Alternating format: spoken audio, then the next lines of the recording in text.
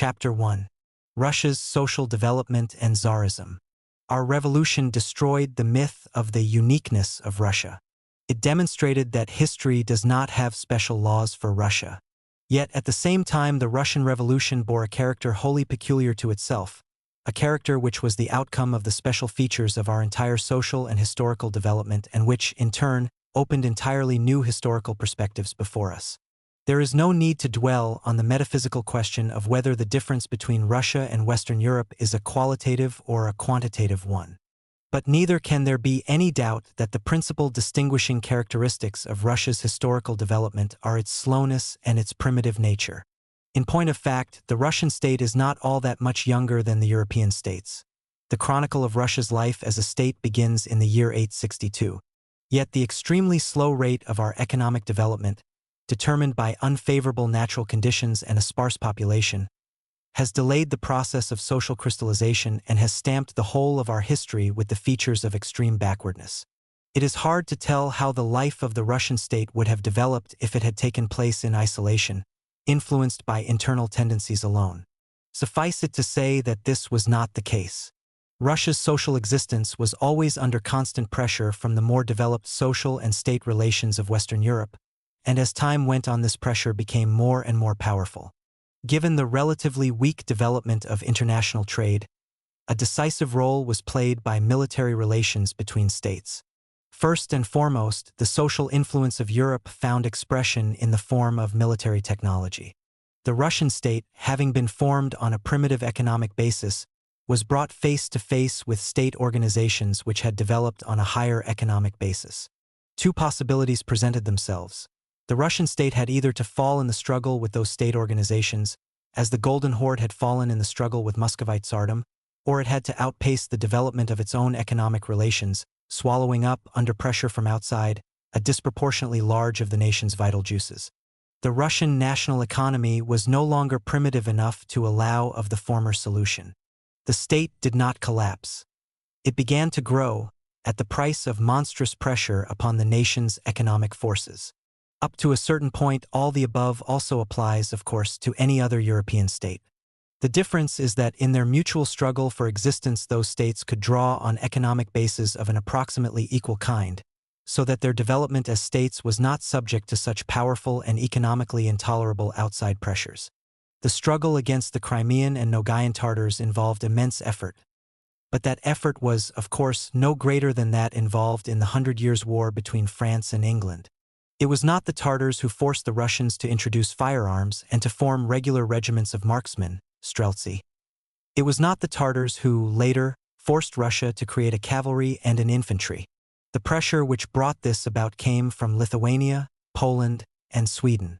In order to stand up to a better armed enemy, the Russian state was compelled to create industry and technology at home, hire military specialists, official money forgers, and gunpowder makers, import textbooks on fortification techniques, set up naval schools, build factories, appoint privy and active privy councillors. And while it was possible to import military instructors and privy councillors from abroad, the material means had to be squeezed, at whatever cost, out of the country itself. The history of Russia's state economy is an unbroken chain of efforts, heroic efforts, in a certain sense, aimed at providing the military organization with the means necessary for its continuing existence. The entire government apparatus was built and constantly rebuilt in the interests of the treasury. Its function consisted in snatching every particle of the accumulated labor of the people and utilizing it for its own ends. In its search for material means, the government balked at nothing. It imposed arbitrary taxes on the peasants, taxes which at all times were intolerably heavy, and to which the population was quite unable to adapt itself. It introduced the system of mutual guarantees in the villages. By pleas and threats, admonitions, and extortion, it took money from the merchants and the monasteries. The peasants ran away from the land. The merchants emigrated. 17th century censuses show that the population was constantly decreasing. At that time, the total state budget amounted to 1.5 million rubles, of which 85% was spent on the armies. At the beginning of the 18th century, Peter, owing to the cruel blows administered to him from abroad, was obliged to reorganize the infantry on a new pattern and to create a fleet. During the second half of the 18th century, the budget already amounted to 16 to 20 million rubles, of which 60 to 70% was spent on the army and navy. Nor did this figure fall below 50% under Nicholas I. In the middle of the 19th century, the Crimean War brought the Tsarist autocracy into armed conflict with the economically most powerful European states, England and France, as a result of which it became necessary to reorganize the army on the basis of universal conscription. Fiscal and military requirements played a decisive role in the semi-liberation of the peasants in 1861. But the means available within the country were inadequate. As far back as under Catherine II, the government was empowered to borrow money from abroad. Thenceforth, the European Stock Exchange became increasingly the source from which Tsarism drew its finances. From that time on, the accumulation of vast amounts of capital on the West European money markets came to have a fatal effect on the progress of Russia's political development. The intensified growth of the state organization now found expression not only in an excessive increase in indirect taxation, but also in a feverish growth of the national debt.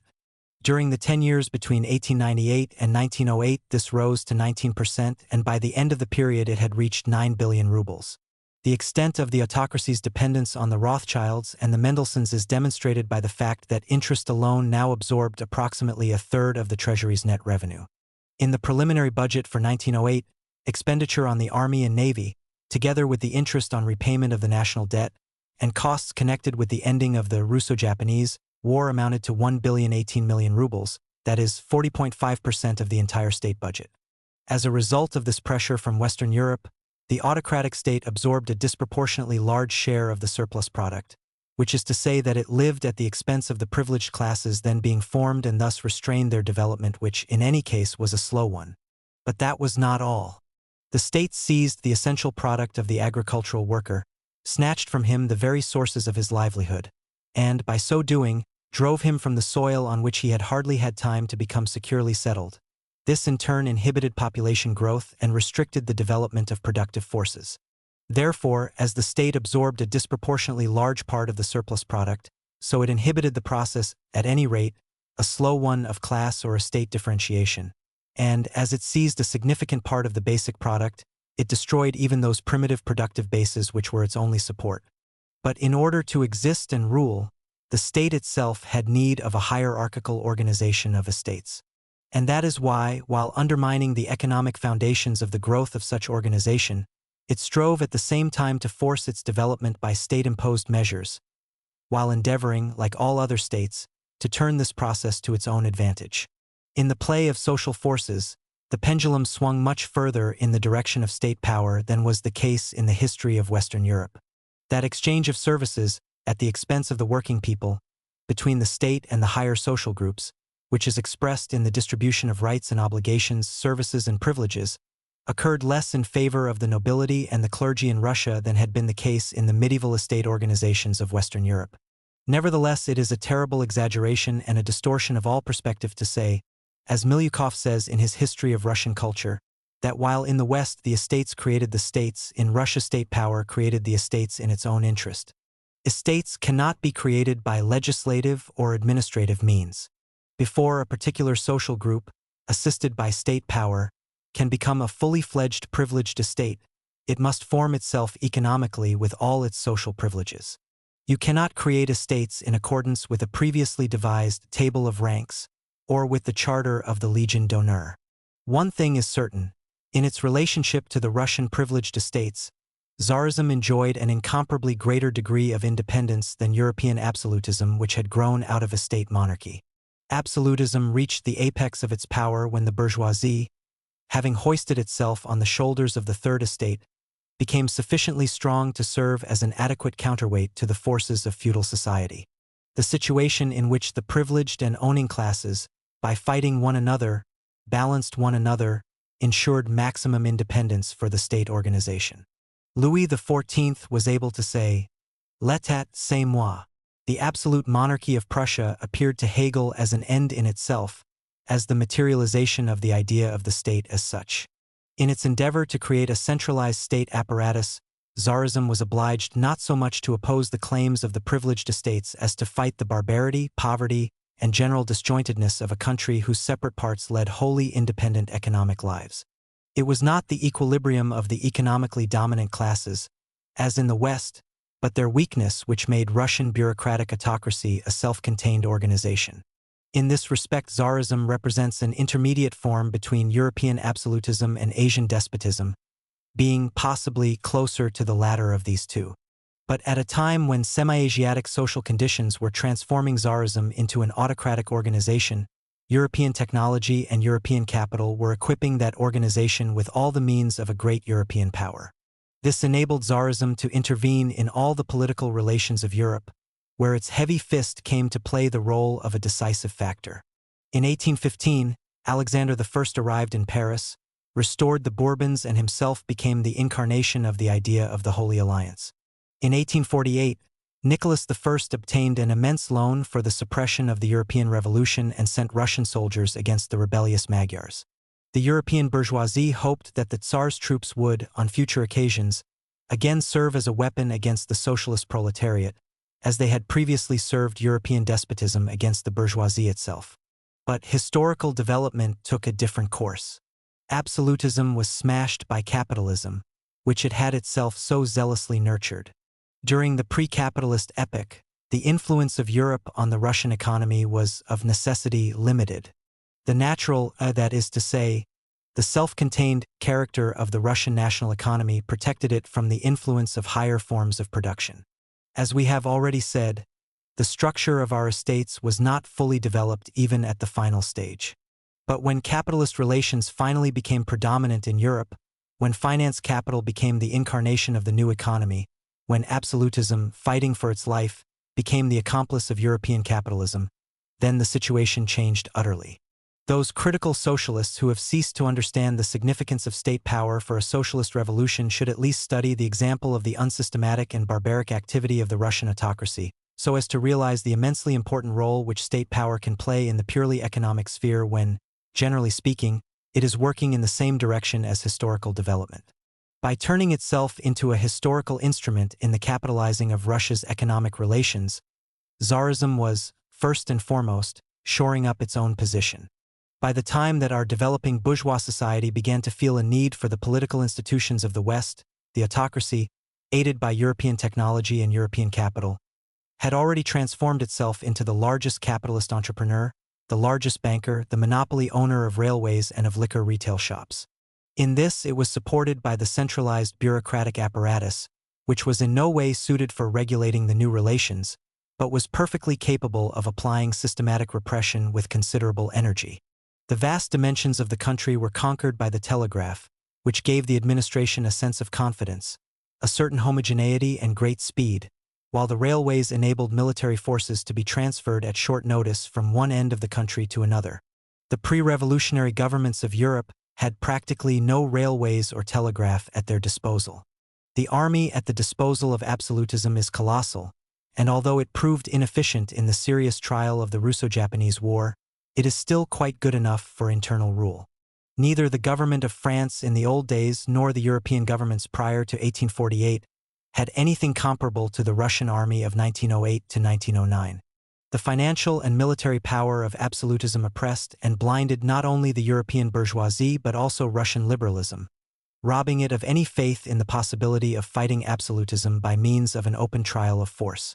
It seemed as if the military and financial power of absolutism excluded every possibility of a revolution in Russia. What actually took place was the exact opposite. The more centralized a state is, and the more independent from the ruling classes, the more rapidly it is transformed into a self-contained organization placed above society. The greater the military and financial forces of such an organization, the more prolonged and more successful its struggle for existence. A centralized state with a budget of 2 billion rubles, a national debt of 8 billion, and with 1 million men under arms could have maintained itself for a long time after it had ceased to satisfy the most elementary needs of social development, including the need for military security, for the sake of which it had originally been formed. Thus, the administrative, military, and financial might of absolutism, which enabled it to continue existing despite and against social development, not only did not exclude the possibility of revolution, as the liberals thought, but, on the contrary, made revolution the only possible way of development. Moreover, the fact that the growing power of absolutism was constantly widening the gulf between itself and the popular masses engaged in the new economic development guaranteed that the revolution would bear an extremely radical character. Russian Marxism can be truly proud of the fact that it was alone in pointing out how things were likely to develop and predicted the general forms of that development at a time when Russian liberalism was living on a diet of the most utopian of realisms, and Russia's revolutionary populace nourished themselves on fantasies and a belief in miracles. Chapter 2. Russian Capitalism. The low level of development of the productive forces, considering the predatory activities of the state, left no room for the accumulation of surpluses, for the widespread development of social division of labor, or for urban growth. The crafts were not separated from agriculture, nor were they concentrated in towns. Instead, they remained in the hands of the village population, in the form of home industries scattered over the entire countryside. It was precisely because of the dispersed nature of artisanal work that home craftsmen were obliged to work, not to order, like the craftsmen of European towns, but on the chance possibility of sale. The merchant or the traveler was the intermediary between the scattered producer and the scattered consumer. In this way, the sparseness and poverty of the population and the resulting smallness of the towns determined the immense role of commercial capital in the organization of the national economy of old Muscovite Russia. But commercial capital, too, remained scattered and failed to create any major commercial centers.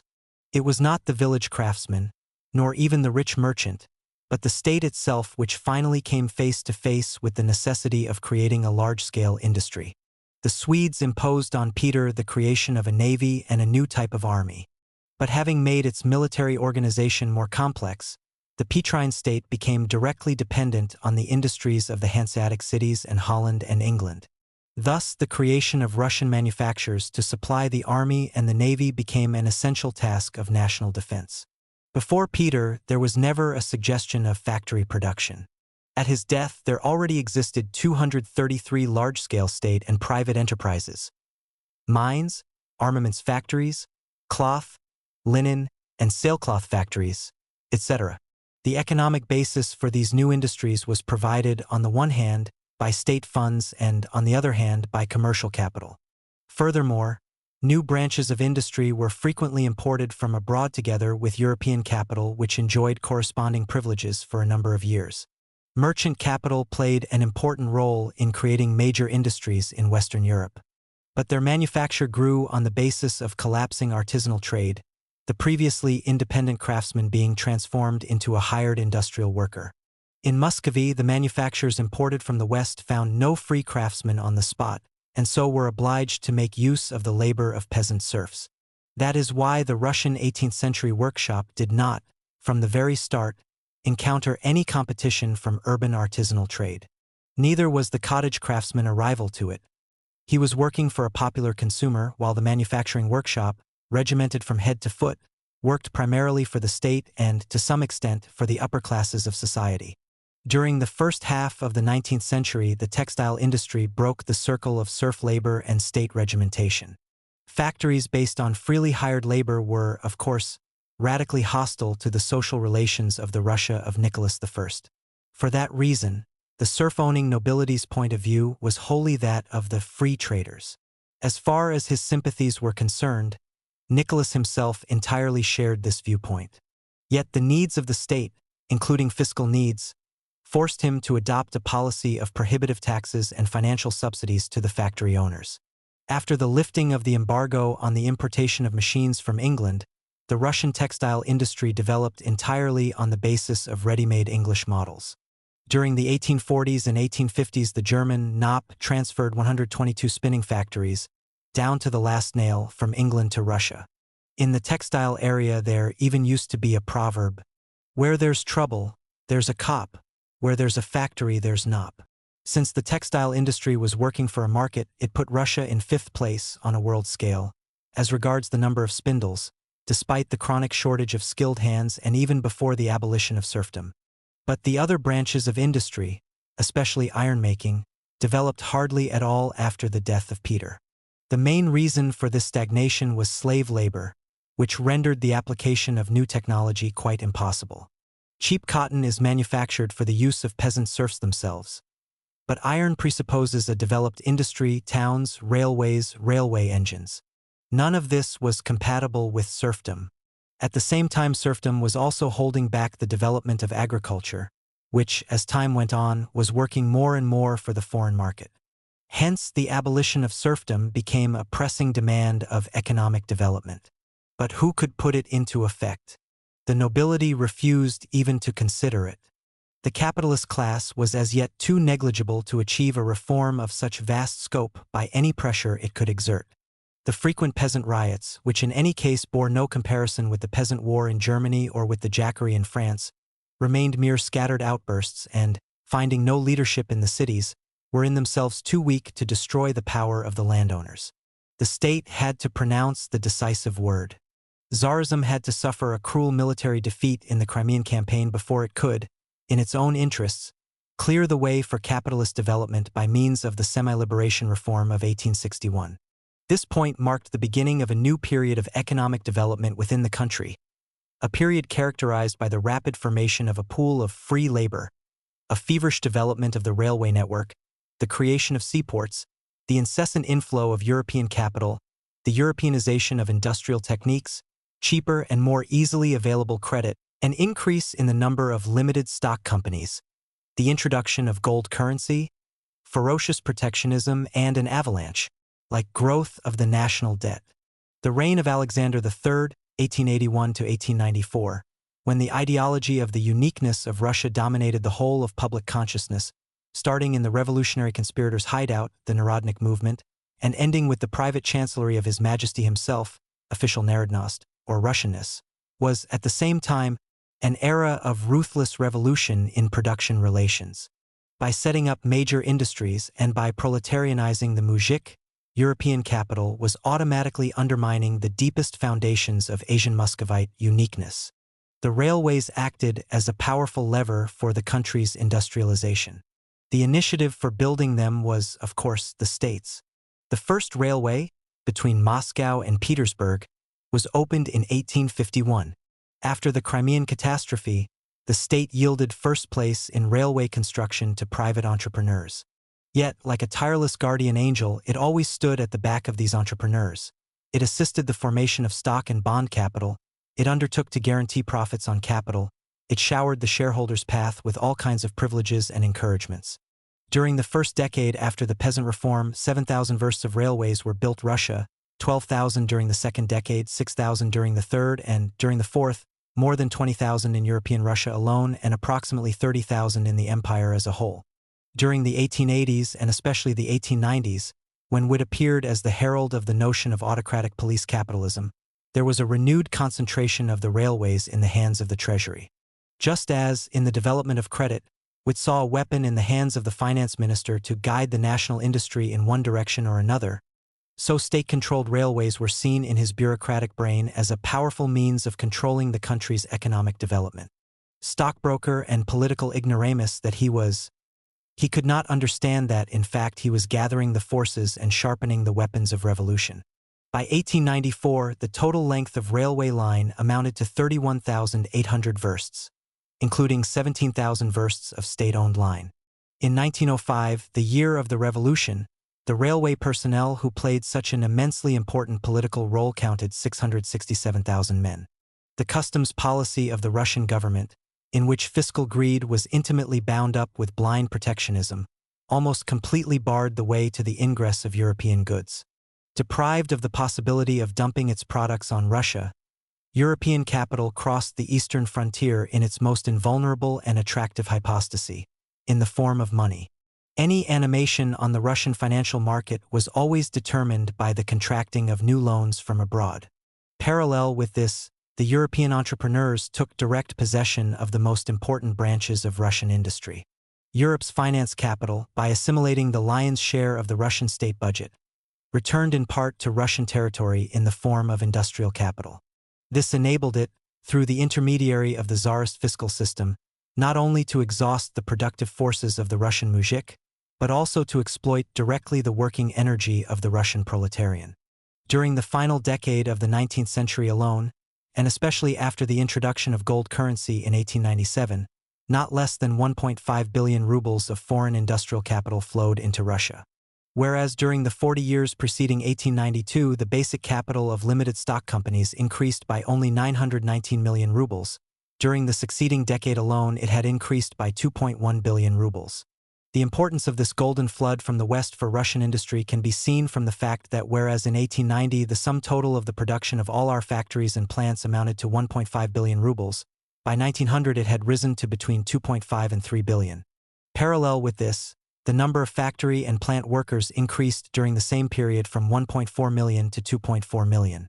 While it is true that Russia's economy, as well as Russian politics, always developed under the direct influence, or rather the pressure of European politics and economy, the form and depth of this influence, as we have seen, changed constantly. During the period of artisanal and manufacturing production in the West, Russia borrowed Western technicians, architects, craftsmen, skilled workers of all kinds. When factory production displaced manufacture, machinery became the principal object of imitation and importation. And finally, when serfdom had fallen under the direct pressure of state needs, giving place to so-called free labor, Russia opened herself to the direct influence of industrial capital, the path for which was cleared by foreign state loans. The chroniclers tell us that in the 9th century we called upon the Varangians from across the sea to come and help us establish a state. Then came the Swedes to teach us European military skills. Thomas and Knopp taught us the textile trade. The Englishman Hughes implanted a metallurgical industry in the southern part of Russia. Nobel and Rothschild transformed Transcaucasia into a fountain of oil gushers. And at the same time, the Viking of all the Vikings, the great, the International Mendelssohn brought Russia into the domain of the stock exchange. While economic contacts with Europe were still limited to the importation of craftsmen and machines or even to loans borrowed for productive purposes, this was, in the last analysis, a question of making the Russian national economy assimilate certain elements of European production. But when free foreign capital, in its race for a high level of profits, flung itself upon Russia's territory, protected by customs duties which were like the Great Wall of China, it became a matter of making the capitalist industrial organism of Europe assimilate the national economy of Russia. That is the program which has filled the last decades of Russia's economic history. Only 15% of the total number of existing Russian industrial enterprises were created before 1861. Between 1861 and 1880, 23.5% were created, and more than 61% between 1881 and 1900, 40% of all existing enterprises having been created during the last decade of the 19th century alone.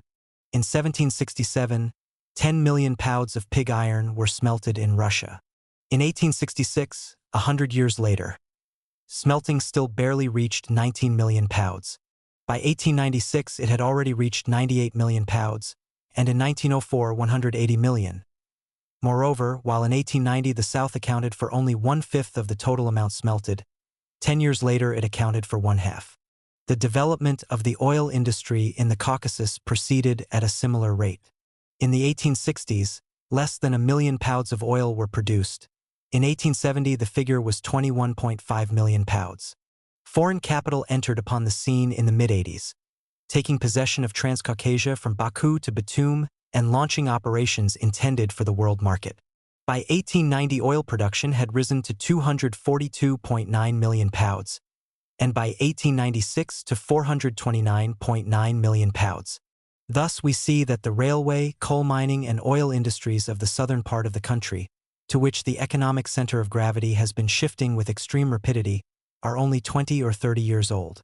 In this part of Russia, the development assumed from the very start a purely American character, and, within a very few years, Franco-Belgian capital has radically changed the appearance of the steppe provinces, covering them with giant enterprises of a size almost unknown in Western Europe. Two conditions were necessary for this: European/American technology and the Russian state budget. The historical conditions of the development of Russian industry sufficiently explain the fact that, despite its relative youth, neither small-scale nor medium-scale production plays any significant role within it. Large-scale factory and plant production has not grown in Russia in any natural or organic manner. It did not grow gradually out of artisanal trade and manufacture, since artisanal trade itself had no time to grow out of the cottage industries and was doomed to economic death. even before its birth, by foreign capital and foreign technology. The cotton mill had no need to fight the craftsman weaver. On the contrary, it was the cotton mill that gave birth to cotton-producing cottage industries in the villages. Likewise, the iron-making industry of the South and the oil industry of the Caucasus were not obliged to swallow up any small enterprises. On the contrary, such enterprises had to be brought into existence as a series of secondary and ancillary branches of the economy. By reason of the pitiable state of our industrial statistics, it is quite impossible to express the correlation of minor and major production in Russia. The table reproduced below gives only an approximate picture of the real situation, since the information concerning the first two categories of enterprises, occupying up to 50 workmen, are based on materials which are extremely incomplete, or, to be more precise, accidental. Mining and factory enterprises of less than 10 workmen. Number of enterprises, 17,436. Number of workers, 65,000 or 2.5. Mining and factory enterprises of between 10 and 49 workmen. Number of enterprises, 10,586. Number of workers, 236.5 thousand or 9.2%. Mining and factory enterprises of between 50 and 99 workmen. Number of enterprises, 2,551. Number of workers, 175.2 thousand or 6.8%. Mining and factory enterprises of between 100 and 499 workmen. Number of enterprises, 2,779. Number of workers, 608,000 or 23.8%. Mining and factory enterprises of between 500 and 999 workmen. Number of enterprises, 556. Number of workers, 381.1 or 14.9%. Mining and factory enterprises of 1,000 workmen and above. Number of enterprises, 453. Number of workers, 1,097,000 or 42.8%. The same question is vividly illuminated by a comparison of the profits obtained by different categories of commercial and industrial undertakings in Russia. Profits between 1,000 and 2,000 rubles. Number of undertakings, 37,000 or 44.5%. Sum of profits, 56 million rubles or 8.6%. Profits over 50,000 rubles. Number of undertakings, 1,400 or 1.7%. Sum of profits, 201 million rubles or 45%. In other words, about half of all undertakings, 44.5%, receive less than 1/10 of the entire profit, whereas 1/60, 1.7%, of the enterprises received almost half of the whole surplus value, 45%. Moreover, there can be no doubt that the profits of the large enterprises as given in the table are considerably underestimated. To demonstrate the exceptional degree of concentration of Russian industry, we reproduce comparable data, excluding mining enterprises, for Germany and Belgium in the tables on the next page. The first table, despite the incompleteness already mentioned of the data it contains, enables us to draw the following incontrovertible conclusions. 1. Within homogeneous groups, the average Russian enterprise employs a considerably larger number of workers than a German one. 2. A considerably higher percentage of workers is concentrated in the large, 51 to 1,000 workers, and very large, over 1,000 workers, enterprises in Russia than is the case in Germany. In the last group, this difference is not merely relative but absolute. The second table shows that the same conclusions can be drawn in even more striking form from a comparison between Russia and Belgium. We shall see further on the enormous influence this highly concentrated character of Russian industry had on the course of the Russian Revolution, and indeed on Russia's whole political development. At the same time, we shall have to take into account another circumstance of a not less important nature.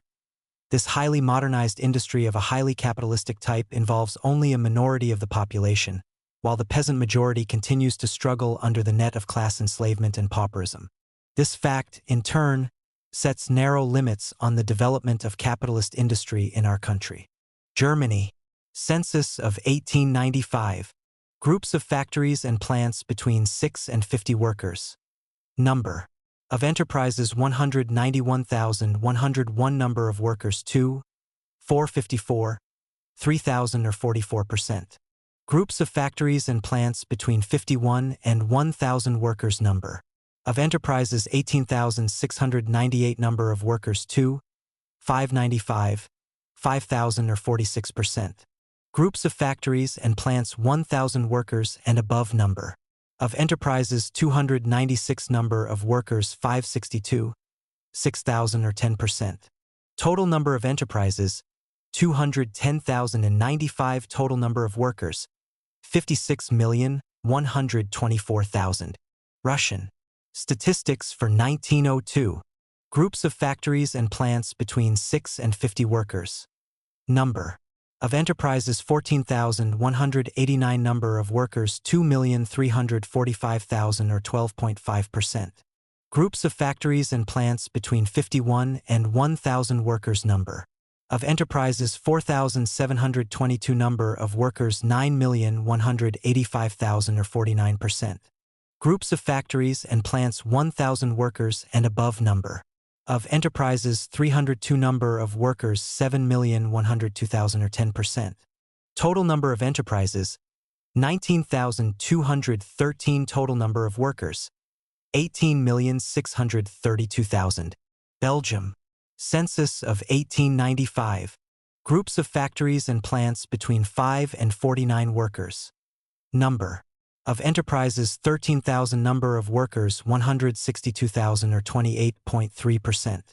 Groups of factories and plants between 50 and 499 workers. Number of enterprises 1,446,000. Number of workers 250,000 or 43.7%. Groups of factories and plants 500 workers and above. Number of enterprises 184. Number of workers 160,000 or 28%. Total number of enterprises 14,650. Total number of workers 572,000. Russia. Statistics for 1902. Groups of factories and plants between 5 and 49 workers. Number of enterprises 14,189. Number of workers 2,345,000 or 12.5%. Groups of factories and plants between 50 and 499 workers. Number of enterprises 4,298. Number of workers 628.9, 000 or 33.8%. Groups of factories and plants 500 workers and above. Number of enterprises 726. Number of workers 9,998,000 or 53.6%.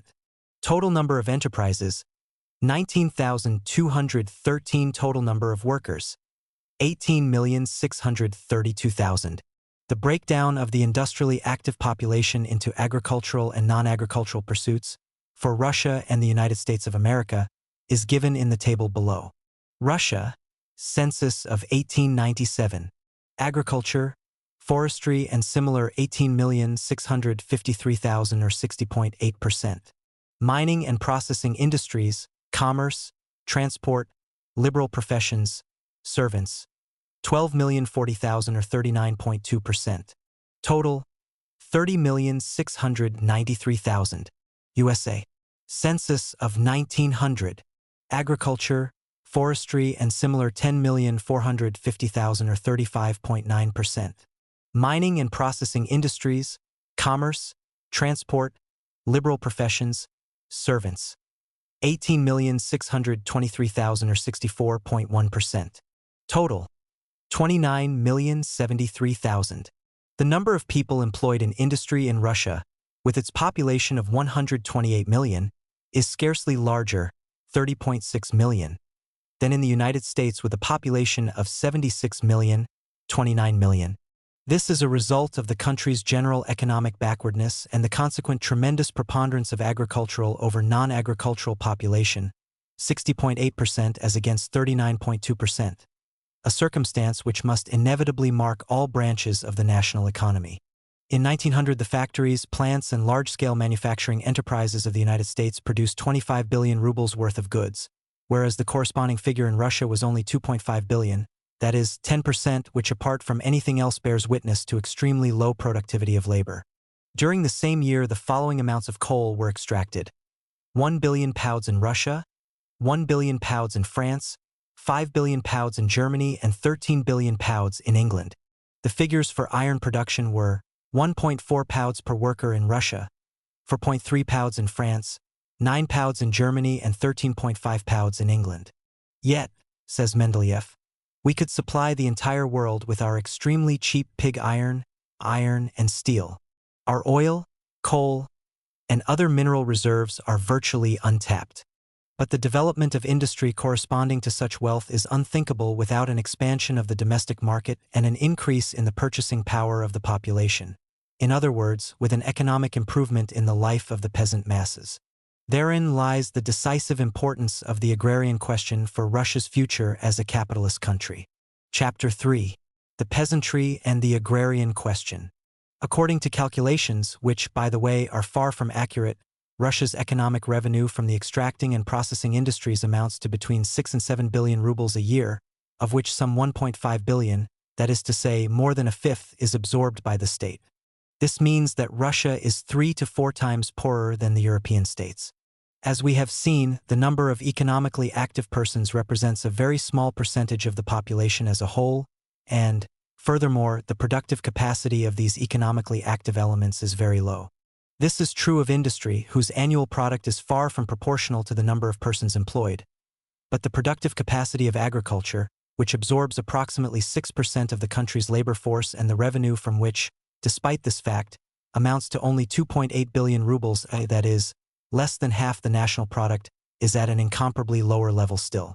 The conditions of Russia's agriculture, consisting overwhelmingly of peasant agriculture, were, in their essentials, predetermined by the nature of the so-called Liberation Reform of 1861. Carried out in the interests of the state, this reform was wholly adapted to the selfish interests of the nobility. The muzhik was not only cheated in the distribution of land but also was placed under the enslaving yoke of taxation. The table reproduced below shows the land allotments turned over to the 3 main categories of the peasantry upon the liquidation of serfdom. Category of peasants. Landlord-owned. Number of men in 1860 11,907,000. Number of deciadins. Awarded 37,758,000. Number of deciadins per man 3.17. Category of peasants. State-owned. Number of men in 1860 10,347,000. Number of deciadins. Awarded 69,712,000. Number of deciadins per man 6.74. Category of peasants. Independent. Number of men in 1860 870,000. Number of deciadins. Awarded 41,260,000. Number of deciadins per man 4.90. Total number of men in 1860, 23,124,000. Total number of deciadins awarded, 111,730,000. Total number of deciadins per man, 4.83, average.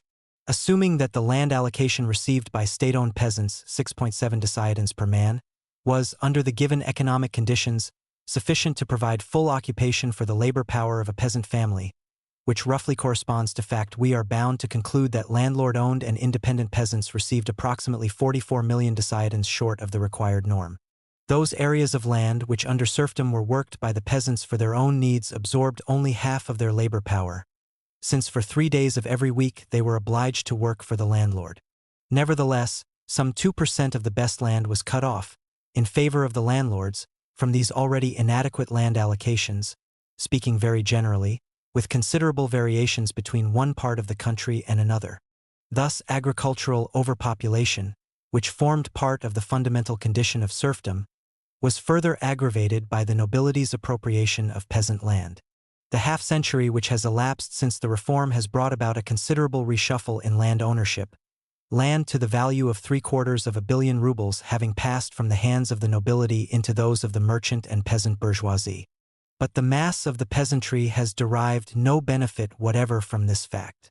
In 1905, the distribution of the land area of the 50 provinces of European Russia was as follows. Land allotments owned by former state serfs 66.3 million deciadins. Land allotments owned by former landlord-owned serfs 38.4 million deciadins. Privately owned land owned by companies and associations, including 11.4 by peasant associations, 15.7 million deciadins. Privately owned land by owners possessing 20 desiatins, including 2.3 by peasant owners, 3.2 million desiatins. Privately owned land by owners possessing between 20 and 50 desiatins, 3.3 million desiatins. Privately owned land by owners possessing more than 50 desiatins, 79.4 million desiatins. Crown and independent lands, 145 million desiatins, including approximately 4.6 million desiatins of non-forestry and arable land. Lands belonging to the church, to monasteries, municipal institutions, etc., 8.8 millino desiatins. As we have already seen, the average allotment per male peasant after the land reform was 4.83 desiatins. 45 years later, in 1905, the average area including any newly acquired pieces of land amounts to only 3.1 desiatins. In other words, the total area of peasant-owned land has been reduced by 36%. The development of commercial and industrial activities, which absorbed not more than one-third of the annual growth of the peasant population. The emigration movement to peripheral areas which, to some extent, reduced the peasant population in the center. And lastly, the activities of the peasant bank, which enabled peasants of medium and higher levels of prosperity to acquire 7.3 million desiatins of land during the period from 1882 to 1905. These factors proved incapable even of counterbalancing the effect of the natural population growth and preventing the exacerbation of land penury. According to approximate calculations, some 5 million adult men in Russia cannot find a proper outlet for their labor power. Only a minority of this total consists of professional vagrants, beggars, etc. The overwhelming majority of these 5 million superfluous men belong to the Black Earth peasantry. By applying their labor force to the land, which could be worked just as well without them, they lower the productivity of peasant labor by 30% and, being absorbed in the mass of the peasantry as a whole, avoid proletarianization by means of the pauperization of still wider peasant masses. Theoretically, a possible solution could consist in the intensification of agriculture. But for this the peasants need better education, greater powers of initiative, freedom from tutelage and a stable legal order, conditions which did not and could not exist in autocratic Russia. However, the principal obstacle to the improvement of our agriculture has been, and still remains, the lack of financial means. And this aspect of the crisis in the peasant economy goes back, like landlessness, to the reform of 1861. The peasants did not receive their inadequate land allocations free of cost. They were obliged to pay a redemption fee to the landlords, with the state acting as intermediary, for the pieces of land on which they had subsisted before under serfdom, that is, their own pieces of land whose area, moreover, had been further reduced by the reform. The fees were established by government agents working hand in glove with the landowners, and, instead of 648 million rubles, a figure based on the capitalized profitability of the land, they placed on the shoulders of the peasantry a debt of 867 million rubles. Thus, in addition to paying for their own land, the peasants in fact had to pay the landlords an additional 219 million rubles as the price of their liberation from serfdom. To this, as a result of landlessness, were added extortionate land rents and the monstrous work of the Tsarist fiscal organization. For example, direct land tax per desiatin of allotted land amounts to 1.56 rubles, and for privately owned land to 23 kopecks, 0.23 rubles. Hence, almost the entire weight of the state budget is borne by the peasantry. Devouring the lion's share of the peasants' profits from agriculture, the state gives to the villages virtually nothing in exchange by way of raising their cultural level and developing their productive capacities. The local agricultural committees set up by the government in 1902 established that from 50 to 100%, and sometimes more, of the net agricultural profit of peasant families is swallowed up by direct and indirect taxation. This leads, on the one hand, to an accumulation of hopeless arrears and, on the other hand, to stagnation and even deterioration of the level of agricultural activity. Both technology and crops over the vast expanse of central Russia today are the same as 1,000 years ago. The average crop of wheat from a hectare of land amounts to 26.9 hectoliters in England, 17.0 hectoliters in Germany, and 6.7 hectoliters in Russia. To this should be added that crops on peasant lands are 46% below those on landowners' lands, and that this difference is the greater, the worse the year's harvest. Our peasant has long ago forgotten even how to dream of saving a reserve of grain for a rainy day. The new commodity and financial relations on the one hand, and fiscal obligations on the other, compel him to transform all his natural reserves and economic surpluses into ready cash, which is immediately swallowed up by the payment of rents and taxes. The feverish race for ready money forces the peasant to do constant violence to his land, depriving it of fertilization and rational husbandry. Every bad harvest, which is the earth's vengeance for its own maltreatment, has the effect of an elemental, devastating disaster on the villages which, as we have seen, possess no stock of reserves whatsoever. But even in so-called normal years, the peasant masses cannot emerge from a state of semi-starvation. Here is the peasant budget which ought to be engraved on the golden foreheads of the European bankers, the creditors of Tsarism. Every member of a peasant family spends 19.5 rubles per annum on food, 3.8 rubles on lodging, 5.5 rubles on clothing, 1.4 rubles on other material needs, and 2.5 rubles on spiritual and intellectual needs. A single skilled American worker spends, directly and indirectly, as much as 2 Russian families of 6 members each. Yet to cover this type of expenditure, which no state moralist could call excessive, the peasantry's income from agriculture is more than 1 billion rubles short each year. Cottage industries bring in about 200 million rubles profit to the villages.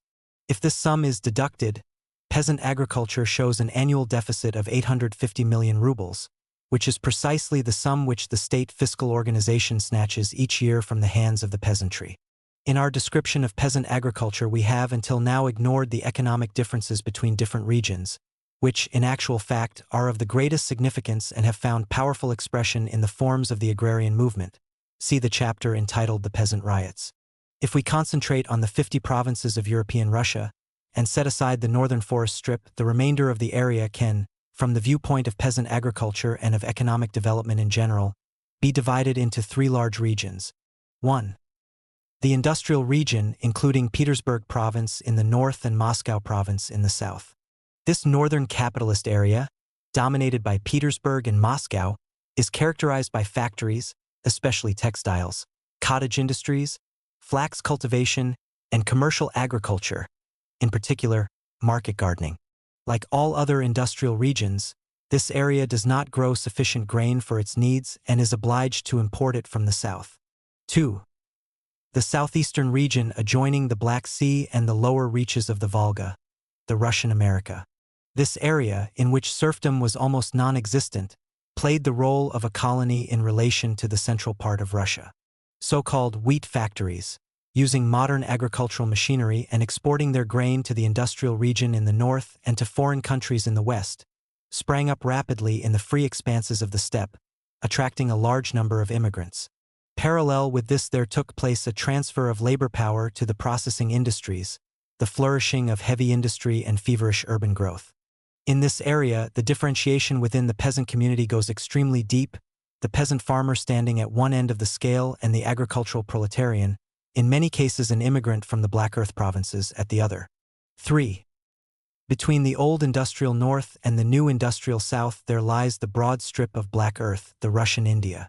Its population, which was relatively dense even under serfdom and was engaged in agriculture in its entirety, lost 24% of its land area as a result of the reform of 1861, the best, essential parts of the peasants' allotments being turned over to the landowners. Land prices rose rapidly, the landlords engaged in a purely parasitic economy, partly cultivating their lands with the peasant stock and partly leasing them to the peasants, who were thus bound inescapably to slavish rent conditions. Hundreds of thousands of peasants are leaving this region for the industrial area in the north and for the south, where they bring down the level of labor conditions. In the Black Earth Strip, there is neither large-scale industry nor capitalist agriculture. Here, the capitalist farmer cannot compete with the pauper tenant farmer, and the steam plow is defeated in the struggle with the physiological resilience of the mujik, who, having paid as rent not only the entire profit on his capital, but also a large part of his wages, exists on a diet of flour mixed with wood shavings or ground tree bark. In some places, the poverty of the peasants is assuming such proportions that even the presence of bedbugs or cockroaches in an izba is regarded as an eloquent sign of relative wealth. It is an actual fact that the rural Dr. Shingarev, today a liberal deputy to the Duma, has found that in the homes of landless peasants investigated by him in some areas of Voronezh province no bedbugs are encountered at all, whereas among other categories of the village population the number of bedbugs encountered is largely proportional to the family's wealth. The cockroach, it appears, is less of an aristocrat, but it, too, requires a higher standard of comfort than the Voronezh pauper. In 9.3% of peasant families, cockroaches are not found on account of the prevailing starvation and cold. Under such conditions, it is futile to speak of any development of agricultural technology. The peasant's stock, including beasts of labor, is sold to pay the rents and taxes, or else is eaten. But where there is no development of the productive forces, there, too, no social differentiation can take place. Equality of pauperism reigns within the Black Earth community. Compared with the North and South, the stratification of the peasantry is highly superficial. Above the embryonic class differences stands the acute estate antagonism between the pauperized peasantry and the parasitic nobility. The three areas described do not, of course, correspond exactly to the geographical limits of the regions concerned. The unity of the state and the absence of internal customs barriers exclude any possibility of formation of separate economic organisms. During the 1880s, the semi-serfdom relations in agriculture, which were dominant in the 12 provinces of the central Black Earth area, prevailed, also in 5 provinces outside the Black Earth Strip.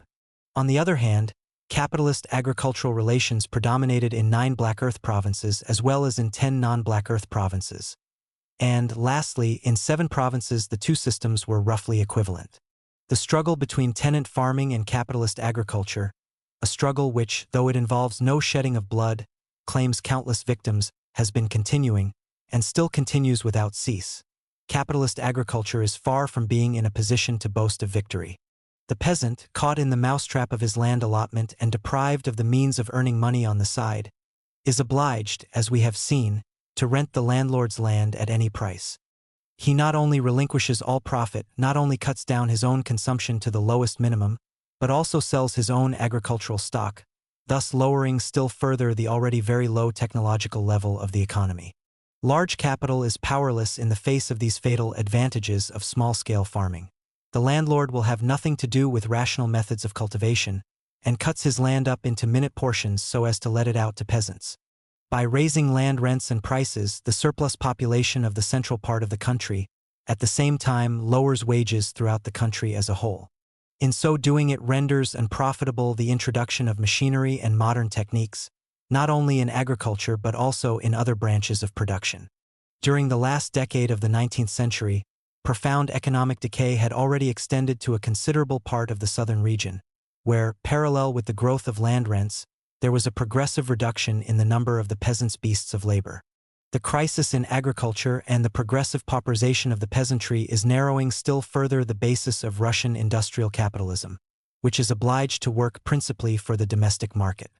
Inasmuch as heavy industry is fed by state orders, the progressive impoverishment of the muzhik has become a terrible menace to heavy industry because it undermines the very foundations of the state budget. These conditions are sufficient in themselves to explain why the agrarian question has become the axis of Russia's political life. All the country's oppositional and revolutionary parties have already received cruel wounds from the sharp edges of the agrarian problem. This was true in December 1905 in the First Duma and the Second Duma. Today, the Third Duma is scurrying around the agrarian question like a squirrel in a wheel. Tsarism, too, runs the risk of smashing its criminal head against the same problem. The government of the nobility and the bureaucracy, even with the best intentions, is powerless when it comes to carrying out a reform in an area where palliatives have long since lost all meaning. The transfer of all large and medium lands into the hands of the peasants is the first and essential prerequisite of any profound agrarian reform. Compared with the tens of millions of dessiatins which, in the hands of the landowners, serve only as a means of extorting usurers' rents from the peasants, the 1,840 pieces of land, extending over 7 million dessiatins, where relatively rational large-scale agriculture is being conducted, are hardly significant. Yet the sale of this privately owned land to the mujiks would change the situation only very little. What the mujik now pays as rent, he would then have to pay in the form of purchase price. There remains confiscation. But it is not difficult to show that even confiscation of large lands would not, by itself, save the peasantry. The overall profit from agriculture amounts to 2.8 billion rubles, of which 2.3 billion are derived from peasants and agricultural laborers and approximately 450 million from the landowners. We have already mentioned that the peasantry's annual deficit amounts to 850 million rubles. It follows that the income which would be derived from the confiscation of the landowners' lands would not even cover that deficit. Those who oppose the expropriation of landowners' lands have often based their arguments on calculations of this kind. But they ignore the main aspect of the problem. The real significance of expropriation would be that a free farming economy at a high technological level, which would multiply the overall income from the land, could be developed on the estates torn from the idle hands which now possess them.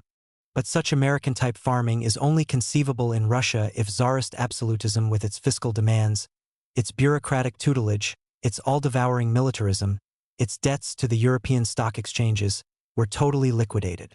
The complete formula for the agrarian problem is as follows: expropriation of the nobility, liquidation of Tsarism, democracy.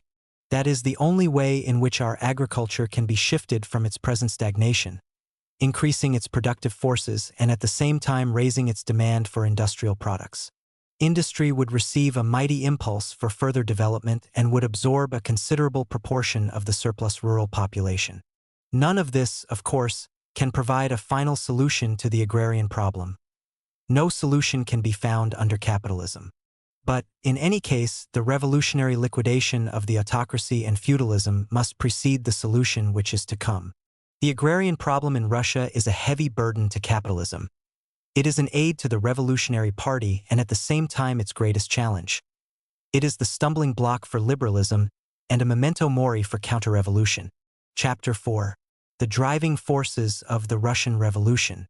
A population of 150 million people, 5.4 million square kilometers of land in Europe, 17.5 million in Asia. Within this vast space, every epoch of human culture is to be found. From the primeval barbarism of the northern forests, where people eat raw fish and worship blocks of wood, to the modern social relations of the capitalist city, where socialist workers consciously recognize themselves as participants in world politics and keep a watchful eye on events in the Balkans and on debates in the German Reichstag. The most concentrated industry in Europe based on the most backward agriculture in Europe. The most colossal state apparatus in the world making use of every achievement of modern technological progress in order to retard the historical progress of its own country. In the preceding chapters we have tried, leaving aside all details, to give a general picture of Russia's economic relations and social contradictions. That is the soil on which our social classes grow, live and fight. The revolution will show us those classes at a period of the most intensive struggle. But there are consciously formed associations which intervene directly in a country's political life. Parties, unions, the army, the bureaucracy, the press, and, placed above these, the ministers of state, the political leaders, the demagogues, and the hangmen. Classes cannot be seen at a glance. They usually remain behind the scenes. Yet this does not prevent political parties and their leaders, as well as ministers of state and their hangmen, from being mere organs of their respective classes. Whether these organs are good or bad is by no means irrelevant to progress and the final outcome of events. If ministers are merely the hired servants of the objective intelligence of the state, this by no means relieves them of the necessity of having a modicum of brain inside their own skulls, a fact which they themselves are too often apt to overlook. On the other hand, the logic of the class struggle does not exempt us from the necessity of using our own logic. Whoever is unable to admit initiative, talent, energy, and heroism into the framework of historical necessity has not grasped the philosophical secret of Marxism.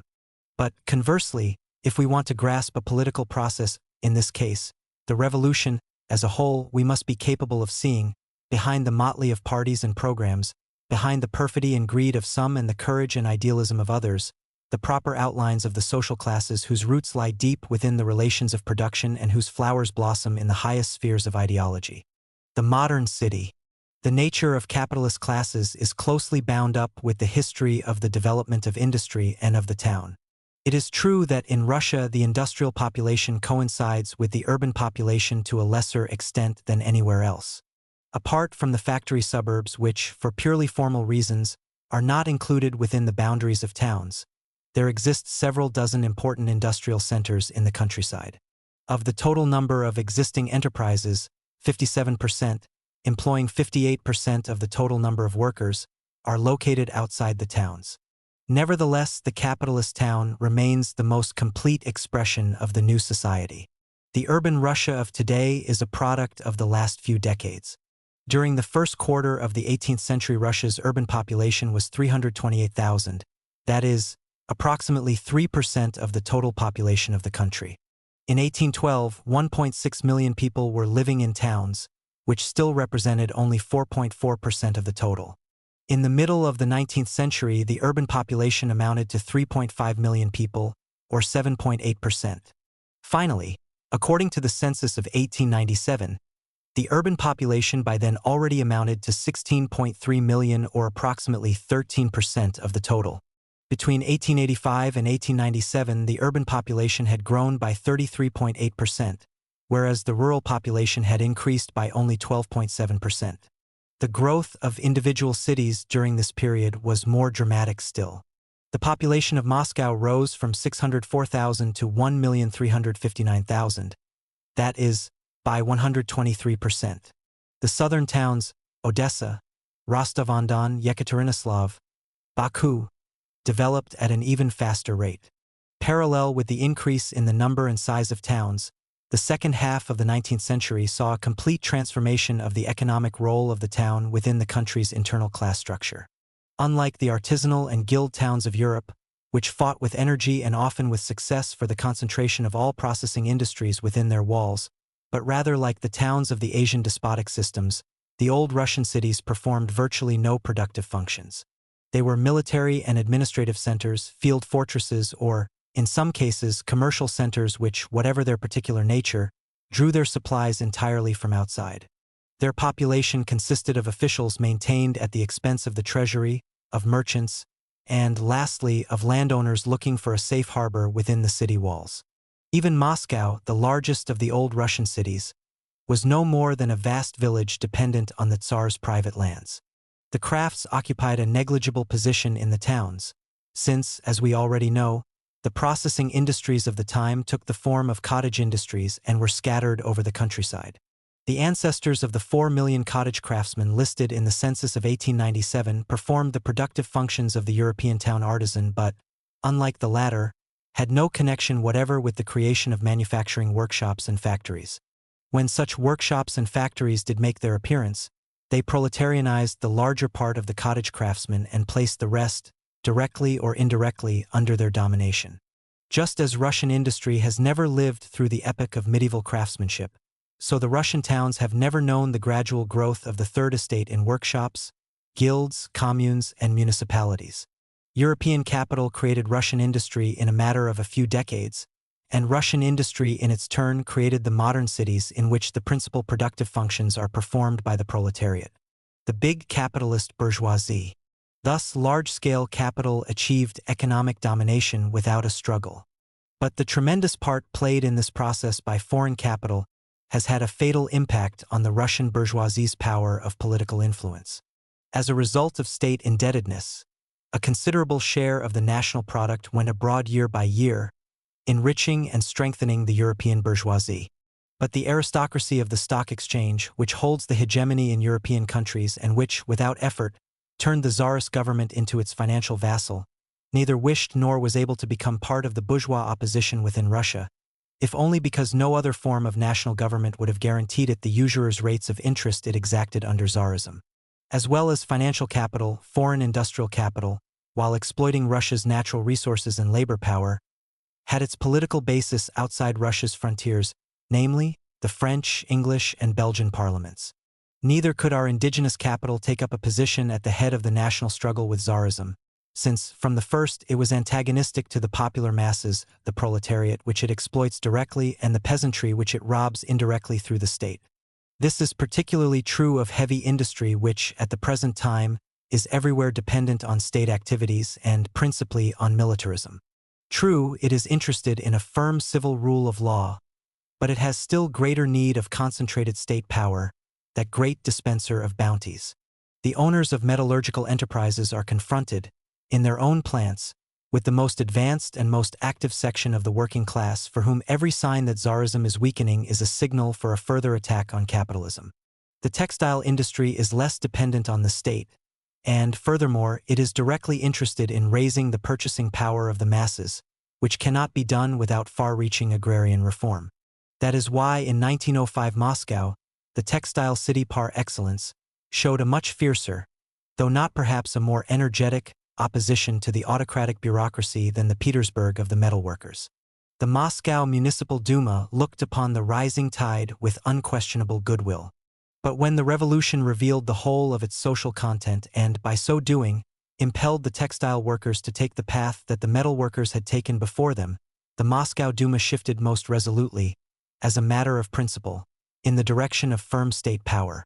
Counter-revolutionary capital, having joined forces with the counter-revolutionary landowners, found its leader in the Moscow merchant Guchkov, the leader of the majority in the Third Duma. The bourgeois intelligentsia, European capital, in preventing the development of Russian artisanal trade, thereby snatched the ground from under the feet of Russia's bourgeois democracy. Can the Petersburg or Moscow of today be compared with the Berlin or Vienna of 1848, or with the Paris of 1789, which had not yet begun to dream of railways or the telegraph and regarded a workshop employing 300 men as the largest imaginable? We have never had even a trace of that sturdy middle class which first lived through centuries of schooling in self-government and political struggle and then, hand in hand with a young, as yet unformed proletariat, stormed the bastilles of feudalism. What has Russia got in place of such a middle class? The new middle class, the professional intelligentsia, lawyers, journalists, doctors, engineers, university professors, school teachers, deprived of any independent significance in social production, small in numbers, economically dependent, this social stratum, rightly conscious of its own powerlessness, keeps looking for a massive social class upon which it can lean. The curious fact is that such support was offered, in the first instance, not by the capitalists but by the landowners. The Constitutional Democratic Cadet Party, which dominated the first two Dumas, was formed in 1905 as a result of the League of Landed Constitutionalists joining the League of Liberation. The Liberal Front of the Landed Constitutionalists, or Zemsty, was the expression, on the one hand, of the landowners' envy and discontent with the monstrous industrial protectionism of the state, and, on the other hand, of the opposition of the more progressive landowners, who recognized the barbarism of Russia's agrarian relations as an obstacle to their putting their land economy on a capitalist footing. The League of Liberation united those elements of the intelligentsia which, by their decent social status and their resulting prosperity, were prevented from taking the revolutionary path. The landed opposition was always marked with pusillanimous impotence, and our most august dimwit was merely stating a bitter truth when, in 1894, he described its political aspirations as senseless dreams. Neither were the privileged members of the intelligentsia, those directly or indirectly dependent on the state, on state-protected large capital or on liberal land ownership, capable of forming a political opposition that was even moderately impressive. Consequently, the Cadet Party was, by its very origins, a union of the oppositional impotence of the Zemsty with the all-around impotence of the diploma-carrying intelligentsia. The real face of the agrarians' liberalism was fully revealed by the end of 1905, when the landowners, startled by the rural disorders, swung sharply around to support the old regime. The liberal intelligentsia, with tears in its eyes, was obliged to forsake the country estate where, when all is said and done, it had been no more than a foster child, and to seek recognition in its historic home, the city. But what did it find in the city, other than its own self? It found the conservative capitalist bourgeoisie, the revolutionary proletariat, and the irreconcilable class antagonism between the two. The same antagonism has split to their very foundations our smaller industries in all those branches where they still retain any importance. The craft proletariat is developing in a climate of large-scale industry and differs only little from the factory proletariat. Other Russian craftsmen, under pressure from large-scale industry and the working-class movement, represent an ignorant, hungry, embittered class which, together with the lumpen proletariat, provides the fighting legions for the Black Hundreds demonstrations and pogroms. As a result, we have a hopelessly retarded bourgeois intelligentsia born to the accompaniment of socialist imprecations, which today is suspended over an abyss of class contradictions, weighed down with feudal traditions and caught in a web of academic prejudices, lacking initiative, lacking all influence over the masses, and devoid of all confidence in the future. The proletariat. The same factors of a world historical nature which had transformed Russia's bourgeois democracy into a head, and a pretty muddled head at that, without a body, also determined the outstanding role of Russia's young proletariat. But before we inquire into anything else, how large is that proletariat? The highly incomplete figures of 1897 supply the following answer. Number of workers in mining and processing industries, transport, building and commercial enterprises 3,322,000. Number of workers in agriculture, forestry, fisheries and hunting 2,725,000.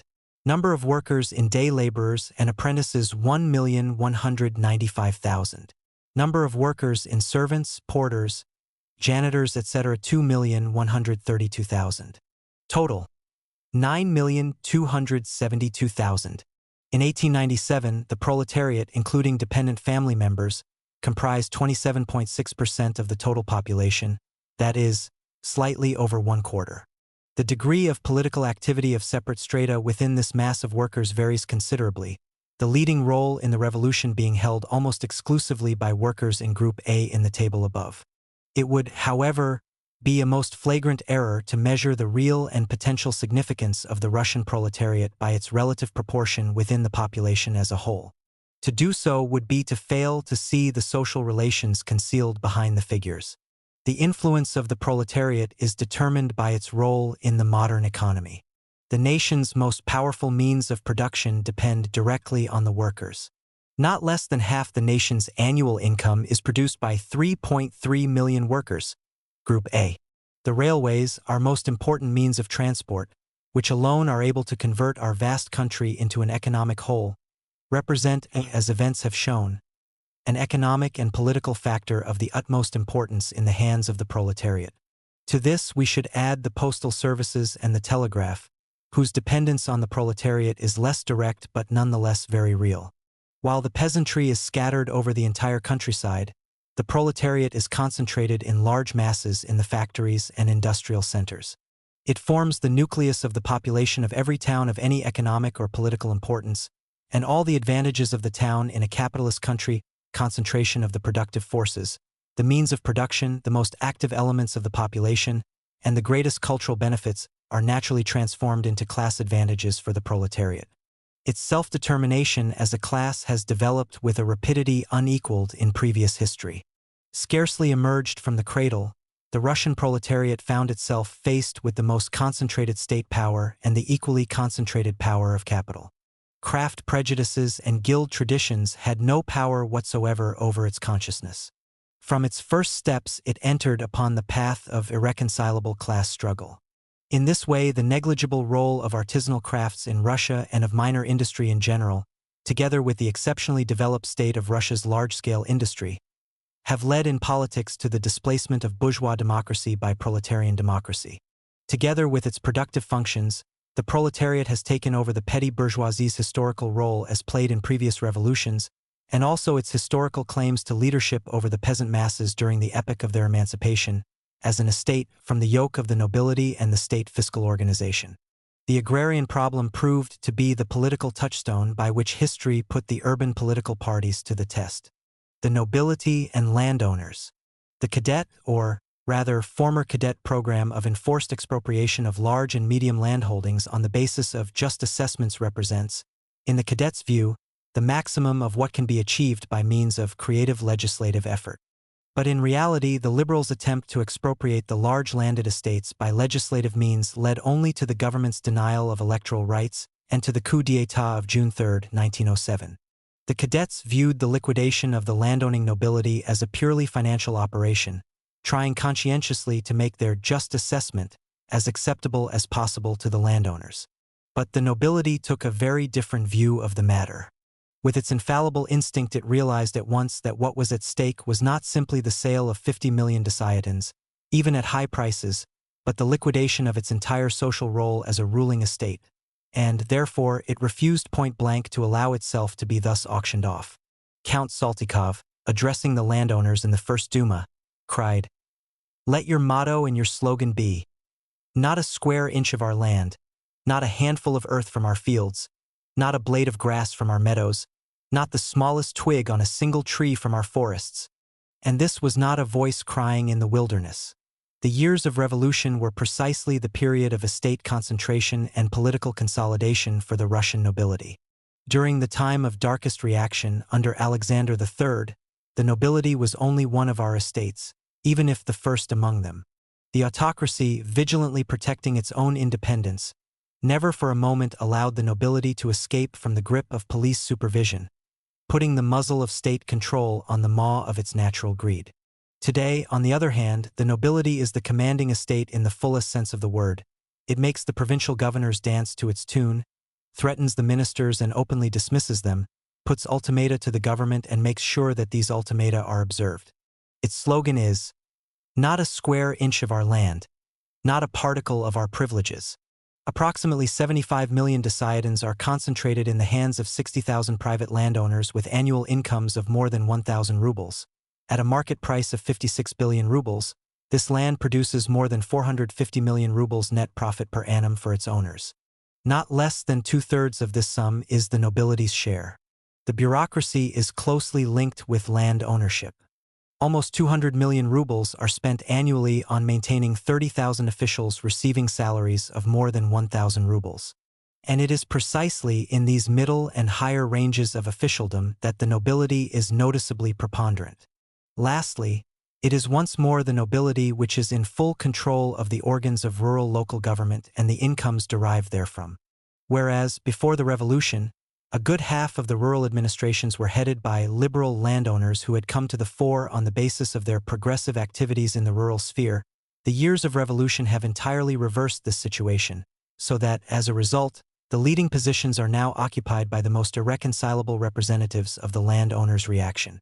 The all-powerful Council of the United Nobility is nipping in the bud all attempts by the government, undertaken in the interests of capitalist industry, to democratize the rural administrations or to weaken the chains of estate slavery which bind our peasantry hand and foot.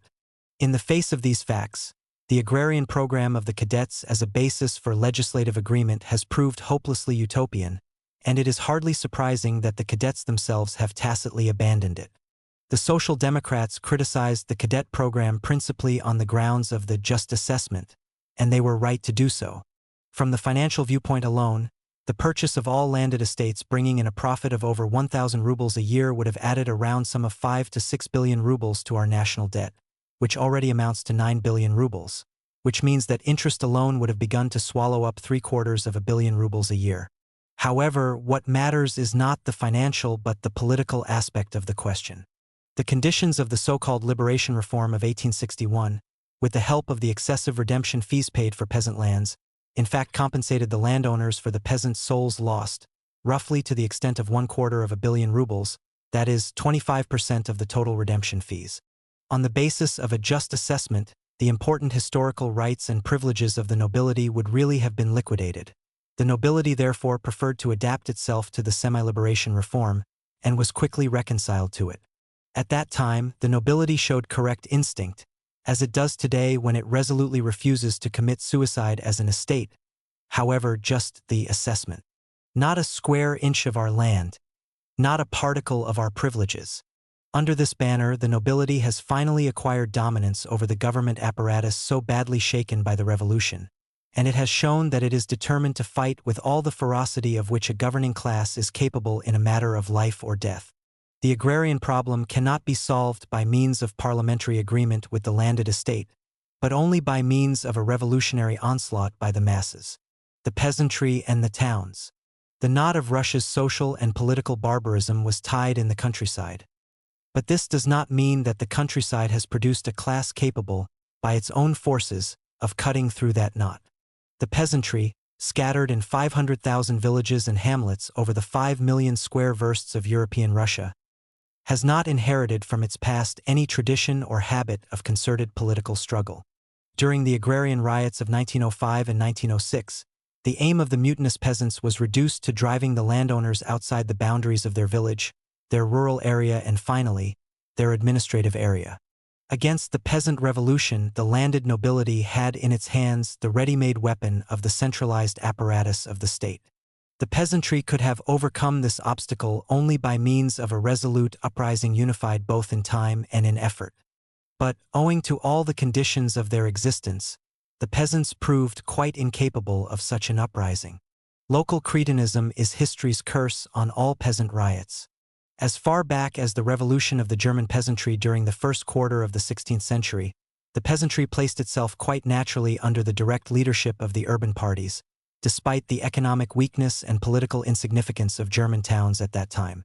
Socially revolutionary in its objective interests, yet politically fragmented and powerless, the peasantry was incapable of forming a party of its own, and so gave way, depending on local conditions, either to the oppositional burgher or to the revolutionary plebeian parties of the towns. These last, the only force which could have ensured the victory of the peasant revolution, were however, although based on the most radical class of the society of that time, the embryo of the modern proletariat, entirely without links with the rest of the nation or any clear consciousness of revolutionary aims. They were without them because of the country's lack of economic development, the primitive means of transport, and state particularism. Hence the problem of revolutionary cooperation between the mutinous countryside and the urban plebs was nor solved at that time because it could not be solved, and the peasant movement was crushed. More than 3 centuries later, correlations of a similar kind were seen again in the Revolution of 1848. The liberal bourgeoisie not only did not want to arouse the peasantry and unite it around itself, it actually feared the growth of the peasant movement more than anything else, precisely because this growth would have the primary effect of intensifying and strengthening the position of the plebeian, radical urban elements against the liberal bourgeoisie itself. Yet these elements were still socially and politically amorphous and fragmented and consequently were unable to displace the liberal bourgeoisie and place themselves at the head of the peasant masses. The Revolution of 1848 was defeated. Yet, 6 decades previously, the problems of revolution were triumphantly resolved in France, precisely through the cooperation of the peasantry with the urban plebs, that is, the proletariat, semi-proletariat, and lumpenproletariat of the time. This cooperation took the form of the convention, that is, of the dictatorship of the city over the countryside, of Paris over the provinces, and of the sans-culottes over Paris. Under contemporary Russian conditions, the social preponderance of the industrial population over the rural population is incomparably greater than at the time of the old European revolutions, and further, a clearly defined industrial proletariat has replaced the chaotic plebs. One thing, however, has not changed: only a party which has the revolutionary urban masses behind it, and which is not afraid, out of pious respect for bourgeois private property, to revolutionize feudal ownership, can rely on the peasantry at a time of revolution. Today, only the Social Democrats are such a party. The nature of the Russian Revolution. So far as its direct and indirect tasks are concerned, the Russian Revolution is a bourgeois revolution because it sets out to liberate bourgeois society from the chains and fetters of absolutism and feudal ownership. But the principal driving force of the Russian Revolution is the proletariat, and that is why, so far as its method is concerned, it is a proletarian revolution. Many pedants who insist on determining the historical role of the proletariat by means of arithmetical or statistical calculations, or establishing it by means of formal historical analogies, have shown themselves incapable of digesting this contradiction. They see the bourgeoisie as the providence-sent leader of the Russian Revolution.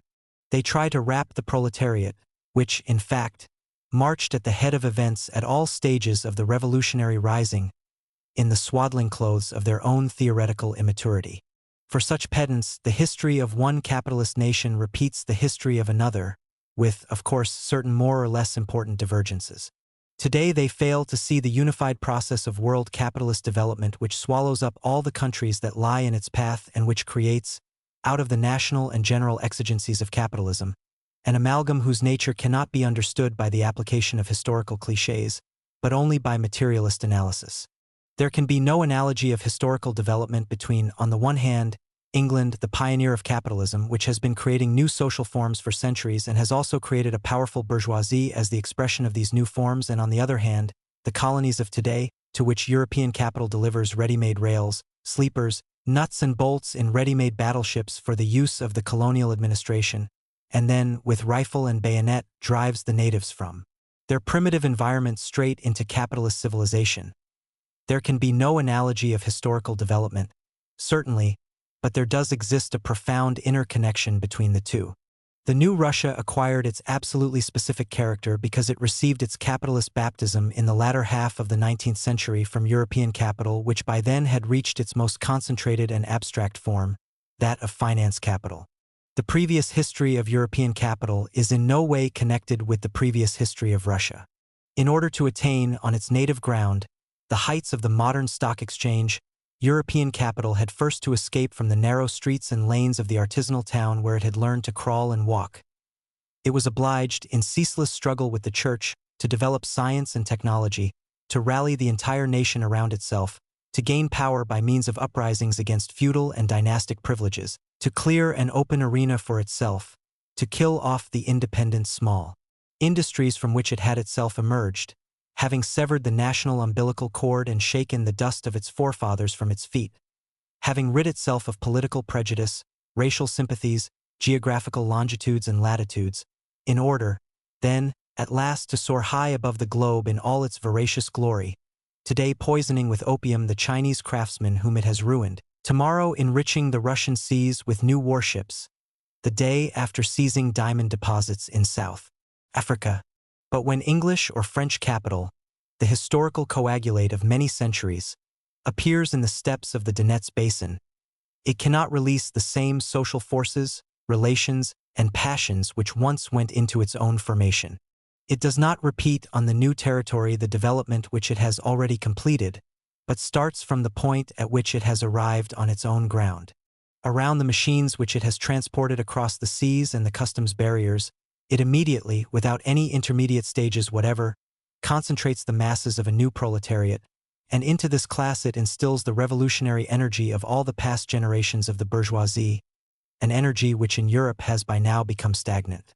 During the heroic period of French history, we see a bourgeoisie which has not yet realized the contradictions of its own position, a bourgeoisie upon which history has placed the leadership of a struggle for a new order, not only against the outdated institutions of France, but also against reactionary forces in Europe as a whole.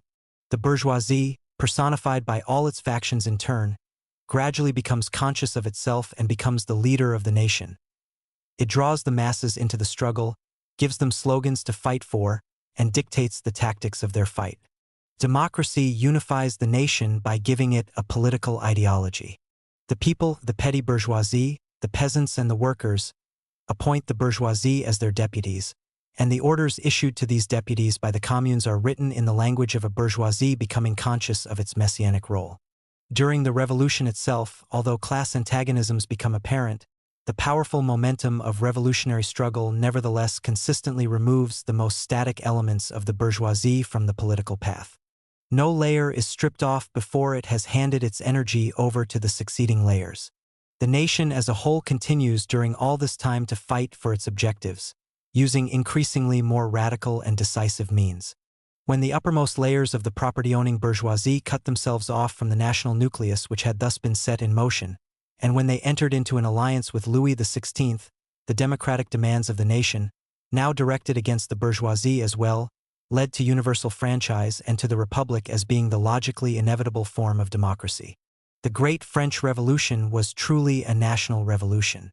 But more than that, here, within a national framework, the world struggle of the bourgeois order for domination, for power, and for unimpaired triumph found its classic expression. By 1848, the bourgeoisie was already unable to play a similar role. It did not want to, and could not, assume responsibility for a revolutionary liquidation of the social order which barred the way to its own dominance. Its task, and this it fully realized, consisted in introducing into the old order certain essential guarantees, not of its own political dominance, but only of codominance with the forces of the past. It not only failed to lead the masses in storming the old order, it used the old order as a defense against the masses who were trying to push it forward. Its consciousness rebelled against the objective conditions of its dominance. Democratic institutions were reflected in its mind, not as the aim and purpose of its struggle, but as a threat to its well-being. The revolution could not be made by the bourgeoisie, but only against the bourgeoisie. That is why a successful revolution in 1848 would have needed a class capable of marching at the head of events regardless of the bourgeoisie, and despite it, a class prepared not only to push the bourgeoisie forward by the force of its pressure, but also, at the decisive moment, to kick the political corpse of the bourgeoisie out of its way. Neither the petty bourgeoisie nor the peasantry were capable of this. The petty bourgeoisie was hostile not only to the immediate past, but also to the possible future, to the morrow. Still fettered by medieval relations, but already incapable of resisting free industry. Still centering itself on the cities, but already yielding its influence to the middle and higher bourgeoisie. Sunk in its prejudices, deafened by the roar of events, exploiting and exploited, greedy and impotent in its greed, the provincial petty bourgeoisie was incapable of directing world events. The peasantry was deprived of independent initiative to a still greater extent. Dispersed, cut off from the cities which were the nerve centers of politics and culture, dull-minded, its intellectual horizons hedged in like its meadows and fields, indifferent towards everything that the cities had created by invention and thought, the peasantry could not assume any leading significance. Appeased as soon as the burden of feudal tithes was removed from its shoulders, it repaid the cities, which had fought for its rights, with black ingratitude. The liberated peasants became fanatics of order. The democratic intellectual, devoid of class force, trotted after the liberal bourgeoisie as after an older sister. It acted merely as its political tail. It abandoned it at moments of crisis. It revealed only its own impotence. It was confused by its contradictions, which had not yet fully ripened, and it carried this confusion with it wherever it went. The proletariat was too weak and had too little organization, experience, and knowledge.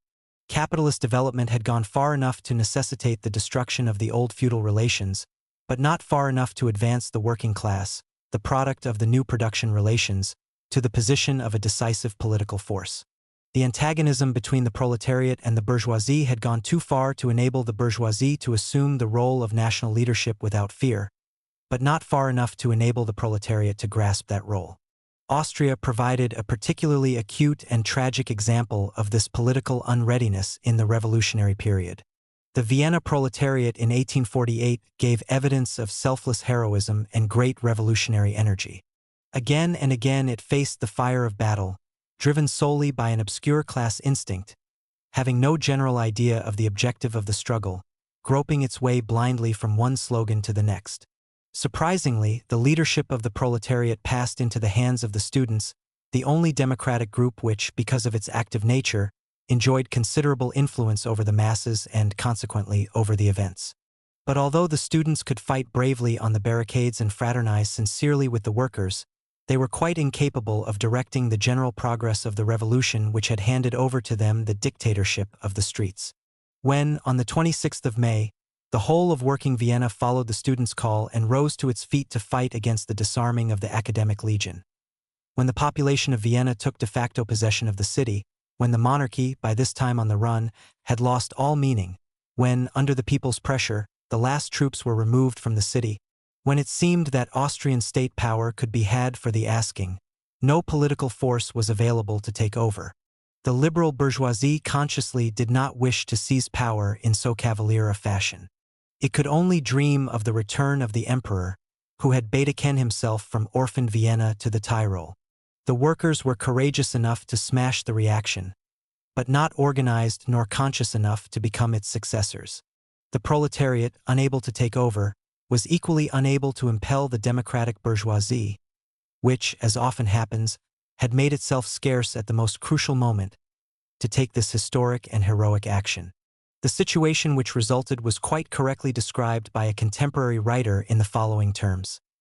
A de facto republic was established in Vienna, but unfortunately, no one saw this.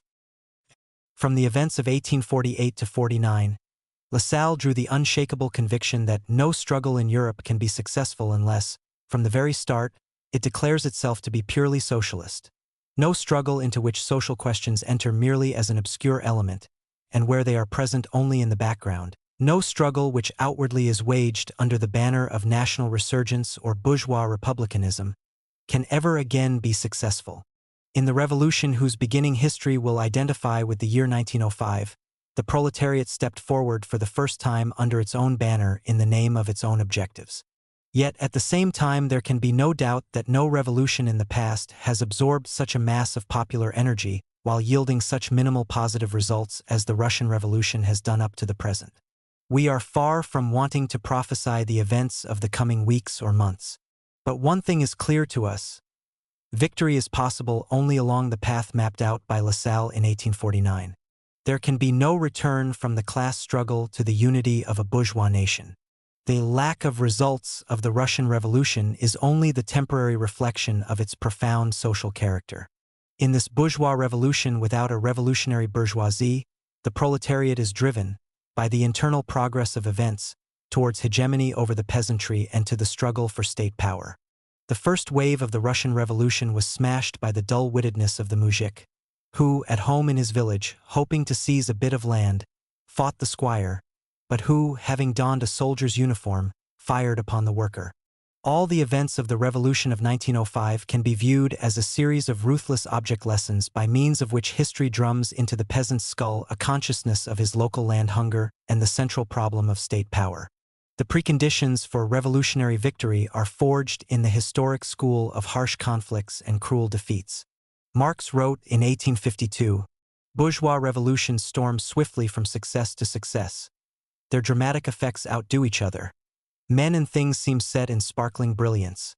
Ecstasy is the everyday spirit, but they are short-lived. Soon they have attained their zenith, and a long crapulent depression lays hold of society before it learns soberly to assimilate the results of its storm and stress period."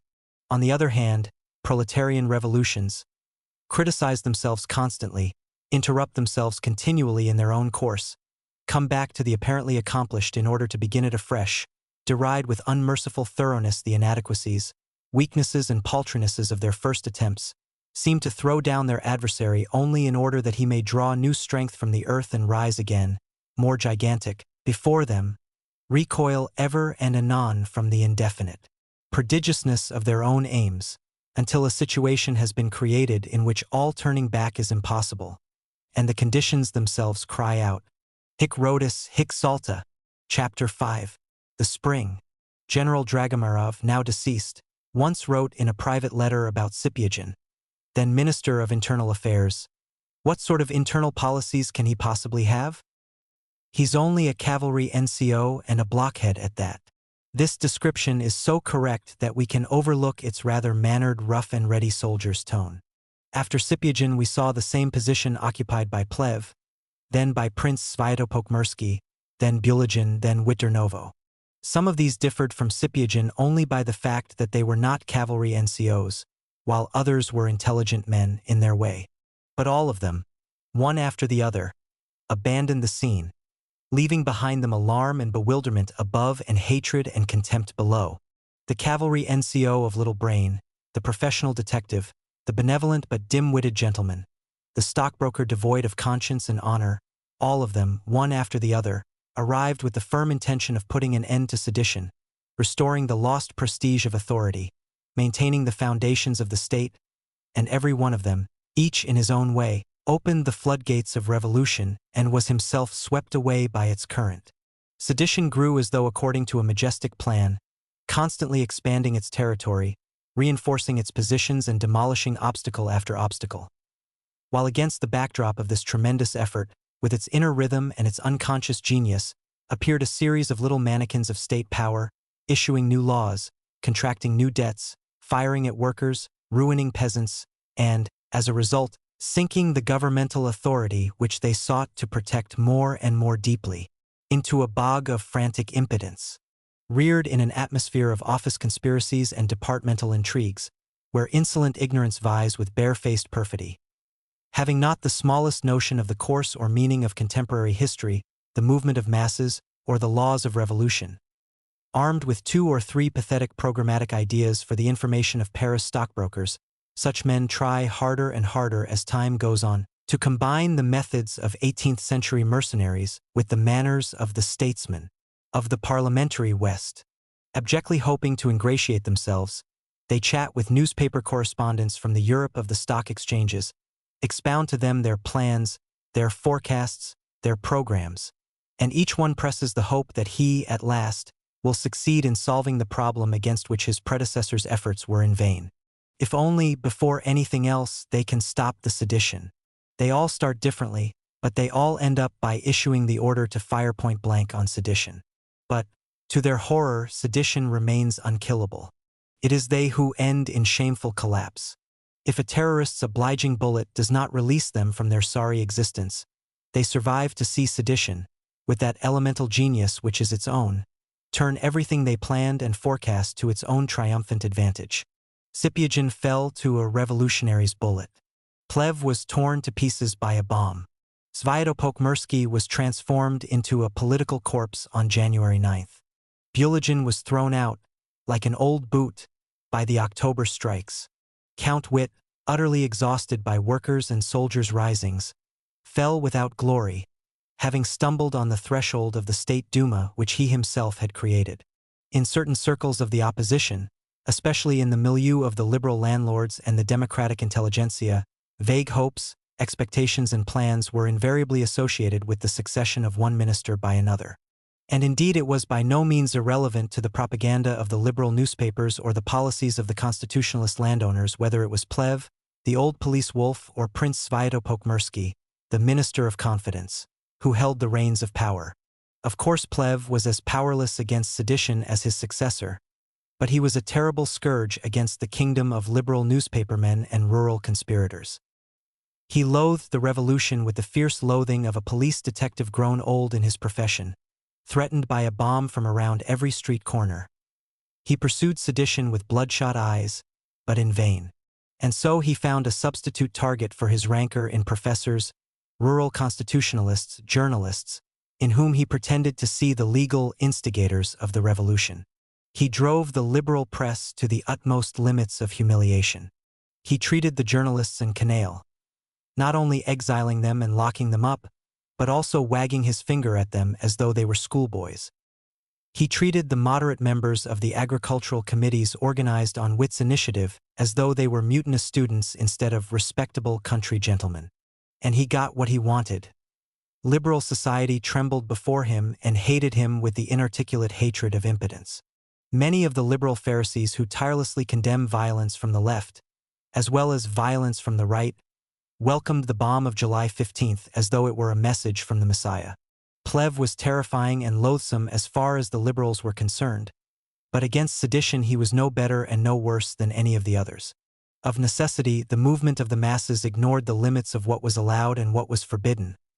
That being so, what did it matter if those limits were a little narrower or a little wider? The official writers of reactionary panegyrics tried hard to represent Plehve's regency, if not as a period of universal happiness, at least as one of universal calm. But in fact this favorite of the Tsar was unable to establish even a police-controlled calm.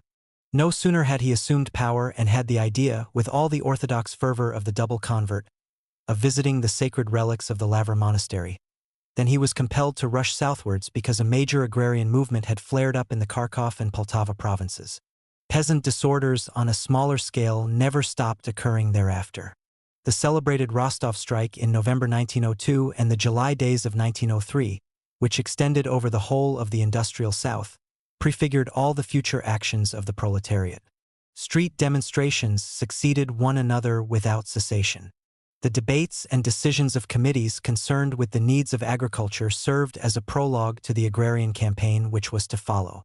The universities, even before Plehve, had become centers of extreme political turbulence, and they continued to remain so under his rule. Two congresses held in Petersburg in January 1904, the Technical and the Pirogov Congresses, played the role of a vanguard strike for the democratic intelligentsia. Thus the prologue to the social spring occurred during Plehve's rule. Fierce reprisals, imprisonments, interrogations, house searches, sentences of exile provoked terrorism but were unable to paralyze completely even the mobilization of liberal society. The last 6 months of Plehve's rule coincided with the beginning of the Russo-Japanese War. Popular discontent quieted down, or rather entered a latent phase. A book called Vor der Katastrophe, Before the Catastrophe, by the Viennese journalist Hugo Gans gives an idea of the mood which reigned in bureaucratic circles and in the upper reaches of Petersburg liberal society during the first months of the war. The predominant mood was one of bewilderment approaching despair. Things cannot continue as they are. But where was the way out? No one knew the answer. Neither the high officials in retirement, nor the famous liberal lawyers, nor the famous liberal journalists. Society is utterly powerless. A revolutionary movement of the people cannot even be thought of. And even if the people did move, they would not move against authority, but against the gentry as a whole. Where, then, lay hope of salvation? In financial bankruptcy and military defeat. Hugo Gans, who spent the first 3 months of the war in Petersburg, reports that the common prayer not only of the moderate liberals, but also of many conservatives was, "God, hilf uns damit wir geschlagen werden. Please God, let us be beaten." This did not, of course, prevent liberal society from simulating a tone of official patriotism. In a whole series of addresses, the Zemstvos and the Dumas, one after the other, all without exception, swore their loyalty to the throne and undertook to lay down their lives and property, knowing well that they would not have to do it for the honor and power of the Tsar in Russia. The Zemstvos and the Dumas were followed by a shameful queue of professorial bodies. One after the other, they responded to the declaration of war by addresses in which the floweriness of the style, a style acquired in priests' seminaries, harmonized with the Byzantine imbecility of the content. This was not an oversight or a misunderstanding. It was a tactic based on a single principle: rapprochement at any price. Hence the efforts to make the emotional drama of reconciliation a little easier for absolutism. To organize not in the cause of fighting the autocracy, but in the cause of serving it. Not to defeat the government, but to seduce it. To deserve its gratitude and confidence. To become indispensable to it. A tactic which is as old as Russian liberalism and which has not grown wiser nor more dignified with the years. From the very start of the war, the liberal opposition did everything to ruin the situation. But there was no stopping the revolutionary logic of events. The Port Arthur fleet was destroyed, Admiral Makarov was killed. The war shifted to the mainland, Yalu, Kinchu, Dashikeo, Wafangu, Liaoyan, Sheikh.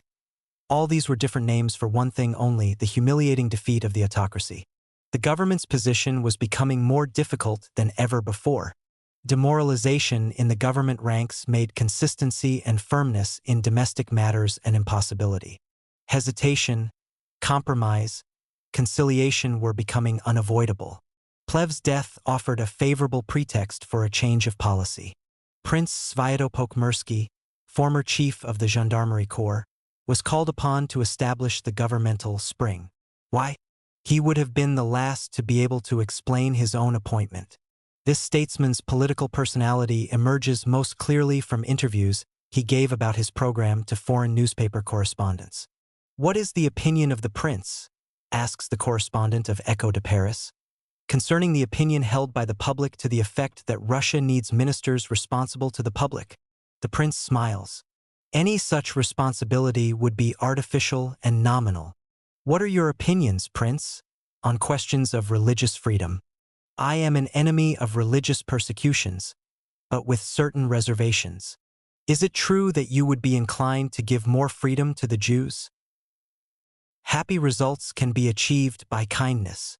"Generally speaking, Mr. Minister, would you describe yourself as being on the side of progress?" Answer: the minister intends to concert his actions with the spirit of true and broad progress, at least to the extent that this is not incompatible with the existing order. These are his exact words. But even the prince himself did not take his program seriously. It is true that the most immediate objective of the government was the good of the population entrusted to our care.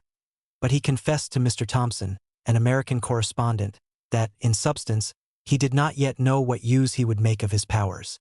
"I would be wrong," said the minister, "if I were to say that I already have a definite program. The agrarian question? Yes, we have vast materials relating to this question, but so far, I am acquainted with it only through the newspapers." And this helpless, gentlemanly figure wearing a gendarme's epaulettes was seen, not only in the eyes of Nicholas II, but also in the imagination of the liberals, as the man whose destiny was to remove the century-old bonds cutting into our great nation's flesh. Everyone, it seemed, received Sviatopolk Mirsky with enthusiasm. Prince Meshchersky, editor of the reactionary Grazdanin Citizen, wrote that a day of rejoicing had come for the vast family of decent people in Russia, because, at last, an ideally decent man had been appointed to the post of minister. An independent man is a man of noble mind, wrote the aged sovereign, and we have great need of men of noble mind. Prince Ukhtomsky in the Peterburgsky Vedomosti, Petersburg Gazette, drew attention to the fact that the new minister was a descendant of an ancient princely family going back to Ryurich through Monomakh. The Viennese Neue Freie Presse noted, with satisfaction, that the prince's outstanding characteristics were the following: humaneness, justice, objectivity, a sympathetic attitude towards enlightenment. The Berzovai Vedomosti, Stock Exchange Gazette, pointed out that the prince was only 47 years old and that, therefore, he had not yet had time to become steeped in bureaucratic routine. Verse and prose offerings were published telling us how we had been asleep, and how, by a liberal gesture, the former commandant of the Special Gendarmerie Corps had awakened us from sleep and pointed the way for a rapprochement between authority and the people. When you read these outpourings, you have the impression of breathing the gas of stupidity at a pressure of 20 atmospheres. Only the extreme right managed not to lose its head in this bacchanalia of liberal delight. The Moskovsky Vedomosti, Moscow Gazette, ruthlessly reminded the prince that, together with Plev's portfolio, he was also taking over his problems. If our internal enemies in the underground print shops, in various public organizations, in the schools, in the press, and in the streets with bombs in their hands, have raised their heads high to prepare for their assault of our internal Port Arthur, this is possible only because they are befuddling society, as well as certain ruling circles, with utterly false theories to the effect that it is necessary to remove the surest foundations of the Russian state, the autocracy of its tsars, the orthodoxy of its church, and the national self-awareness of its people. Prince Svyatopolk tried to steer a middle course. Autocracy, but made a little less rigid by legality. Bureaucracy, but with public support. Novoye Vremya, which supported the prince because the prince was in power, assumed the task of a semi-official political procuress.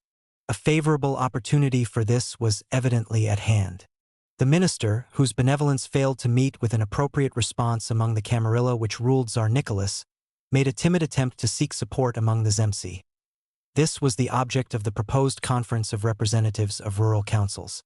But the excitement rising within society and the heightened tone of the press made the outcome of the conference appear increasingly dangerous. By October 30th, Novoye Vremya had definitely changed its tune. However interesting and instructive the decisions reached by the members of the conference may be, it should not be forgotten that, by reason of its composition and the method of issuing invitations, it is quite rightly viewed in official circles as a private meeting, and its decisions have only academic significance and carry only moral obligations. In the end, the Conference of the Zemsty, which was supposed to provide a basis of support for the progressive minister, was forbidden by that selfsame minister and was held semi-legally in a private apartment. On November 6 to 8, 1904, 100 personalities prominent in the Zemstvos formulated, by a majority of 70 to 30 votes, a demand for public freedom, personal immunity, and popular representation with participation in legislative power, without, however, pronouncing the sacramental word constitution. The liberal European press noted this tactful omission with respect. The liberals had found a way of saying what they wanted while at the same time avoiding the word which might have rendered it impossible for Prince Svyatopolk to accept their declaration. This is a perfectly correct explanation of the meaningful omission in the Zemstvo Declaration. In formulating their demands, the Zemsty had in mind only the government with which they had to seek agreement, but not the popular masses to whom they might have appealed. They worked out various points for a political compromise bargain, but they had no slogans for political agitation. In this, they did no more than remain faithful to themselves. The public has done its work. Now it is the government's turn, the press exclaimed in a tone of challenge mingled with subservience. Prince Svyatopolk-Mirsky's government took up the challenge and promptly issued a warning to the liberal journal Pravo, right? For making the subservient appeal quoted above. The newspapers were forbidden to print or discuss the resolutions of the Zemstvo Conference.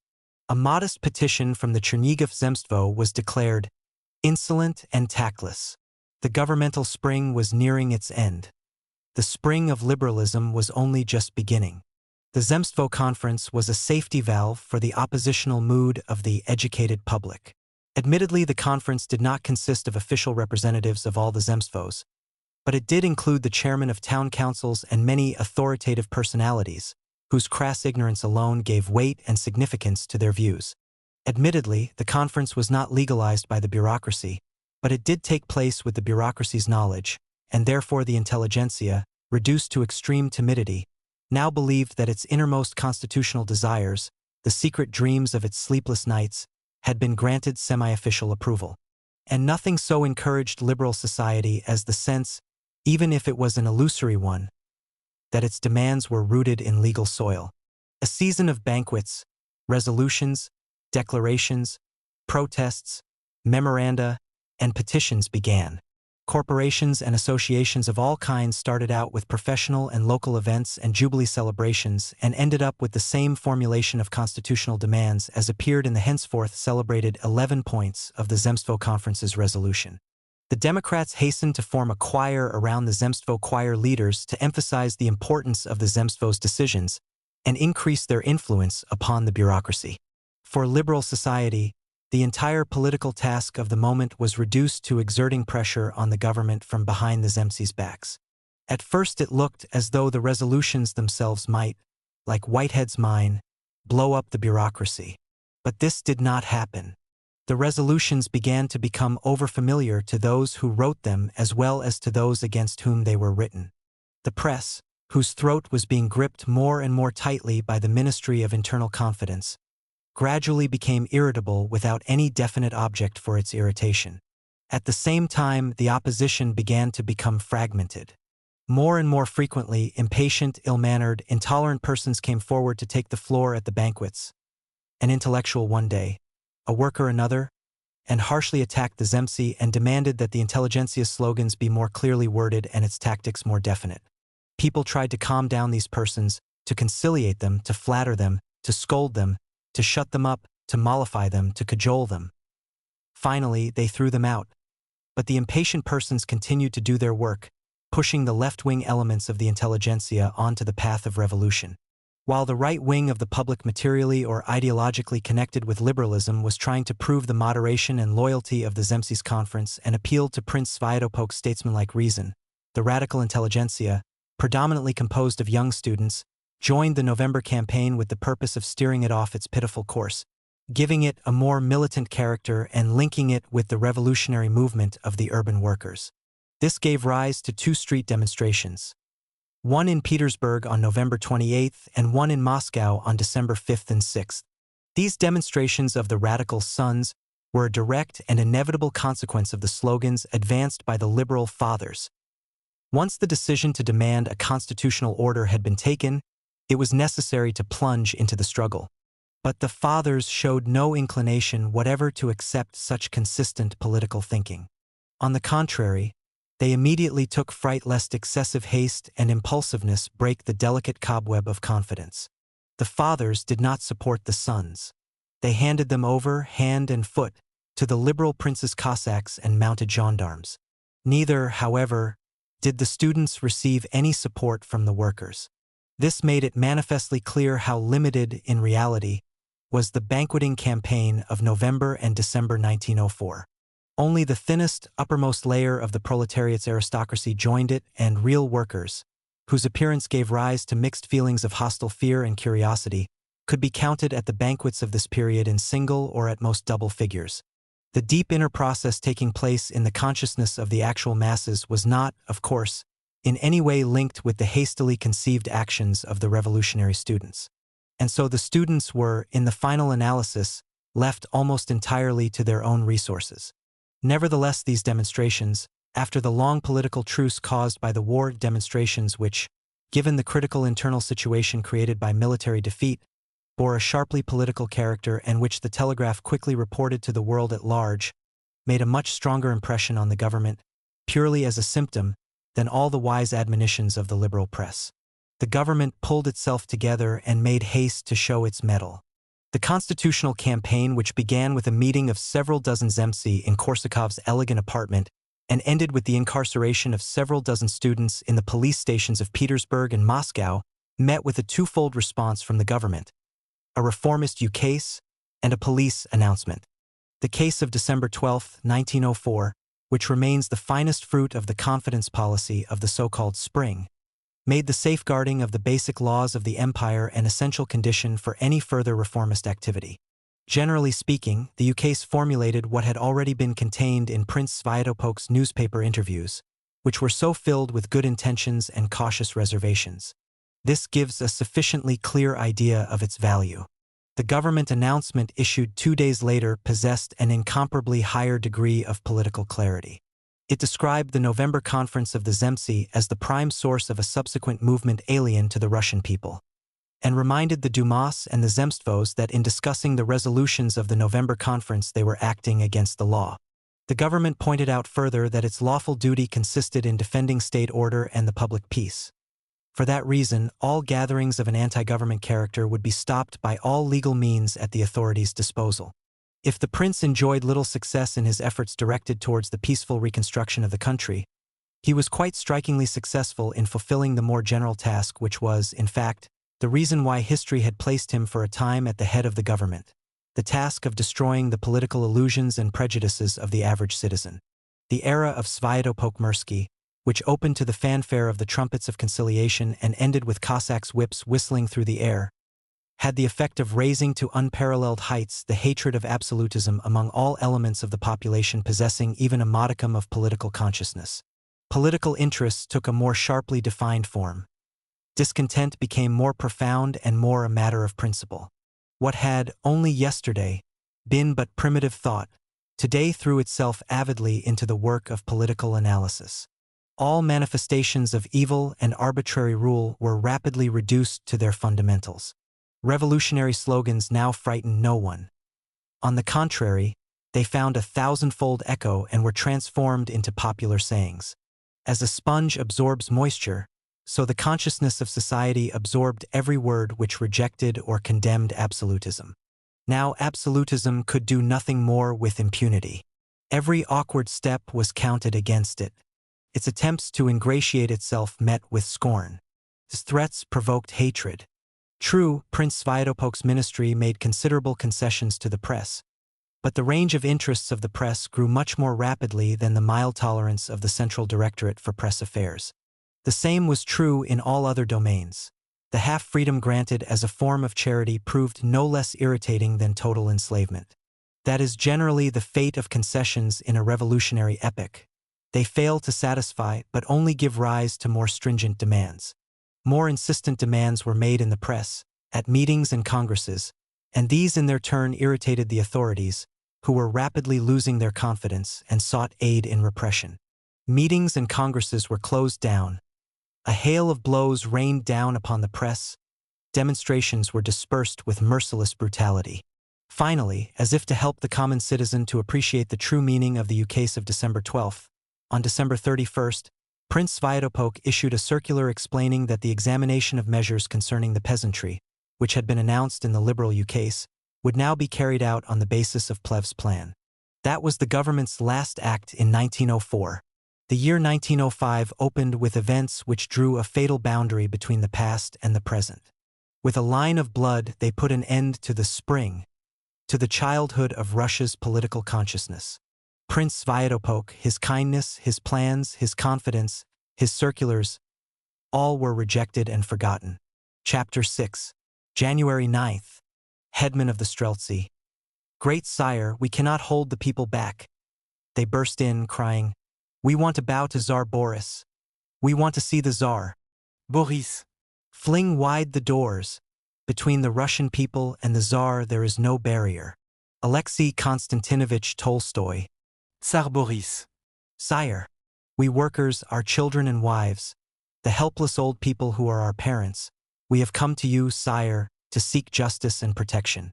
We are in great poverty. We are oppressed and weighed down with labors beyond our strength. We are insulted. We are not recognized as human beings. We are treated like slaves who must suffer their lot in silence. And we have suffered it, but we are being driven ever deeper into beggary, lawlessness, and ignorance. Despotism and arbitrary rule are strangling us, and we are suffocating. Sire, our strength is at an end. The limit of our patience has been reached. The terrible moment has come for us when it is better to die than to continue suffering intolerable torment. Thus began the celebrated petition of the Petersburg workers. In these words, the proletarian threat may ring more true than the pleading of loyal subjects. The petition went on to describe all the oppressions and insults which the people had to suffer.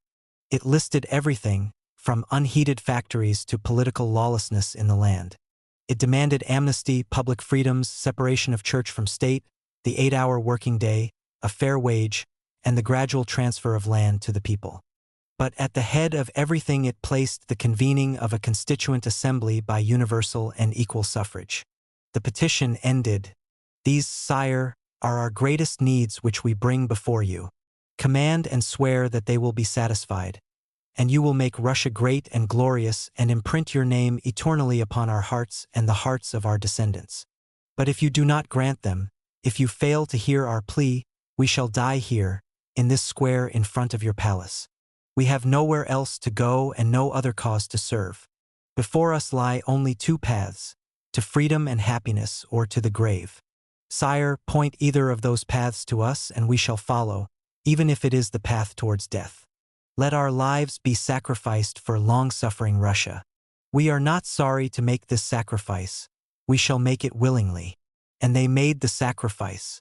The workers' petition not only replaced the hazy phraseology of liberal resolutions with the incisive slogans of political democracy, but also filled those slogans with class content by demanding the right to strike and the 8-hour day.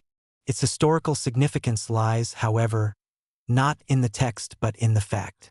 The petition was only a prologue to an action which united the working masses. They were united momentarily in their appeal to an idealized monarchy. Then, in the recognition that the proletariat and the real monarchy were mortal enemies. The course of events is still alive in the memories of all. It covered only a few days and it unfolded in a strange way, as though according to a plan. On January 3rd, a strike broke out at the Putilov works. By January 7th, the number of strikers had reached 140,000. The culminating point of the strike was on January 10th. By the 13th, work was already resuming. Thus, there was first an economic strike sparked off by incidental causes. It spread to tens of thousands of workers and so became transformed into a political event. The strike was organized by the Association of Factory and Plant Workers, an organization which had its origins in the police. The radicals, whose banqueting policy had reached a dead end, were burning with impatience. Dissatisfied with the purely economic character of the strike, they pushed Gapon, its leader, forward to a more political position. But he found such discontent, anger, and revolutionary energy among the workers that the petty plans of his liberal backers were completely swamped. The Social Democrats moved to the fore. Met with hostility at first, they quickly adapted themselves to their audience and took control of it. Their slogans were taken up by the masses and incorporated in the petition. The government withdrew into complete inactivity. For what reason? Cunning provocation? Pathetic confusion? Both. The bureaucrats of Prince Sviatopolk's type lost their heads stupidly. Trepov's gang, anxious to put an end to the spring, and for that reason consciously hoping for a massacre, let events develop to their logical conclusion. The telegraph was allowed complete freedom to inform the entire world about every stage of the January strike. Every Paris concierge knew 3 days in advance that there was going to be a revolution in Petersburg on Sunday, January 9th. And the Russian government did not move a finger to avoid the massacre. Meetings went on incessantly in 11 sections of the Workers' Association. The petition was drafted and plans for the march to the palace were discussed. Gapon went from section to section. The Social Democratic agitators grew hoarse and dropped to the floor with exhaustion. The police did nothing to intervene. The police did not exist. As agreed, the march to the palace was a peaceful one. Without songs, banners, or speeches, people wore their Sunday clothes. In some parts of the city they carried icons and church banners. Everywhere the petitioners encountered troops. They begged to be allowed to pass. They wept, they tried to go around the barrier, they tried to break through it. The soldiers fired all day long. The dead were counted in the hundreds, the wounded in the thousands. An exact count was impossible since the police carted away and secretly buried the bodies of the dead at night. At midnight on January 9th, Georgy Gapon wrote, "My pastor's curse upon the soldiers and officers who are killing their innocent brothers and their wives and children, upon the oppressors of the people. My blessing on those soldiers who help the people to strive for freedom. I absolve them from their military oath to the traitor Tsar who ordered the shedding of innocent blood." History used Gapon's fantastic plan for its own ends, and all that was left for Gapon to do was to sanction its revolutionary conclusion with his authority as a priest. At a meeting of the Committee of Ministers on January 11th, Count Witt, not then in power, proposed that the events which had taken place on the 9th and the measures for the future prevention of such regrettable events be discussed. Witt's proposal was rejected as not falling within the committee's competence and not included in the agenda for the present meeting. The Committee of Ministers allowed the beginning of the Russian Revolution to go unnoticed because the Russian Revolution was not on its agenda. The forms taken by the historic events of January 9th could not, of course, have been foreseen by anyone. The priest whom history had so unexpectedly placed for a few days at the head of the working masses imposed the imprint of his personality, his views, and his priestly status on the events. The real content of these events was concealed from many eyes by their form. But the inner significance of January 9th goes far beyond the symbolism of the procession to the Winter Palace. Gapon's priestly robe was only a prop in that drama. The protagonist was the proletariat. The proletariat began with a strike, united itself, advanced political demands, came out into the streets, drew to itself the enthusiastic sympathy of the entire population, clashed with the troops and set off the Russian Revolution. Gapon did not create the revolutionary energy of the workers of St. Petersburg. He merely released it to his own surprise. The son of a priest, and then a seminarian and student at the Religious Academy, this agitator, so obviously encouraged by the police, suddenly found himself at the head of a crowd of 100,000 men and women. The political situation, his priestly robe, the elemental excitement of the masses which, as yet, had little political consciousness, and the fabulously rapid course of events turned Gapon into a leader. A spinner of fantasies on a psychological subsoil of adventurism, a southerner of sanguine temperament with a touch of the confidence man about him, a total ignoramus in social matters, Gapon was as little able to guide events as he was to foresee them. Events completely overtook him. The liberals persisted for a long time in the belief that the entire secret of the events of January 9th lay in Gapon's personality. It contrasted him with the Social Democrats as though he were a political leader who knew the secret of controlling the masses, and they a doctrinaire sect. In doing so, they forgot that January 9th would not have taken place if Gapon had not encountered several thousand politically conscious workers who had been through the school of socialism. These men immediately formed an iron ring around him, a ring from which he could not have broken loose even if he had wanted to. But he made no attempt to break loose. Hypnotized by his own success, he let himself be carried by the waves. But although, on the very next day after Bloody Sunday, we ascribed to Gapon a wholly subordinate political role, we all undoubtedly overestimated his personality. With his halo of holy anger, with a pastor's curses on his lips, he seemed from afar almost to be a biblical figure. It seemed as though powerful revolutionary passions had been awakened in the breast of this young priest employed at a Petersburg transit prison. And what happened? When the lights burned low, Gapon was seen by everyone to be the utter political and moral nonentity he really was. His posturing before socialist Europe, his pathetic revolutionary writings from abroad, both crude and naive, his return to Russia, his conspiratorial relations with the government, the pieces of silver dealt out by Count Witt, Gapon's pretentious and absurd interviews with representatives of the conservative press, and finally, the wretched betrayal which caused his end, all these finally destroyed any illusions concerning the Gapon of January 9th. We cannot help recalling the shrewd words of Victor Adler, the leader of the Austrian Social Democrats, who, on reading the first telegram which announced Gapon's departure from Russia, said, "A pity! It would have been better for his name in history if he had disappeared from the scene as mysteriously as he had come upon it. We would have been left with a beautiful romantic legend about the priest who opened the floodgates of the Russian Revolution. There are men, Adler added with the subtle irony so characteristic of him, whom the role of martyrs suits better than that of party comrades.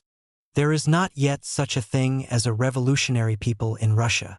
Thus wrote Peter Struve in his paper Osvobozdenie, Liberation, published abroad, on January 7, 1905, precisely 2 days before the Guards regiments crushed the Petersburg workers' demonstration. There is no such thing as a revolutionary people in Russia, said Russian liberalism through the lips of a renegade socialist, having managed to persuade itself in the course of a 3 months banqueting jamboree that it was the principal actor on the political scene. The statement had not had time to reach Russia before the telegraph wires carried to all corners of the earth the great news of the beginning of the Russian Revolution. We had waited for it, we had never doubted it. For long years it had been for us the only logical conclusion of our doctrine, which was mocked by nonentities of every political hue. They did not believe in the revolutionary role of the proletariat. Instead, they believed in the force of the Zemsky's petitions, in wit, in Sviatopokmersky, in jars of dynamite. There was no political prejudice in which they did not believe. Our belief in the proletariat was the only thing they regarded as prejudice. Not only Struve, but also that educated public whose service he had lately joined were taken by surprise. With eyes gaping in terror and impotence, they watched through their windows the unfolding of the historical drama. The intelligentsia's intervention in the events was truly pitiful and negligible. A deputation of several literary men and professors visited Prince Sviatopokmersky and Count Witt in the hope, as the liberal press explained, of illuminating the problem in such a way that the use of military force might be avoided. A mountain was moving against another mountain, and meanwhile this democratic handful believed that a visit to a couple of ministerial anterooms would suffice to avoid the inevitable.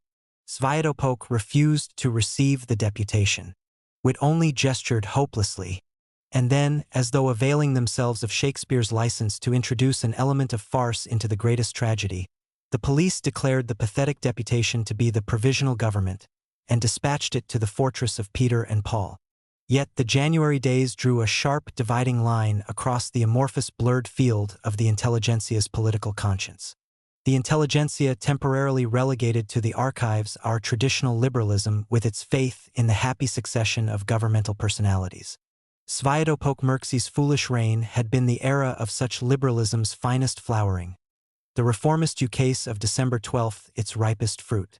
But January 9th swept away the spring, replacing it by a military dictatorship and giving unlimited powers to Trepov, the unforgotten general, whom the liberal opposition had only just removed from the post of Moscow's police chief. At the same time, the distinction between Democrats and the official opposition became increasingly clear in liberal society. The workers' action strengthened the position of the radical elements within the intelligentsia, just as the Zemsky's conference had earlier put a trump card in the hands of the opportunist elements. The question of political freedom took on concrete form for the first time in the consciousness of the left wing of the opposition. They saw it in terms of struggle, the balance of forces, the onslaught of powerful popular masses. And now, the revolutionary proletariat, yesterday's political fiction of the Marxists, was seen to be a powerful reality. Is this the moment, wrote the influential liberal weekly Prevo, after the bloody January days, to cast doubt on the historic mission of the Russian urban proletariat? It is evident that this question, for the present moment in history at least, has been solved not solved by us, but by those workers who, during the memorable January days, by the force of the terrible and bloody events, wrote their names in the sacred book of Russia's social movement. Only a week had passed between the publication of Struve's article and the writing of those lines, yet a whole historical epoch lies between them. January 9th was a turning point in the political consciousness of the capitalist bourgeoisie. During the years just preceding the revolution and to the great dissatisfaction of capital, a whole school of government demagogy, the so-called Zubetov school, had come into being. Its aim was to provoke workers towards economic clashes with the manufacturers and thus divert them from a clash with the state. But now, after Bloody Sunday, the normal course of industrial life came to a complete standstill. Work was only done in snatches, in the intervals between moments of unrest. The enormous profits from deliveries to the armed forces did not go to industry, which was in a state of crisis, but to a small group of privileged and predatory monopolists. There was nothing to reconcile industry with the state of growing chaos.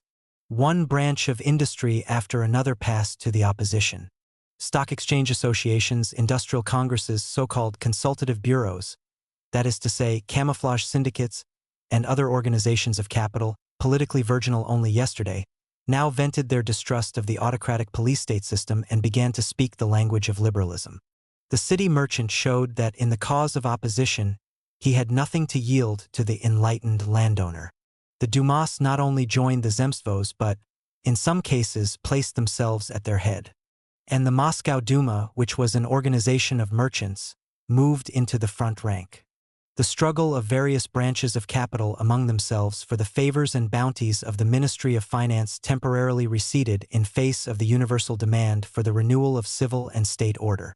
Instead of simple notions about concessions and subsidies, or side by side with these, more complex ideas about the development of productive forces and the expansion of the domestic market began to emerge. Side by side with these dominant ideas, a sharp interest in calming the worker and peasant masses made its appearance in all the petitions, memoranda, and resolutions of the employers' organizations.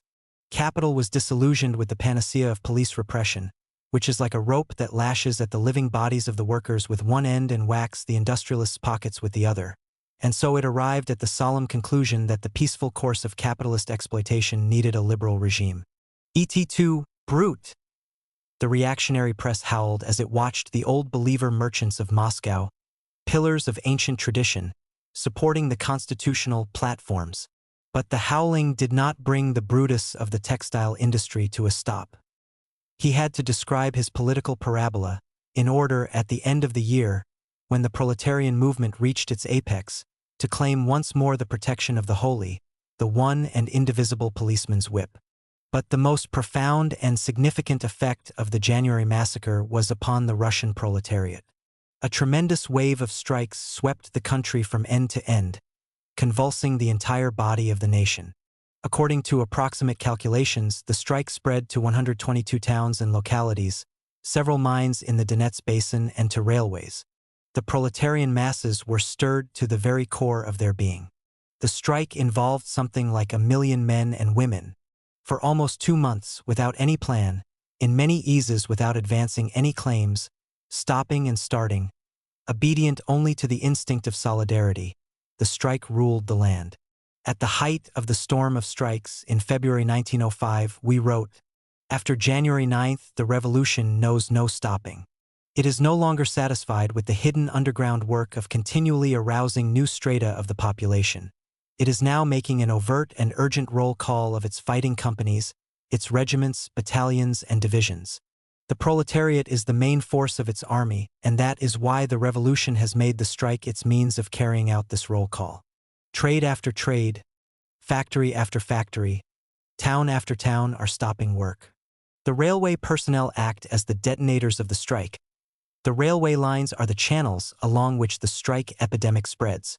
Economic claims are advanced and are satisfied wholly or in part almost at once.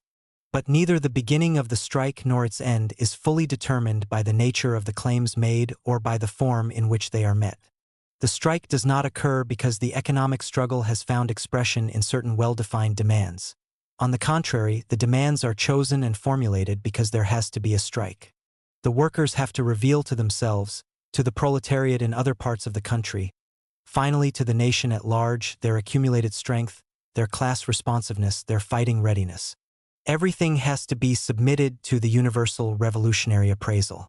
The strikers themselves and those who support them, those who fear them and those who hate them, all realize or dimly sense that this furious strike which leaps from place to place, then takes off again and rushes forward like a whirlwind, that this strike is not merely itself, that it is obedient to the will of the revolution which has sent it down upon the land. Over the operational area of the strike, and that operational area is the country at large, there hangs something menacing, sinister, and defiant. After January 9th, the revolution knows no stopping.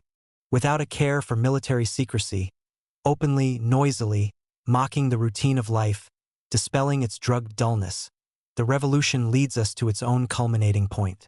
Chapter 7. The Strike in October. So you think the revolution is coming? It's coming. Novoye Vremya, May 5, 1905. Here it is. Novoye Vremya, May 5, 1905. The fact that perfectly free popular gatherings were taking place within the walls of universities while Trepov's unlimited terror reigned in the streets was one of the most astonishing political paradoxes of the autumn months of 1905. A certain General Glazov, old and ignorant, who for no known reason found himself holding the post of Minister of Education, created much to his own surprise these islands of freedom of speech. The liberal professors protested that the universities are for study and the street has no place in the academics. Prince Sergei Trubetskoy died with this truth upon his lips. But for several weeks the doors of the universities remained wide open. The people filled the corridors, lecture rooms, and halls. Workers went directly from the factory to the university. The authorities were confounded.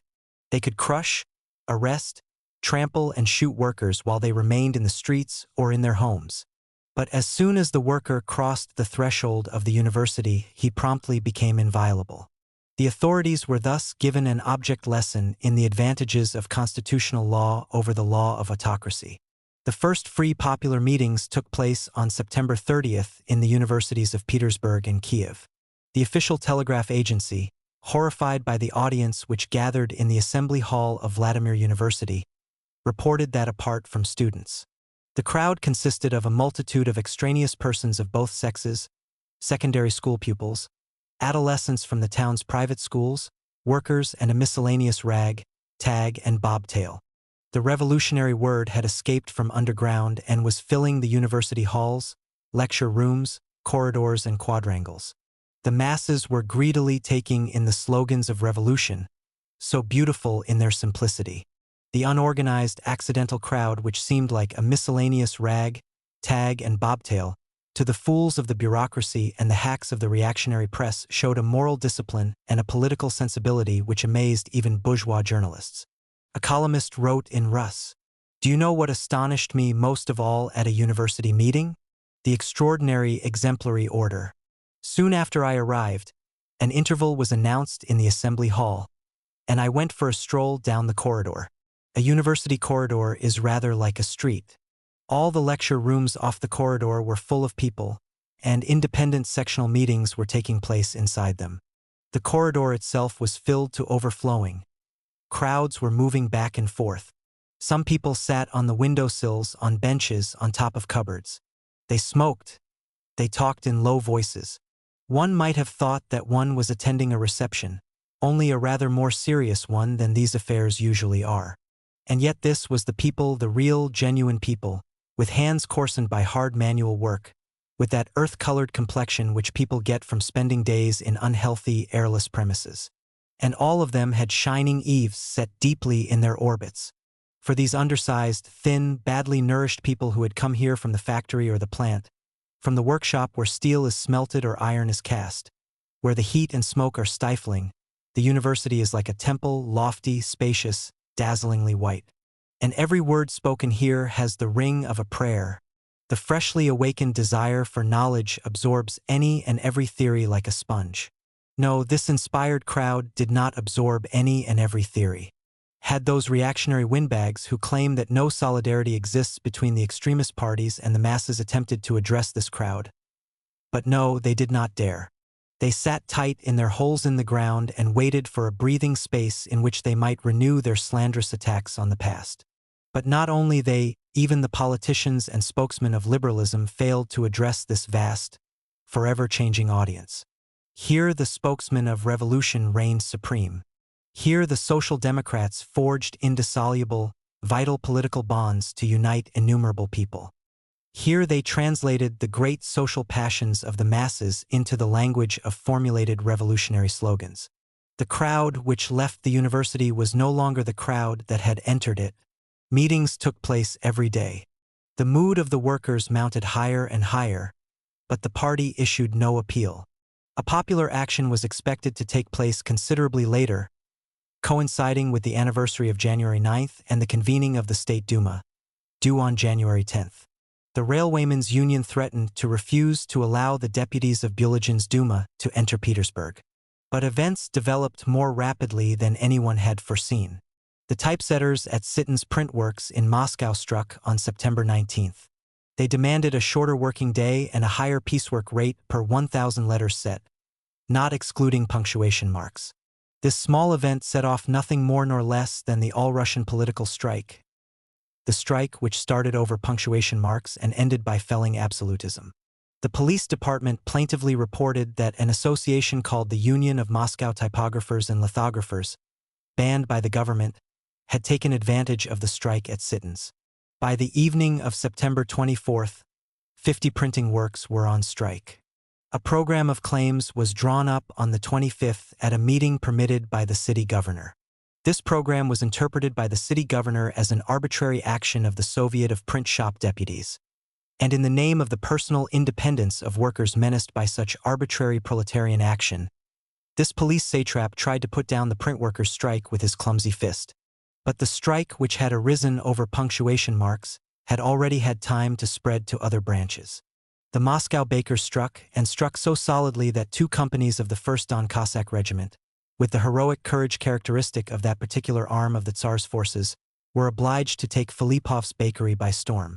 On October 1st, telegraphic messages were received from Moscow stating that the strikes at factories and plants were beginning to die down. But they were only drawing breath. On October 2nd, the Petersburg typesetters decided to demonstrate their solidarity with their Moscow comrades by means of a 3-day strike. Moscow telegraphed that industrial plants in the city were continuing the strike. There were no street incidents. Heavy rain acted as the surest ally of law and order. The railways, which were to play such a tremendous part in the October struggle, issued a first warning. On September 30th, ferment began in the workshops of the Moscow-Kursk and Moscow-Kazan railways. These 2 railways were prepared to open the campaign on October 1st. They were held back by the Railwaymen's Union. Basing itself on the experience of the February, April, and July strikes of various individual lines, the Union was preparing a general railway strike to coincide with the convening of the State Duma. For the present it was against partial action. But the ferment continued unabated. On September 20th, an official conference of railwaymen's deputies had opened to discuss the question of pension funds. This conference spontaneously extended its terms of reference and, applauded by the railway world as a whole, transformed itself into an independent trade union and political congress. Greetings to the Congress arrived from all sides. The ferment increased. The idea of an immediate general strike of the railways began to gain hold in the Moscow area. On October 3rd, we received a telephone message from Moscow to the effect that the strikes in the factories and plants were gradually diminishing. On the Moscow-Brest Railway, where the workshops were on strike, there was a noticeable movement in favor of resumption of work. The strike had not yet made up its mind. It was still pondering and hesitating. A meeting of workers' deputies from the printing, engineering, cabinet-making, tobacco, and other trades adopted a decision to form a General Council Soviet of all Moscow workers. During the next few days, everything seemed to point to conciliation. The strike in Riga came to an end. On October 4th and 5th, work was resumed in many of the Moscow printing works. The newspapers appeared once more. A day later, the Saratov editions appeared after a week's interruption. Nothing seemed to indicate the events that were to come. At a university meeting in Petersburg on the 5th, a resolution was adopted calling for the termination of sympathy strikes by a given date. The Petersburg typesetters returned to work after their 3-day solidarity strike. On the same day, the city governor of Petersburg was already announcing complete order on the Schlisselburg Highway and full resumption of work. On the 7th, half the workers of the Neva shipbuilding plant resumed work. All plants beyond the Nevsky Gate were working, with the exception of the Obukhov plant, which had proclaimed a political strike until October 10th. Everyday life seemed about to return. Revolutionary everyday life, of course. It looked as if the strike had made a few disorganized attempts, had abandoned them, and had departed. But that was only how it looked. In reality, the strike was preparing to go into action at full tilt. It meant to do its work in the briefest possible time, and immediately tackled the railways. Influenced by the tension prevailing on all lines, particularly those centered on Moscow, the central office of the Railwaymen's Union decided to declare a general strike. In so doing, it had in mind only a trial mobilization of its fighting forces everywhere. The battle itself was still planned for January. The decisive day was October 7th. "The heart spasms have begun," wrote Novoye Vremya. The Moscow railways were dying, one after the other. Moscow was becoming isolated from the country. Anxious telegrams raced one another along the telegraph wires. Nizhny Novgorod, Arzamas, Kashira, Ryazan, Venov all complained that the railways were failing. On October 7th, the Moscow-Kazan Railway entered the strike. The Romodanov branch struck at Nizhny. On the next day, the strike spread to the Moscow-Yaroslav, Moscow-Nizhegorod, and Moscow-Kursk lines.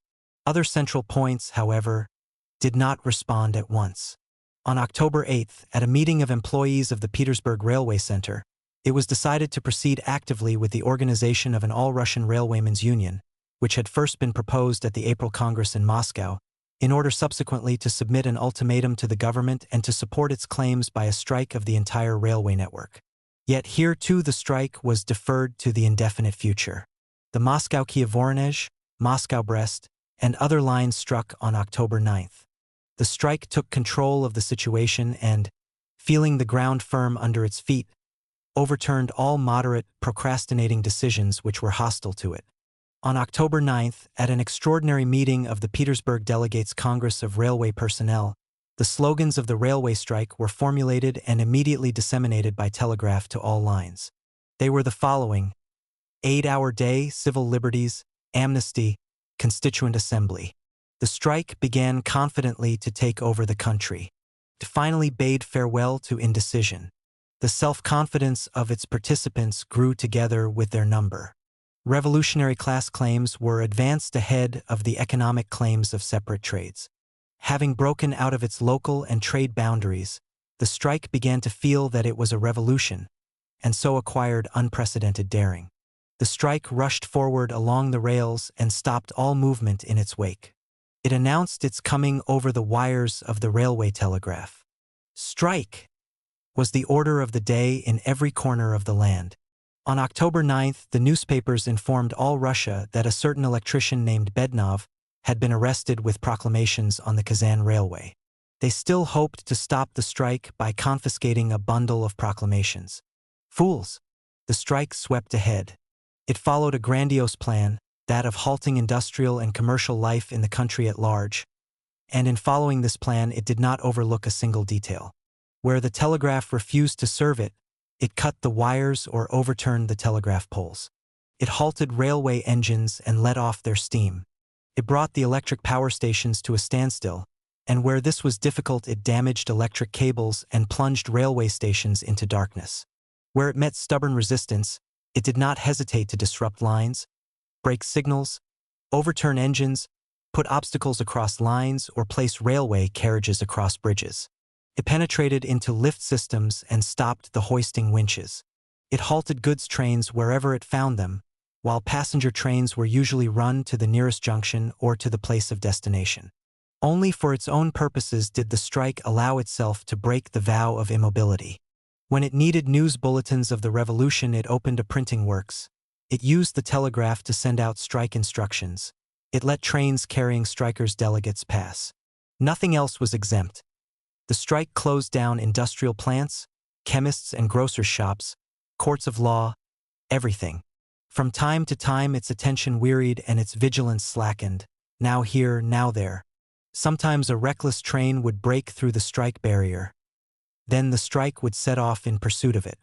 The guilty train, like a criminal on the run, raced through dark and empty stations, unannounced by the telegraph, leaving a wake of fear and uncertainty behind it.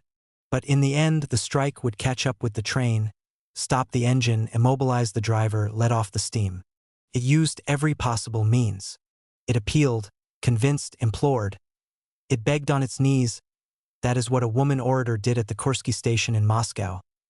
It threatened, terrorized, threw stones, finally fired off its Brownings. It wanted to achieve its aim at whatever cost. It staked too much: the blood of fathers, the bread of children, the reputation of its own strength.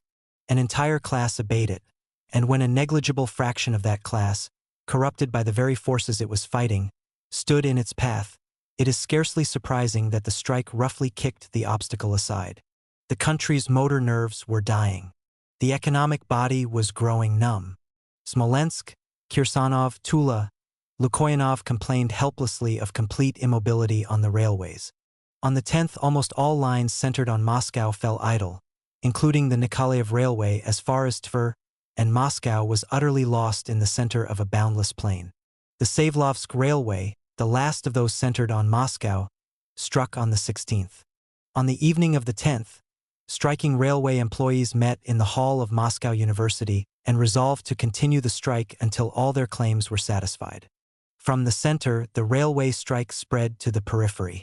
The Ryazan-Ural line struck on the 8th, the Bryansk line of the Polsky Railway and the Smolensk-Dankov line on the 9th, the Kursk-Kharkov-Sevastopol and Yekaterinsk railways and all those centered on Kharkov on the 10th. Prices of foodstuffs began to rise rapidly everywhere. By the 11th, Moscow was complaining of a milk shortage. On that day, the railway strike spread still further. Traffic on the Samars-Ladust railway began to come to a halt. The Oral Center was immobilized. The largest stations of the Southwest Railways, Kazan, Berzula, and Odessa, as well as Kremenchuk on the Kharkov-Nikolaev Railway, joined the strike. Only 3 trains reached Saratov throughout the day, and those trains carried no passengers other than the strikers' elected deputies. The Telegraph reported that these delegates' trains were met with enthusiasm everywhere. The railway strike spread inexorably, involving more and more lines, more and more trains. On October 11th, the Governor-General of Kurland issued an urgent decree making the cessation of work on the railway punishable by 3 months' imprisonment. The answer to the challenge came immediately. By the 12th, no trains were running between Moscow and Kreisberg. The line was on strike. The Vindava train did not arrive. Traffic came to a halt on all branches of the Vistula region on the night of October 11th to 12th. In the morning, trains for Petersburg failed to leave Warsaw. On the same day, the 12th, the strike encircled Petersburg itself. Revolutionary instinct prompted it to adopt the correct tactics. First, it aroused the workers in all the provinces. Then it bombarded Petersburg with thousands of frightened telegrams, thereby creating the psychological moment. It terrorized the central authorities, and only then arrived personally on the scene to deliver the coup de grace. On the morning of the 12th, the cessation of work on all railways which centered on Petersburg was adopted with complete unanimity. Only the Finland line still operated, awaiting the revolutionary mobilization of the whole of Finland. This line did not stop until 4 days later, the 16th. On October 3rd, the strike reached Revel, Libeva, Riga, and Brest. Work ceased at Perm station. Traffic was halted on a part of the Tashkent Railway. On the 14th, the Brest Center, the Transcaucasian Railway, and the Ashkabad and Novaya Bokhara stations on the Central Asian Railway struck in their turn. On the same day, the strike spread to the Siberian railways. Starting at Chita and Irkutsk and moving from the east westwards, it reached Chelyabinsk and Kurgan by the 17th. Baku station struck on the 15th and Odessa on the 17th. For a time, this paralysis of the motor nerves was accompanied by a paralysis of the sensory nerves. On the 11th, telegraphic communications were interrupted in Kharkov, on the 13th in Chelyabinsk and Irkutsk, on the 14th in Moscow, and on the 15th in Petersburg. Because of the railway strike, the postal system was forced almost entirely to refuse intercity correspondence. A horse-drawn troika with an old-fashioned forged shaft bow was seen on the old Moscow highway. Not only all the Russian and Polish railways, but also the Vladikavkaz, Transcaucasian, and Siberian railways were at a standstill. The entire army of the railways, 750,000 men, was on strike. The bread, commodities, meat, vegetables, fish, and other markets began to issue worried communiques. Prices of foodstuffs, especially meat, rose rapidly. The money exchange trembled. Revolution had always been its mortal enemy. Now that they were face to face with one another, the exchange began to behave like a thing possessed. It rushed to the telegraph, but the telegraph maintained a hostile silence. The post office, too, refused to serve. The exchange knocked on the door of the state bank, but was told that the bank could not guarantee transfers at a fixed date. Shares of railway and industrial enterprises left their perches like a flock of frightened birds, and flew off, only not upwards but downwards. Panic, accompanied by the gnashing of teeth, reigned in the shadowy world of stock exchange speculation. Money circulation was obstructed, payments from the provinces to the two capitals ceased to come in. Firms operating on a cash basis stopped their payments. The number of protested bills began to increase rapidly.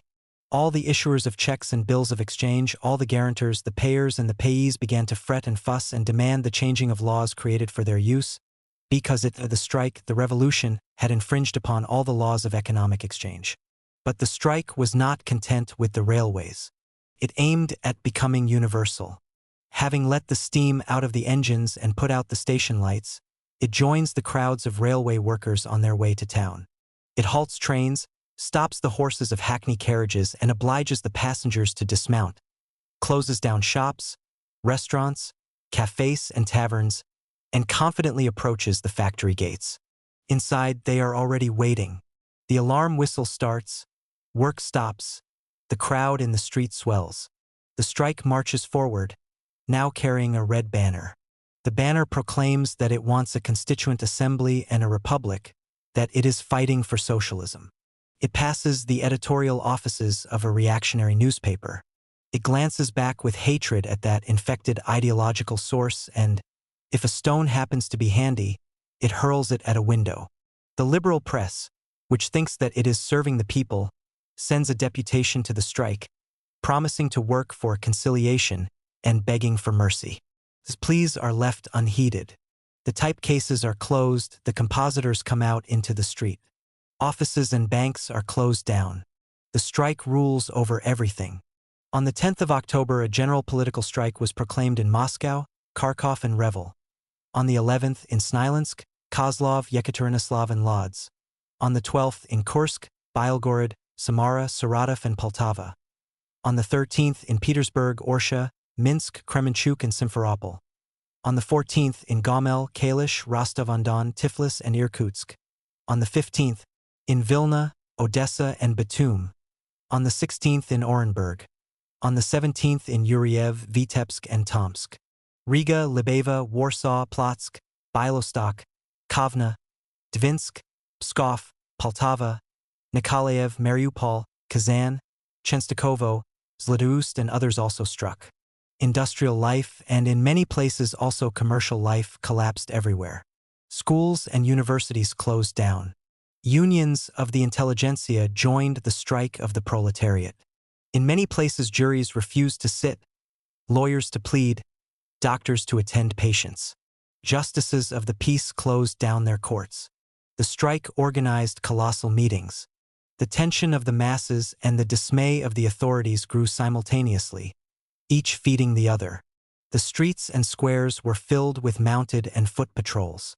The Cossacks provoked the strike to offer resistance. They charged crowds, slashing with whips, striking with sabers, shooting from behind corners without warning. Then the strike showed, wherever it could, that it was not a merely temporary interruption of work, a passive protest made with folded arms. It defended itself and, in its defense, passed to the offensive. In a number of towns in the south it erected barricades. In Kharkov on October 10th, after a meeting, the crowd seized a gun shop. On the 11th, barricades were erected by workers and students near the university. Telegraph poles were torn down and laid across the streets. Iron gates, shutters, grills, packing cases, planks, and logs were piled on top, and the lot was bound together with telegraph wire. Some barricades were built on stone foundations. Heavy slabs dug up from the pavements were piled on top of logs. By 1 p.m. 10 barricades had been built according to this simple but noble architecture. Windows and passages in the university were also barricaded. The university area was declared to be in a state of siege, and command of the area was entrusted to a certain, no doubt valiant, Lieutenant General Mao. However, the governor accepted a compromise solution and honorable conditions for surrender were worked out, the liberal bourgeoisie acting as mediator. A militia was organized and enthusiastically welcomed by the citizens. The militia restored order. Petersburg then demanded that this order be crushed by force. The militia was dispersed almost as soon as it had come into being, and the town was once more in the power of thugs on horseback and on foot. In Yekaterinoslav on October 11th, after Cossacks had treacherously fired on a peaceful crowd, barricades first appeared in the streets. They were 6 in number. The largest stood on Bryansky Square. Carts, rails, poles, dozens of small objects. All the things which, as Victor Hugo put it, the revolution confined to hurl at the head of the old order were used in building it. The skeleton of the barricade was covered with a thick layer of earth. Ditches were dug on either side, and wire obstacles were erected in front of the ditches. From morning, several hundred people were present on each barricade. The first attack of the armed forces was unsuccessful. Only at 3:30 p.m. did the soldiers seize the first barricade. During the attack, 2 bombs were thrown, one after the other, from the housetops. Among the soldiers there were dead and wounded. By evening, the troops had taken all the barricades. On the 12th, the peace of the graveyard reigned in the town. The army was cleaning its rifles while the revolution buried its dead. October 16th was the day of the barricades in Odessa. From morning, tramway carriages were overturned on Preobrazhenskaya and Richelieu streets. Shop signs were taken down. Trees were felled and street benches were gathered into a pile. For barricades surrounded by barbed wire obstacles were set across the entire width of the streets. They were taken by the soldiers after a fight and were pulled down with the help of janitors. Street clashes between strikers and soldiers and attempts to erect barricades occurred in many other towns. But by and large, the October days remained a political strike, a revolutionary exercise, a simultaneous review of all the revolution's fighting forces, but not an armed rising. And yet, absolutism gave in. The tremendous tension gripping the entire country, the confused reports arriving in vast numbers from the provinces, the total uncertainty as to what the next day had in store, all created unbelievable panic in the government's ranks. There was no full and unconditional confidence in the army. Soldiers were seen at meetings. Officers who spoke at meetings claimed that a third of the army was with the people. Furthermore, the railway strike created unsurmountable obstacles to military pacification measures. And finally, there was the European Stock Exchange. It understood that it was dealing with revolution and declared that it was not prepared to tolerate such a state of affairs any longer. It demanded order and constitutional guarantees. Absolutism, in its utter confusion, began to make concessions. A manifesto was issued on October 17th. Count Witt became prime minister thanks, let him deny this if he can, to the victory of the revolutionary strike, or more precisely, thanks to the incompleteness of that victory. During the night of October 17th to 18th, people marched in the streets with red banners, called for an amnesty, sang eternal memory at the sites of the January massacres, and shouted anathema outside Pobedonostsev's house and the offices of the New Times. On the morning of the 18th came the first killings that were to take place during the constitutional era. The enemy had not been stifled. He retreated only temporarily before the unexpected onslaught. The October strike showed that the revolution was now capable of bringing the whole of urban Russia simultaneously to its feet. This was a tremendous step forward, and the reactionary ruling clique showed a proper appreciation of this fact when it responded to the October trial of strength by, on the one hand, issuing the manifesto of October 17th and, on the other hand, by mobilizing all its fighting cadres in the cause of the Black Terror. 10 years ago, Plekhanov said at the London Socialist Congress that the Russian revolutionary movement would triumph as a workers' movement or not at all. On January 7, 1905, Struve wrote, "There is no such thing as a revolutionary people in Russia." On October 17th, the autocratic government put its signature to the first serious victory of the revolution, and that victory was won by the proletariat. Plekhanov had been right. The revolutionary movement triumphed as a workers' movement. True, the October strike took place not only with the material help of the bourgeoisie, but also with its direct support in the form of a strike by the liberal professions. But that does not alter the situation. A strike of engineers, lawyers, and doctors could not have any independent significance, and it increased the political significance of the workers' strike only to a very small extent. What it did do was to underline the unquestionable and unlimited hegemony of the proletariat in revolutionary struggle. The liberal professions, which after January 9th had adopted the principal democratic slogans of the Petersburg workers, in October adopted the actual method of struggle typical of the proletariat: the strike. The students, the most revolutionary wing of the intelligentsia, had long since begun to carry the strike from the factories to the universities, accompanied by solemn protests by the entire body of liberal university professors. The further growth of the revolutionary hegemony of the proletariat spread the strike to the law courts, the chemists' shops, the rural administration offices, and the town dumas. The October strike was a demonstration of the proletariat's hegemony in the bourgeois revolution and, at the same time, of the hegemony of the towns in an agricultural country. The old power of the land, deified by the Narodnik movement, gave place to the despotism of the capitalist town. The town became master of the situation. It concentrated colossal wealth within itself. It attached the villages to itself by the iron bond of rails. Along these rails it gathered into its entrails the finest forces of initiative and creative power in all spheres of life. Both materially and spiritually, it put the entire country in its thrall. In vain the reactionaries would calculate the small percentage of the urban population, comforting themselves with the thought that Russia was still an agricultural country. The political role of the modern town cannot be measured by the number of its inhabitants any more than its economic role can be. The retreat of reaction in the face of the towns on strike, the countryside remaining silent all the while, is the best proof of the dictatorship of the towns. The October days showed that in revolution the hegemony belongs to the towns and, in the towns, to the proletariat.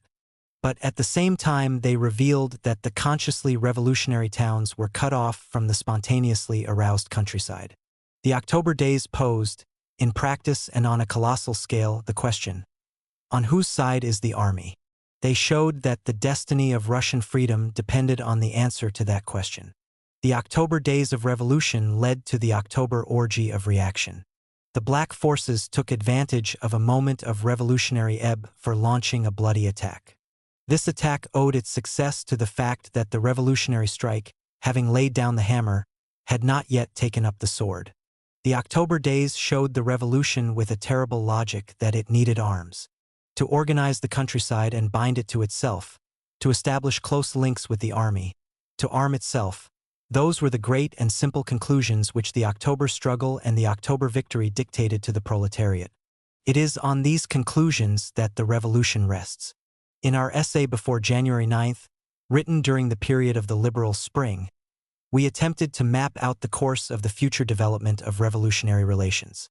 In doing this, we put the greatest emphasis on the mass political strike as the inevitable method of the Russian Revolution. Certain people, who, one should add, are estimable in every respect, accused us of trying to provide a recipe for revolution. These critics explained to us that the strike, being a specific method of proletarian class struggle, would not play the role we were forcing upon it under the conditions of a national bourgeois revolution. Events, as they have turned out in defiance of many a profound thinker's clichés, have long ago relieved me of the necessity of replying to these estimable critics. The general strike in Petersburg, on the basis of which the drama of January 9th took place, occurred while the above-mentioned essay was not yet printed. Evidently our recipe was a simple plagiarism from actual revolutionary development. In February 1905, at the time of the chaotic disconnected strikes provoked directly by Bloody Sunday in Petersburg, we wrote, "After January 9th, the revolution knows no stopping. It is no longer satisfied with the hidden underground work of continually arousing new strata of the population. It is now making an overt and urgent roll call of its fighting companies, its regiments, battalions, and divisions. The proletariat is the main force of its army, and that is why the revolution has made the strike its means of carrying out this roll call. Trade after trade, factory after factory, town after town are stopping work. The railway personnel act as the detonators of the strike. The railway lines are the channels along which the strike epidemic spreads. Economic claims are advanced and are satisfied wholly or in part almost at once. But neither the beginning of the strike nor its end is fully determined by the nature of the claims made or by the form in which they are met. The strike does not occur because the economic struggle has found expression in certain well-defined demands. On the contrary, the demands are chosen and formulated because there has to be a strike. The workers have to reveal to themselves, to the proletariat in other parts of the country, finally to the nation at large, their accumulated strength, their class responsiveness, their fighting readiness. Everything has to be submitted to a universal revolutionary appraisal. The strikers themselves and those who support them, those who fear them and those who hate them, all realize or dimly sense that this furious strike which leaps from place to place, then takes off again and rushes forward like a whirlwind, that this strike is not merely itself, that it is obedient to the will of the revolution which has sent it down upon the land. We were not mistaken. The great October strike grew on the soil prepared by the 9-month strike campaign. For the liberals, with their incurably superficial view, the October strike was as unexpected as the 9th of January had been. These events did not enter their preconceived schema of history. They cut into it like a wedge. But after the fact, liberal thought accepted these events. More than that, before the October strike, liberalism placed its trust in Zemstvo congresses and contemptuously ignored the idea of a general strike. After October 17th, the same liberalism, as represented by its left wing, placed its entire trust in the victorious strike and rejected all other forms of revolutionary struggle. This peaceful strike, Mr. Prokopovich wrote in Prevo, this strike, which involved a far smaller number of victims than the January movement, and which culminated in profound governmental change, was a revolution that radically altered the state structure of Russia. History, he continues, in depriving the proletariat of one of the means of struggle for people's rights, the street rising and the barricades, gave it a still more powerful means, the political general strike. The foregoing quotations show the great importance we attach to the mass political strike as an inevitable method of the Russian Revolution, at a time when the radical Prokopoviches were still placing their trust in the Zemstvo opposition. But we are quite unable to admit that the general strike cancelled or replaced the earlier methods of revolution. It merely modified and supplemented them. And likewise, however highly we assess the significance of the October strike, we are quite unable to admit that it radically altered the state structure of Russia. On the contrary, all subsequent political developments can only be explained by the fact that the October strike left the state structure unchanged. More than that, the strike could not have achieved profound governmental change. Qua political strike, it completed its mission by putting the opponents face to face.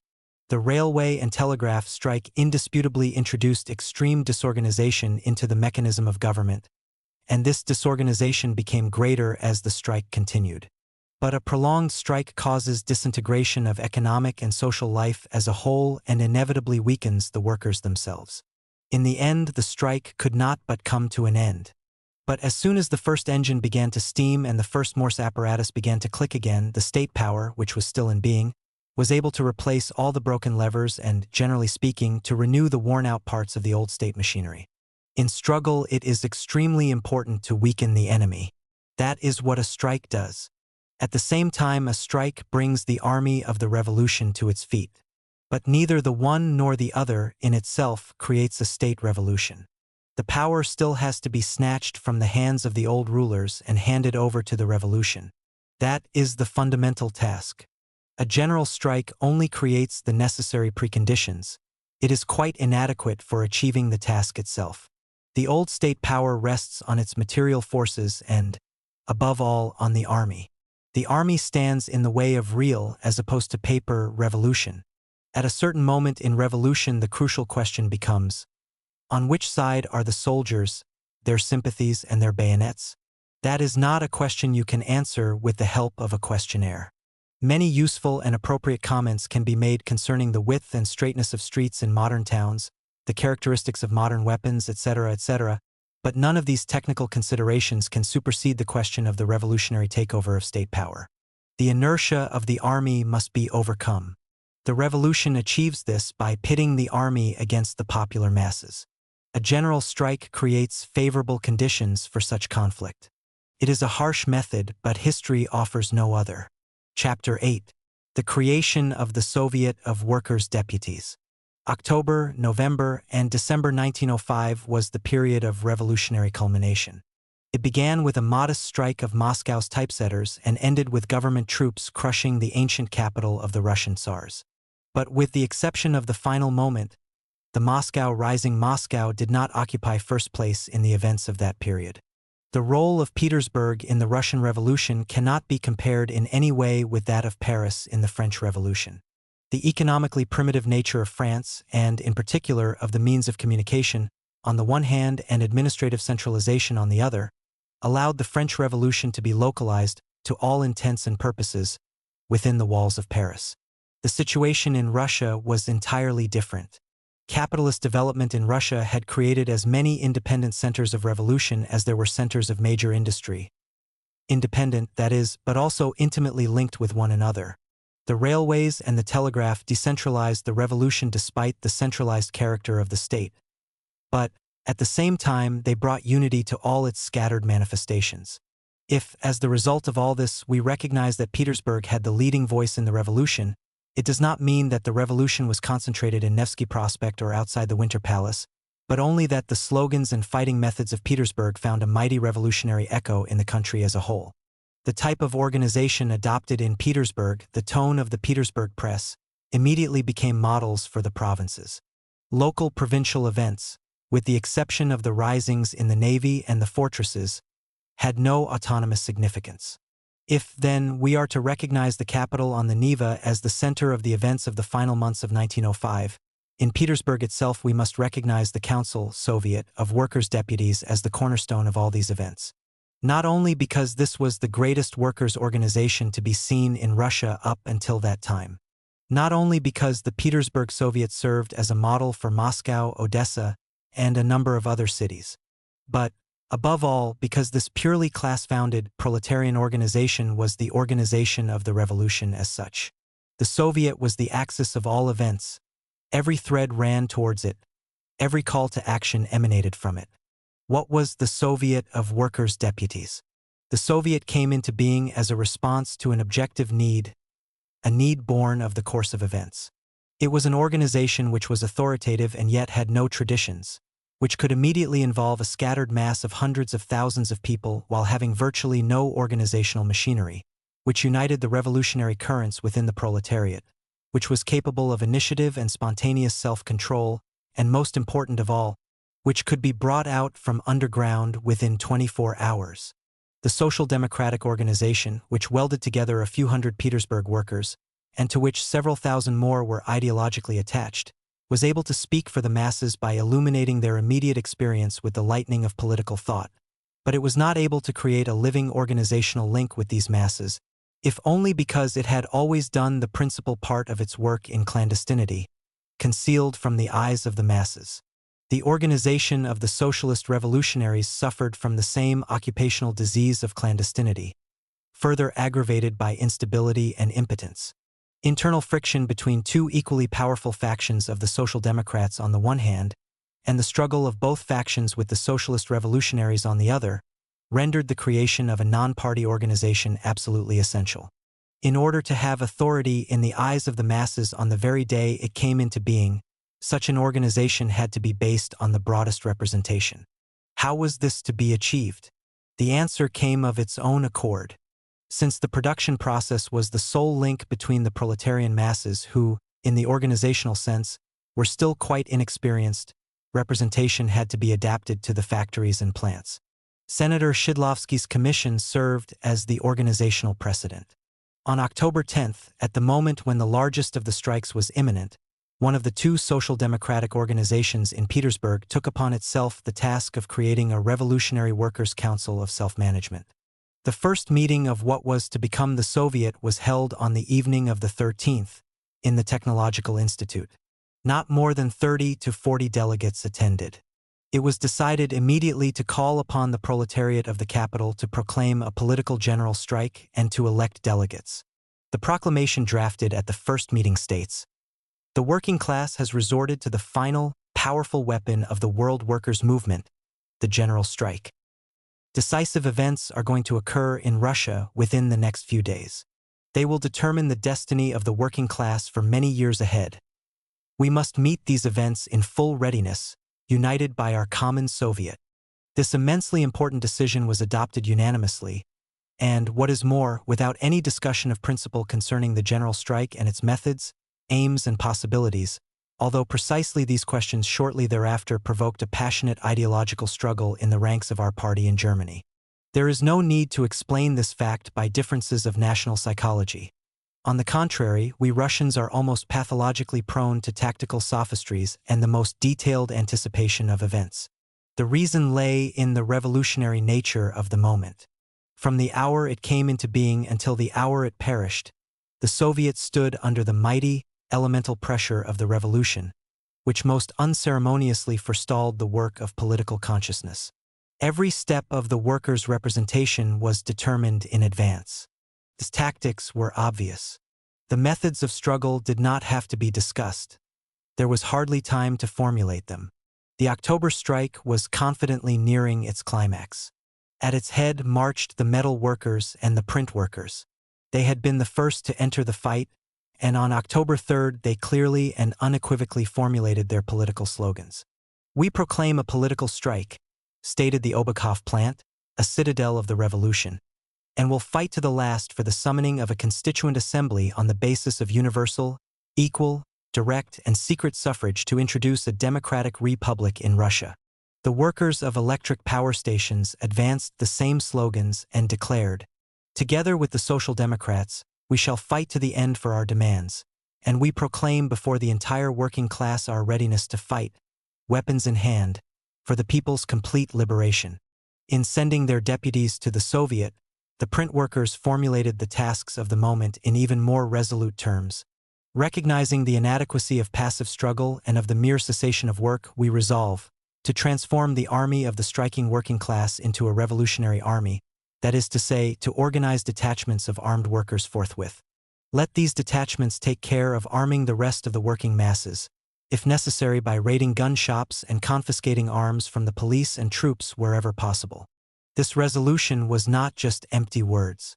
Armed detachments of print workers were extraordinarily successful in seizing the city's largest print shops for the printing of Izvestia Sovieta Rabotchik Deputatov, tidings of the Council of Workers' Deputies, and performed invaluable services in organizing the postal and telegraph strike. On October 15th, the majority of the textile factories were still at work. The Soviet worked out a complete range of methods, from verbal appeals to forcible coercion, to involve non-strikers in the strike. But it turned out to be unnecessary to resort to extreme methods. Where a printed appeal had no effect, it was enough for a crowd of strikers to appear on the scene, sometimes only a few men, and work was immediately interrupted. I was walking past the Pekliot factory. One of the deputies reported to the Soviet. I saw it was still working. I rang and asked to be announced as a deputy from the Workers' Soviet. "What do you want?" the manager asks me. "In the name of the Soviet, I call for the immediate closing down of your factory." "Very well. We shall stop work at 3 p.m. By October 16th, all the textile factories were out. Trade still continued only in the center of the town. In the working class areas, all shops were closed. By spreading the strike, the Soviet expanded and consolidated itself. Every striking factory elected a representative and, having equipped him with the necessary credentials, sent him off to the Soviet. The second meeting was attended by delegates from 40 large plants, 2 factories, and 3 trade unions. Those of the print workers, shop assistants, and office clerks. At this meeting, which took place in the physics auditorium of the Technological Institute, the author of these lines was present for the first time. This was on October 14th, when the strike on the one hand and the split in the government on the other were inexorably approaching the moment of crisis. That was the day of Trepov's famous order, "No blank volleys and spare no bullets." Yet on the next day, October 15th, the same Trepov suddenly recognized that a need for gatherings has ripened in the people, and, while forbidding meetings within the walls of higher educational establishments, promised to set aside 3 municipal buildings for the purpose of meetings. "What a change in 24 hours!" we wrote in Izvestia. "Yesterday we were ripe only for bullets. Today we are ripe enough for popular meetings." The murderous villain is right. In these great days of struggle, the people of Russia are maturing by the hour. Despite the ban, on the evening of the 14th, the higher educational establishments were overflowing with people. Meetings were held everywhere. "We, gathered here, declare," such was our reply to the government, "that the mousetraps which General Trepov has set for us are not large enough to hold us. We declare that we shall continue to meet in the universities, in factories, in the streets, and in all other places, wherever we may see fit. From the Assembly Hall of the Technological Institute, where the need for demanding that the City Duma should arm a workers' militia was discussed, we moved into the Physics Auditorium. Here we first saw the Soviet of Deputies, which had been formed the day before. About 100 workers' representatives and members of revolutionary parties were seated on the amphitheater benches. The chairman and secretaries were installed at the demonstration table. The meeting resembled a council of war more than a parliament. There was no trace of magniloquence, that ulcer of representational institutions. The questions under discussion, the spreading of the strike, and the demands to be addressed to the Duma were of a purely practical nature and were debated briefly, energetically, and in a businesslike manner. One felt that every atom of time was accounted for. The slightest tendency towards rhetoric was firmly checked by the chairman with the stern approval of the entire meeting. A special deputation was instructed to submit the following demands to the City Duma: that measures be taken immediately to regulate the flow of food supplies to the workers, that premises be set aside for meetings, that all food supplies, allocations of premises and funds to the police, the gendarmerie, etc., be discontinued forthwith, that funds be issued for the arming of the Petersburg proletariat in its fight for freedom. Given the fact that the Duma was composed of state officials and householders, approaching it with radical demands of this kind was a purely agitational step. It goes without saying that the Soviet entertained no illusions on that score. It neither expected nor obtained any practical results.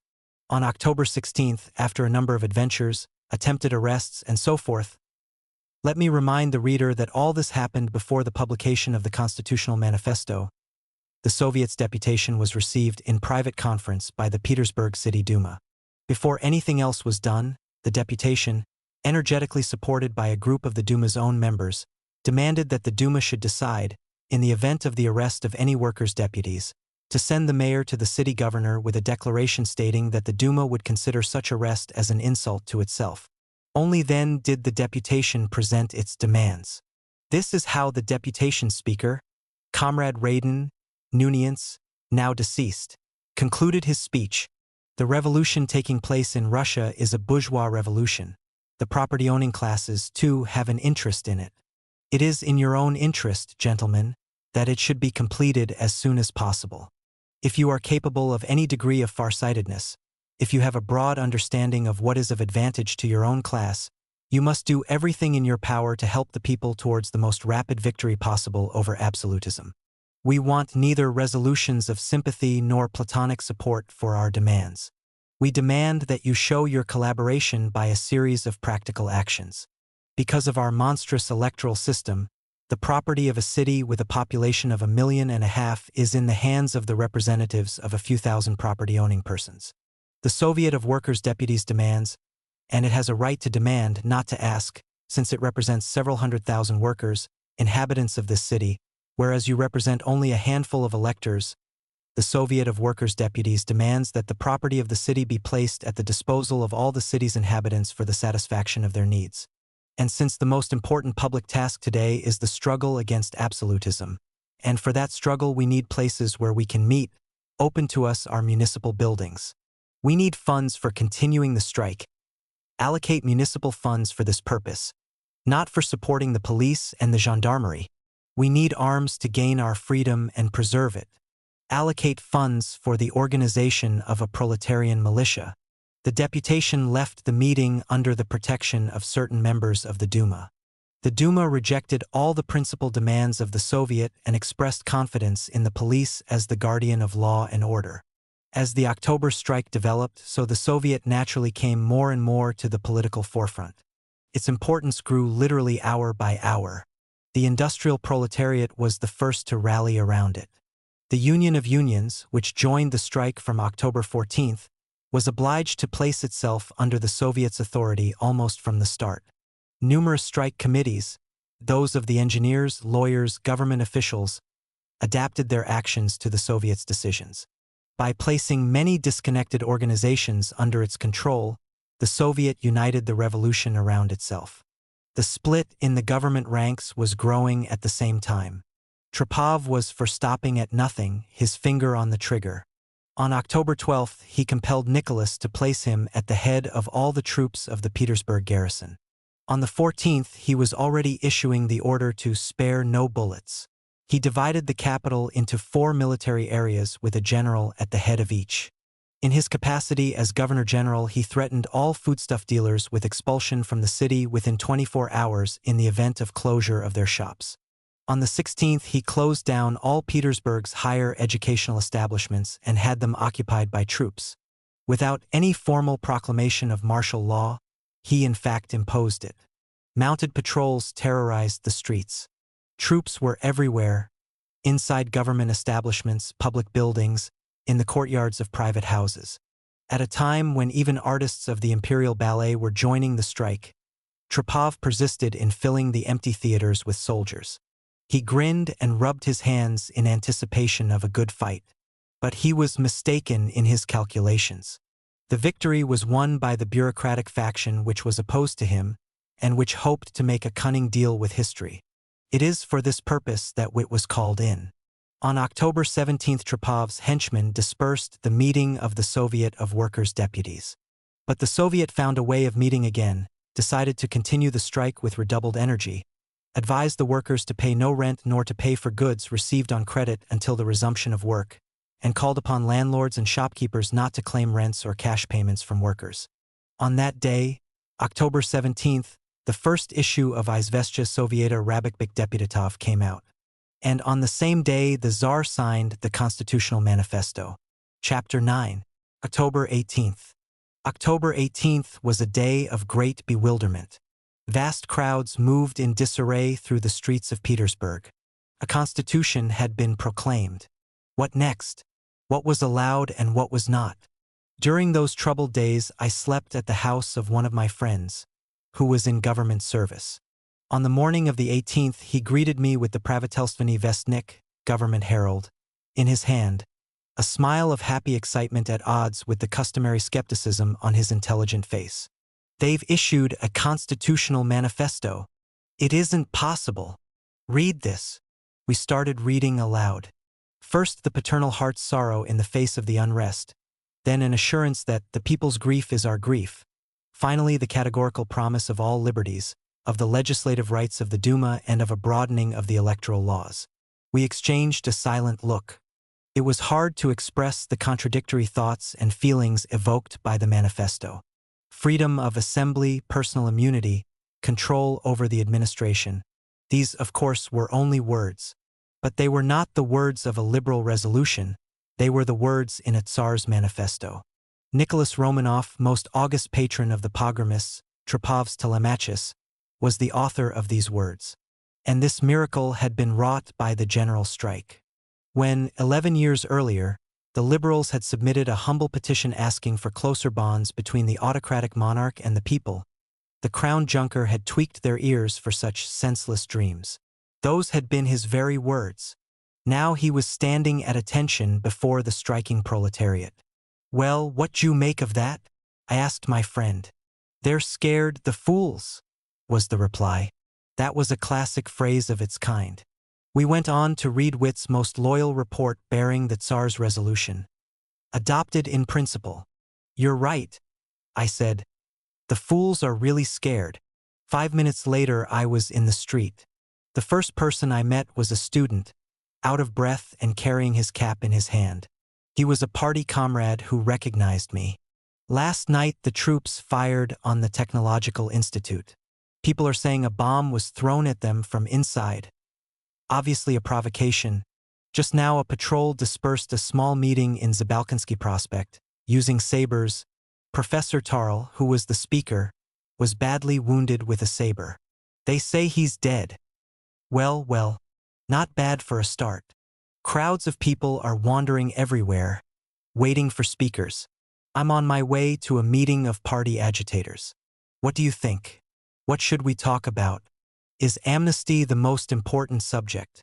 Everybody will be talking about amnesty without us. Demand the removal of troops from Petersburg. Not a single soldier within a radius of 25 versts. The student ran on, waving his cap in the air. A mounted patrol passed by in the street. Trepov was still in the saddle. The shooting at the institute was his comment on the manifesto. The good fellow had wasted no time in destroying any constitutional illusions the people might have entertained. I walked past the Technological Institute. It was still locked and guarded by soldiers. Trepov's old promise that no bullets would be spared hung on the wall. Someone had pasted the Tsar's manifesto next to it. Small groups of people huddled on the pavements. "Let's go to the university," someone said. "There'll be speeches." I went with them. We walked rapidly and in silence. The crowd grew every minute. There was no sense of joy, but rather of uncertainty and disquiet. No more patrols were to be seen. Isolated policemen kept timidly out of the way of the crowd. The streets were decorated with tricolor flags. "Herod's got his tail between his legs," a worker in the crowd said loudly. Sympathetic laughter greeted the remark. The mood was noticeably rising. A boy snatched a tricolor flag with its staff from above a house gate, ripped off the blue and white strips, and raised the red remainder of the national flag high above the crowd. Dozens of people followed his example. A few minutes later, a multitude of red flags were waving above the mass of people. White and blue scraps of material lay everywhere, and the crowd trampled them with their feet. We crossed the bridge to Vasilyevsky Island. A huge bottleneck of people formed on the quay, through which a countless mass poured. Everyone was trying to push their way through to the balcony from which the orators were to speak. The balcony, windows, and spire of the university were decorated with red banners. I got inside with difficulty. My turn to speak came third or fourth. The picture which opened before my eyes from the balcony was extraordinary. The street was packed with people. The students' blue caps and the red banners were bright spots among the 100,000-strong crowd. The silence was complete. Everyone wanted to hear the speakers. "Citizens, now that we have got the ruling clique with its back to the wall, they promise us freedom. They promise us electoral rights and legislative power. Who promises these things? Nicholas II. Does he promise them of his own good will, or with a pure heart? Nobody could say that for him." He began his reign by congratulating his splendid Fanagoriytsi on the murder of the workers of Yaroslav, and stepping over corpse after corpse, he arrived at Bloody Sunday, January 9th.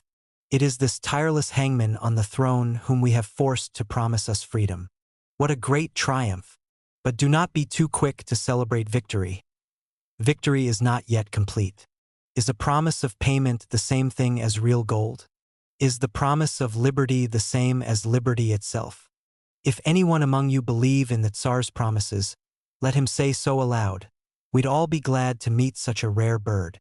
Look around, citizens. Has anything changed since yesterday? Have the gates of our prisons been opened? The Peter and Paul fortress still dominates the city, doesn't it? Don't you still hear groans and the gnashing of teeth from behind its accursed walls? Have our brothers returned to their homes from the Siberian deserts? "Amnesty!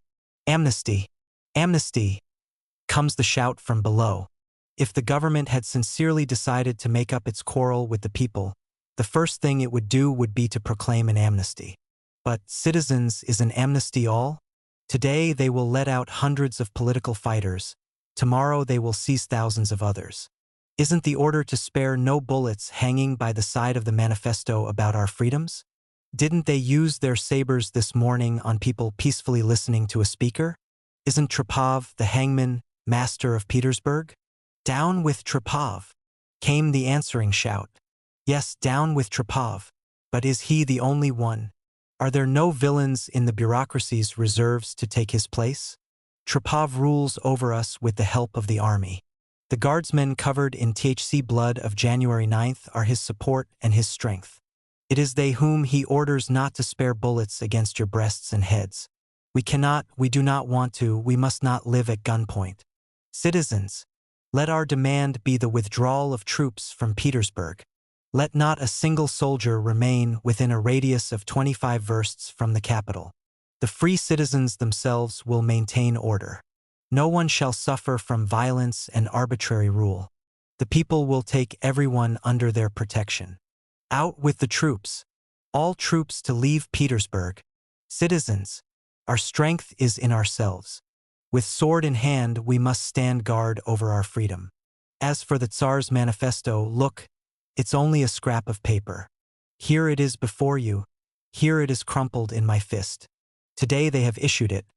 Tomorrow they will take it away and tear it into pieces, just as I am now tearing up this paper freedom before your eyes.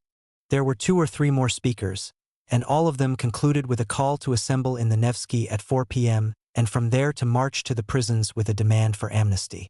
Chapter 10. Vitus Ministry. On October 17th, the Tsarist government, covered in the blood and curses of centuries, capitulated before the revolutionary strike of the working masses. No efforts at restoration can rub out this fact from the history books. The sacred crown of the Tsar's absolutism bears forever the trace of the proletarian's boot. Both in the internal and the external struggle, the herald of Tsarist capitulation was Count Witte. A plebeian parvenu among the noble ranks of the upper bureaucracy, closed, like all bureaucrats, to the influence of any general ideas or political and moral principles, Witte held an advantage over his rivals precisely because, as a parvenu, he was not bound by the traditions of the court, the nobility, or the cavalry stables. This fact helped him to develop into the ideal bureaucrat, free not only from nationality, religion, conscience, and honor, but also from caste prejudice. The same fact made him more responsive to the elementary demands of capitalist development. Among the hereditary imbeciles of the cavalry regiments, he appeared as a statesman of genius. Count Witte's constitutional career was built wholly on revolution.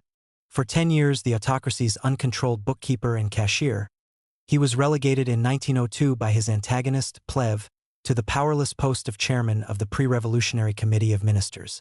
When Plehve himself had been retired by a terrorist's bomb, Witte, with the help of obliging journalists, began to put himself forward, not without success, in the role of Russia's savior.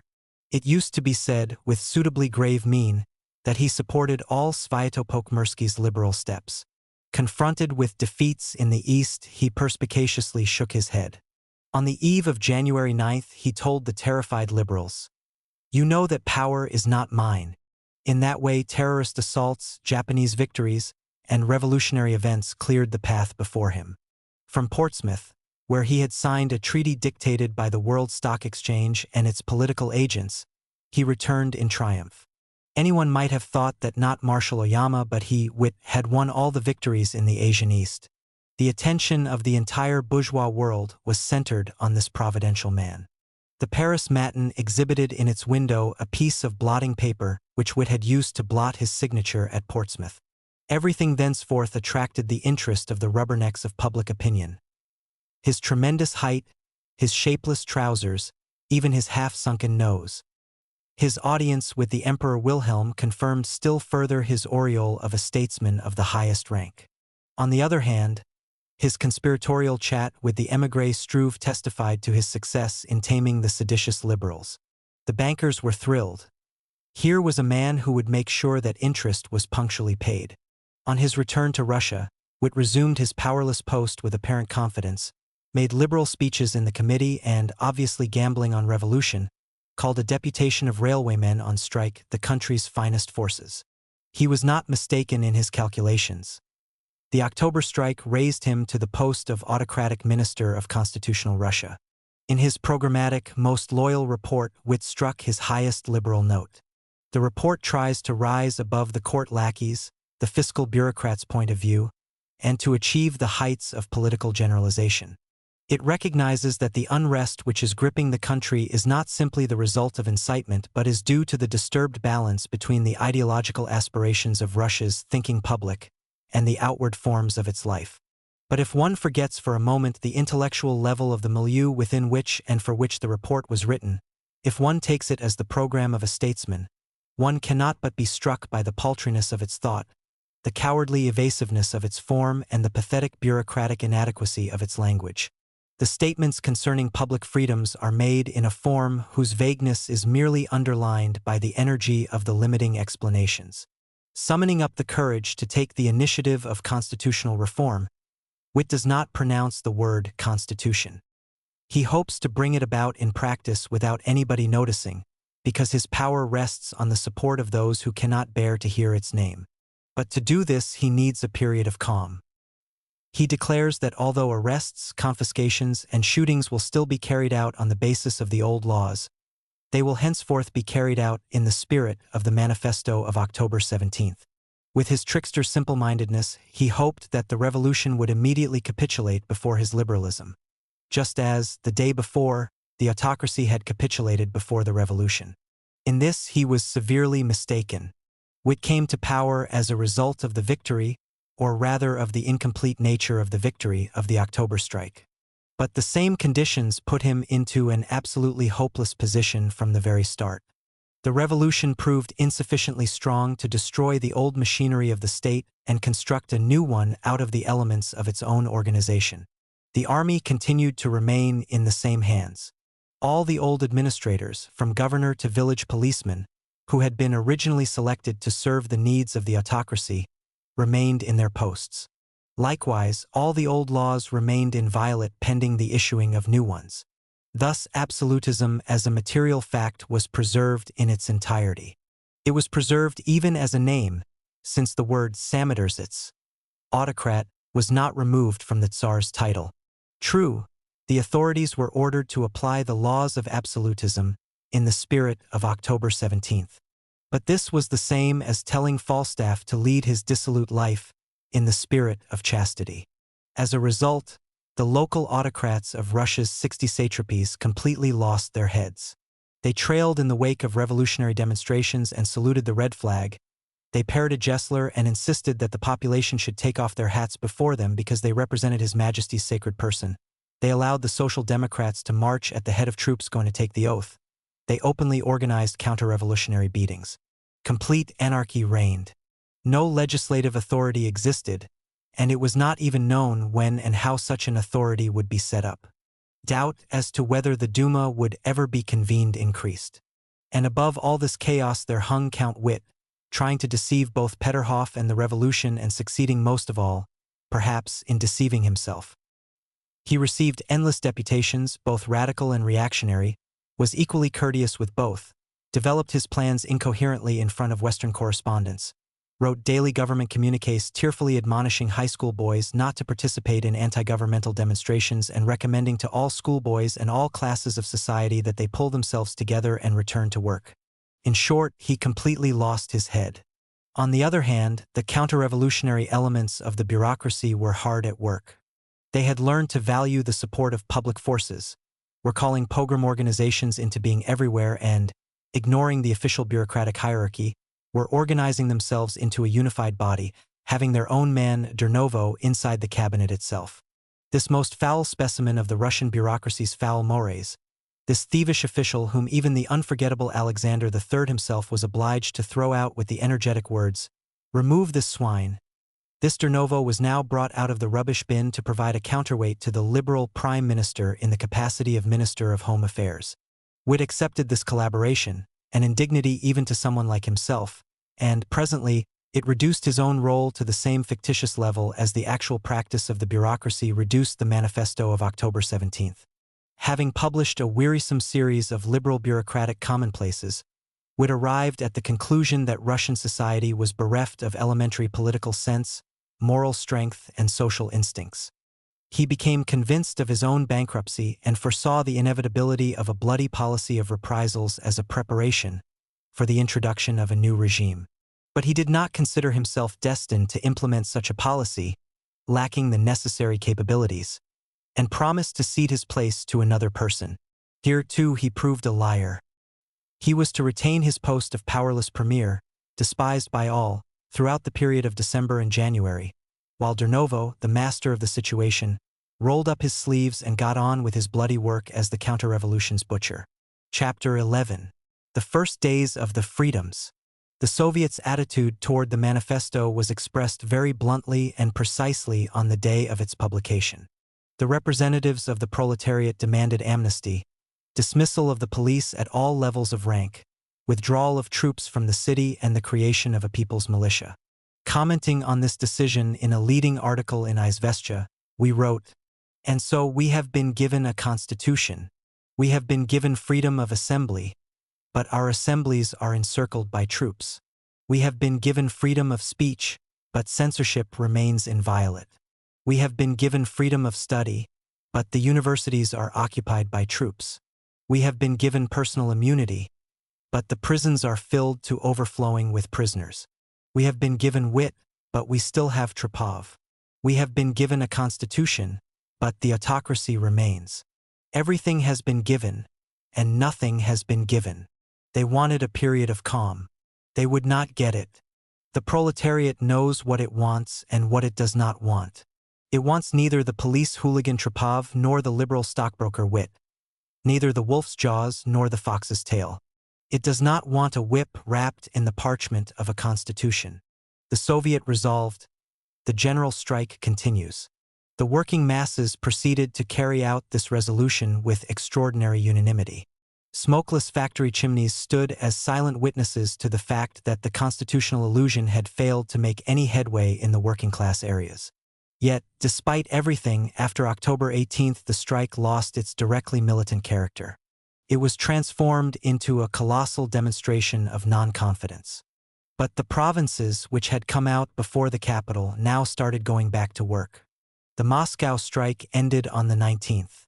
The Petersburg Soviet decided to end the strike on October 21st at noon. The last to leave the field, it organized an astonishing demonstration of proletarian discipline by calling hundreds of thousands of workers back to their lathes at the same hour. Even before the ending of the October strike, the Soviet was able to test the tremendous influence it had acquired within a single week. This was when, at the demand of countless masses, it placed itself at their head and marched with them through the streets of Petersburg. At 4 p.m. on the 18th, hundreds of thousands of people gathered by the Kazan Cathedral. Their slogan was amnesty. They wanted to march to the prisons.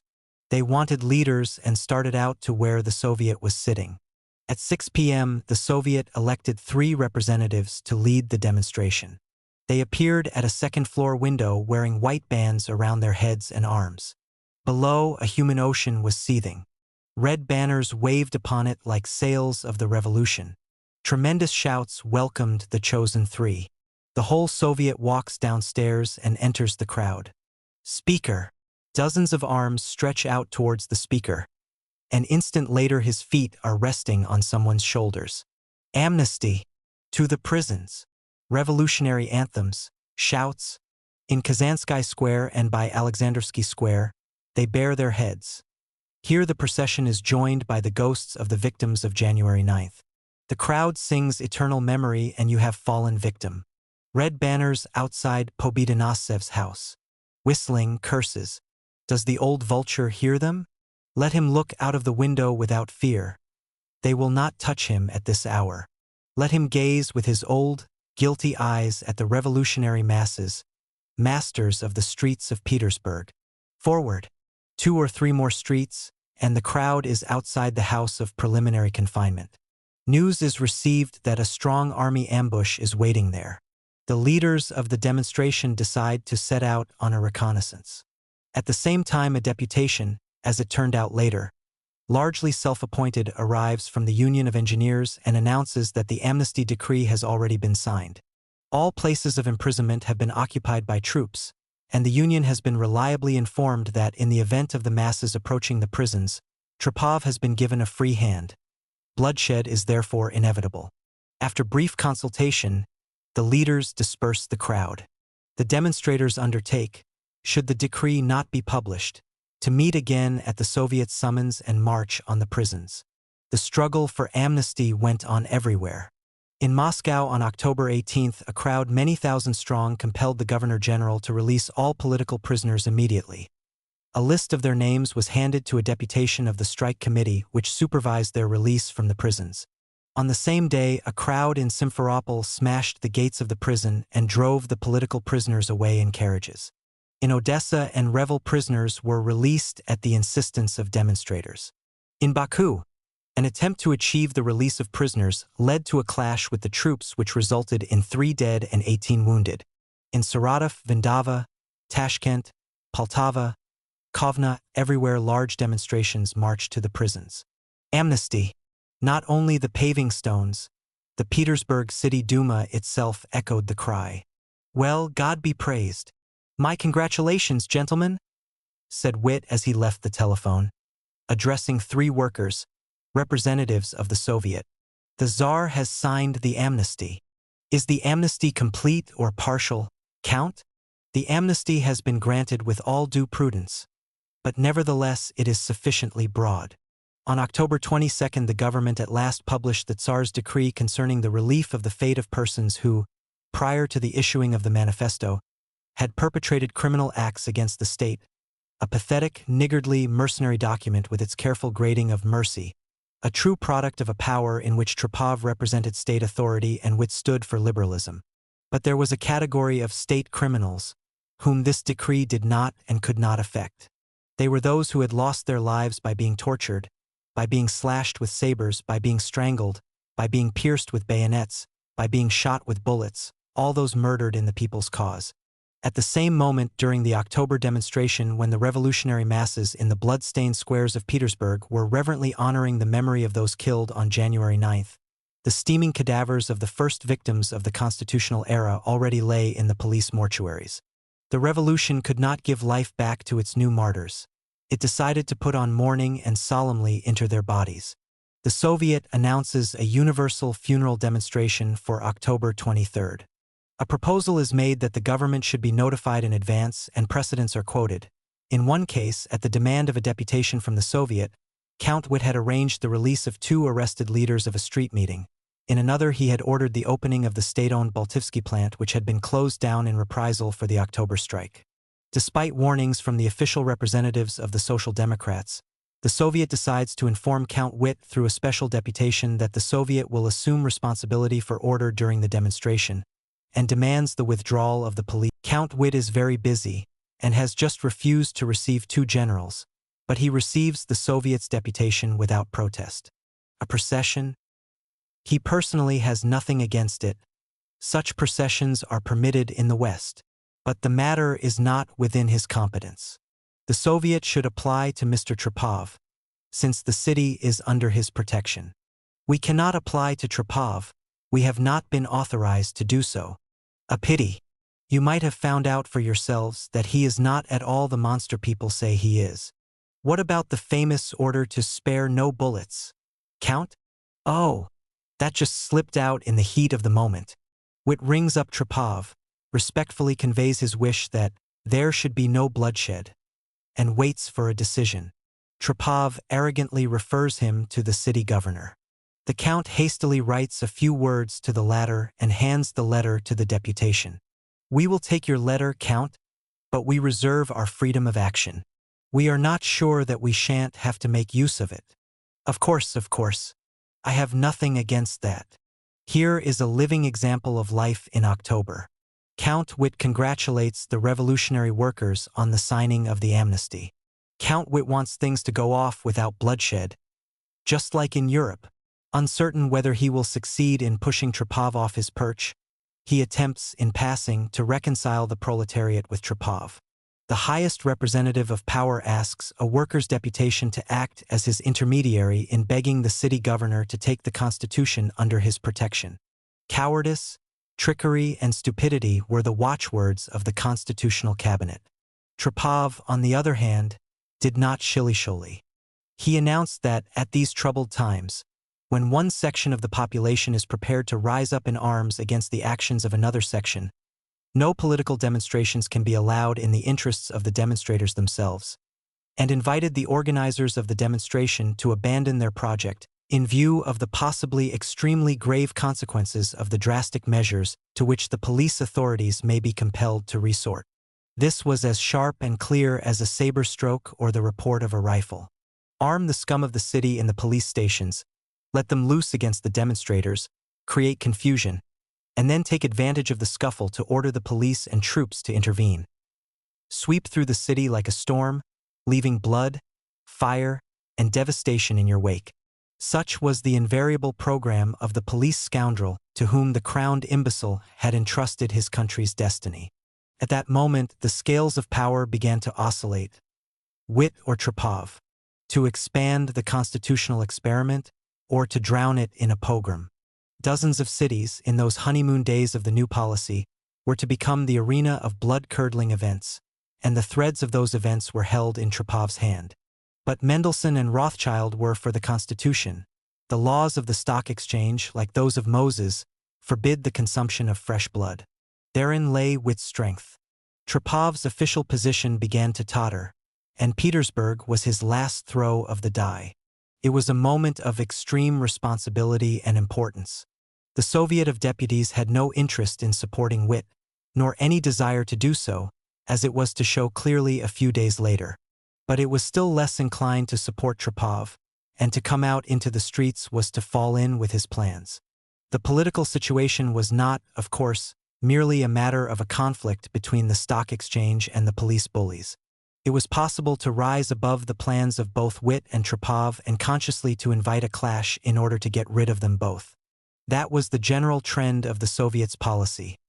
It went towards the inevitable conflict with its eyes open, but it did not feel itself called upon to accelerate the conflict. The later, the better. To make the decisive struggle coincide with a funeral demonstration at a moment when the titanic tension of the October strike was already beginning to slacken and yield to a temporary psychological reaction of satisfied fatigue would have been to commit a monstrous error.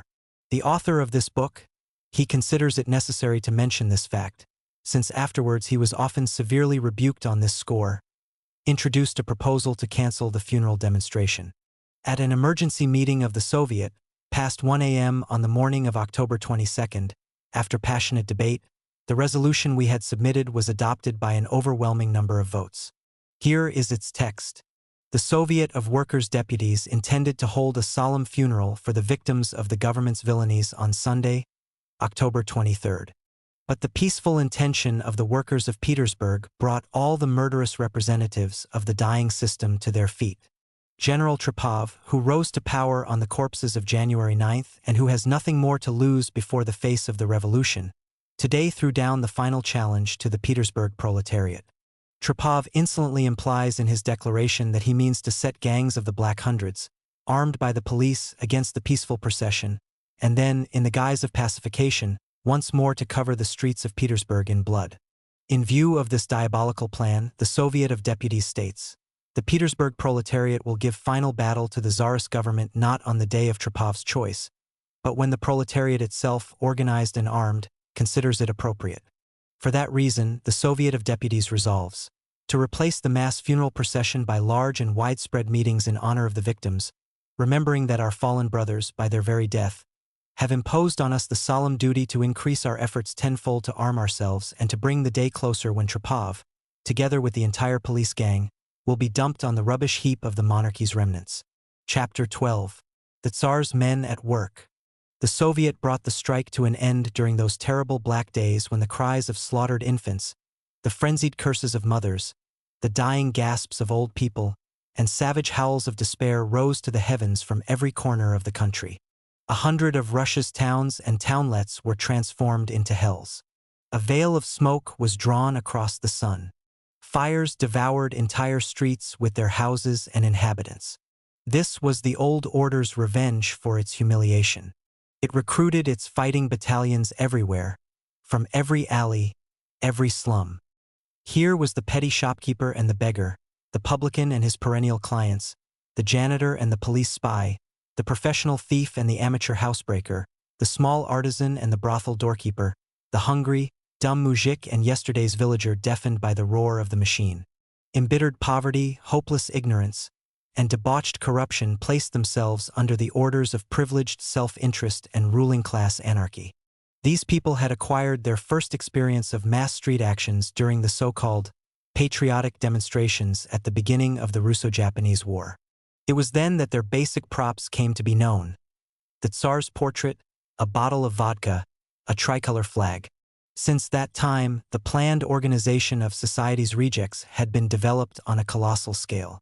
Whereas the mass of the pogromists, if mass is the right word, remained more or less haphazard, the nucleus was always disciplined and organized in paramilitary style, receiving its slogans and its watchwords from above and deciding the time and scope of every murderous operation. Komisarov, an official of the police department, said, "It is possible to arrange any kind of pogrom, involving 10 people if you like, or 10,000 if you like. Everyone knows about a coming pogrom in advance. Pogrom proclamations are distributed, bloodthirsty articles come out in the official provincial gazettes. Sometimes a special newspaper begins to appear. The town governor of Odessa issues a provocational proclamation in his own name. When the ground has been prepared, a visiting company of specialists appears. They spread sinister rumors among the ignorant masses. The Jews are planning an attack on the Russians. Some socialists have defiled a holy icon. Some students have torn up the Tsar's portrait.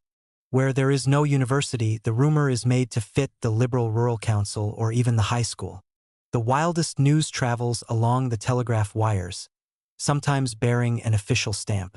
Meanwhile, the preparatory technical work is accomplished. Lists are drawn up of people, houses are singled out for special attention. A general strategic plan is drawn up. On an appointed date, the hungry mob is called from the suburbs. On that date, a special service is held in the cathedral. The bishop makes a solemn oration. A patriotic procession starts out, with the clergy in the front, with a portrait of the Tsar taken from police headquarters with many national flags. A military band plays without cease. At the sides and at the rear of the procession march the police. The governor salutes. The police chief publicly embraces the leading members of the Black Hundreds. Churches along the way of the procession ring their bells. Hats off! Visiting instructors and local policemen in civilian clothes, though frequently still wearing their uniform trousers which they have not had time to change, are scattered among the crowd. They keep a watchful eye on the proceedings, excite the crowd and urge it on, giving the impression that everything is allowed, and all the time looking for a pretext for open action. To start with, a few windows are smashed, a few passers-by beaten up. The wreckers enter every tavern on their way and drink, drink, drink. The band never stops playing God Save the Tsar, that hymn of the pogroms. If no pretext is at hand, they create one. Someone climbs into an attic and fires on the crowd, usually with blank cartridges. Patrols armed with police revolvers make sure that the anger of the crowd is not paralyzed by fear. They respond to the provocateur's shot with a volley at the windows of previously selected apartments. A few shops are raided and stolen cloth and silk is spread on the ground at the feet of the patriotic procession. If any resistance is offered, regular troops come to the rescue. With 2 or 3 volleys, they shoot down the resistors or render them powerless by not allowing them within range. Protected in the front and rear by army patrols, with a Cossack detachment for reconnaissance, with policemen and professional provocateurs as leaders, with mercenaries filling the secondary roles, with volunteers out for easy profit, the gang rushes through the town, drunk on vodka and the smell of blood. The Doss House tramp is king.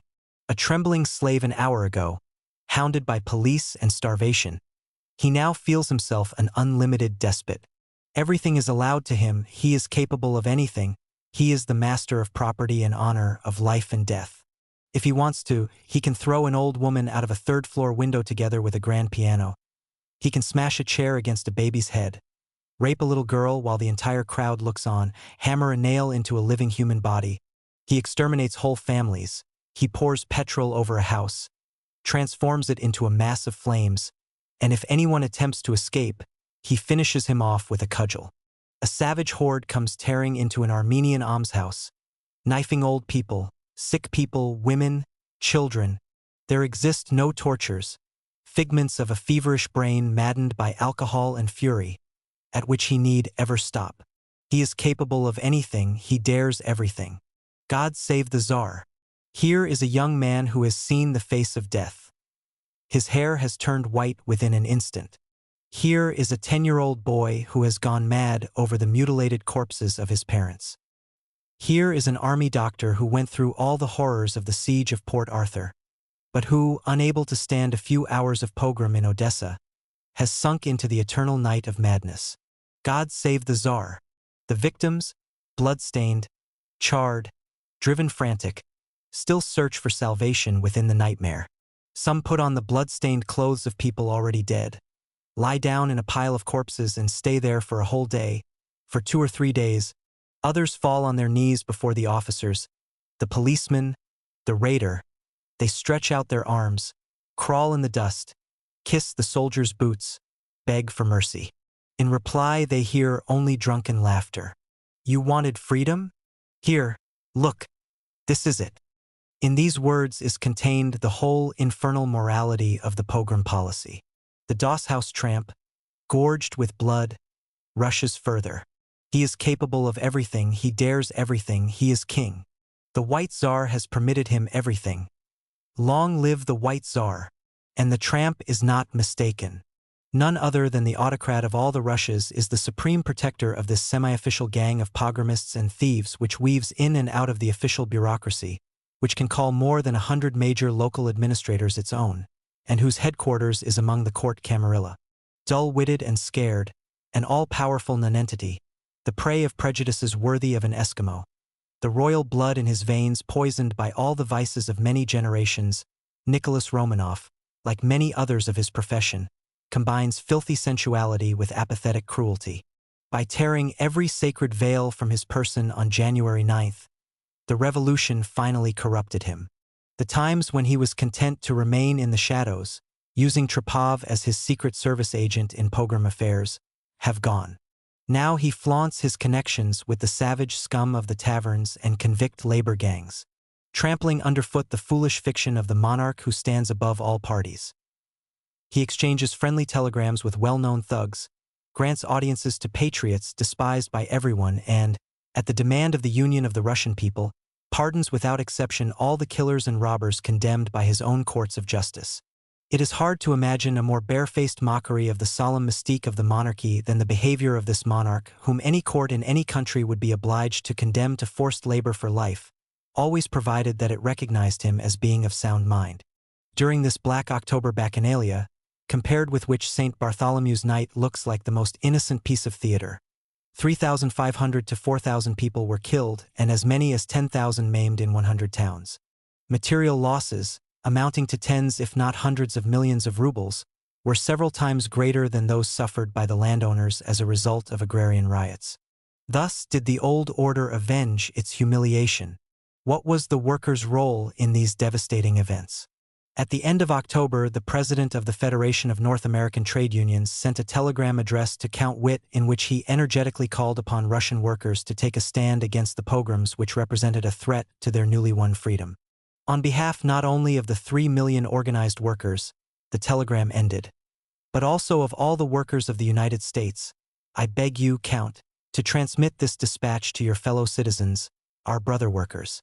But Count Witt, who had only recently posed as a true Democrat in the United States, declaring that the pen is mightier than the sword, now found a sufficient reserve of shamelessness within himself to let him put the dispatch quietly away in a secret drawer of his desk.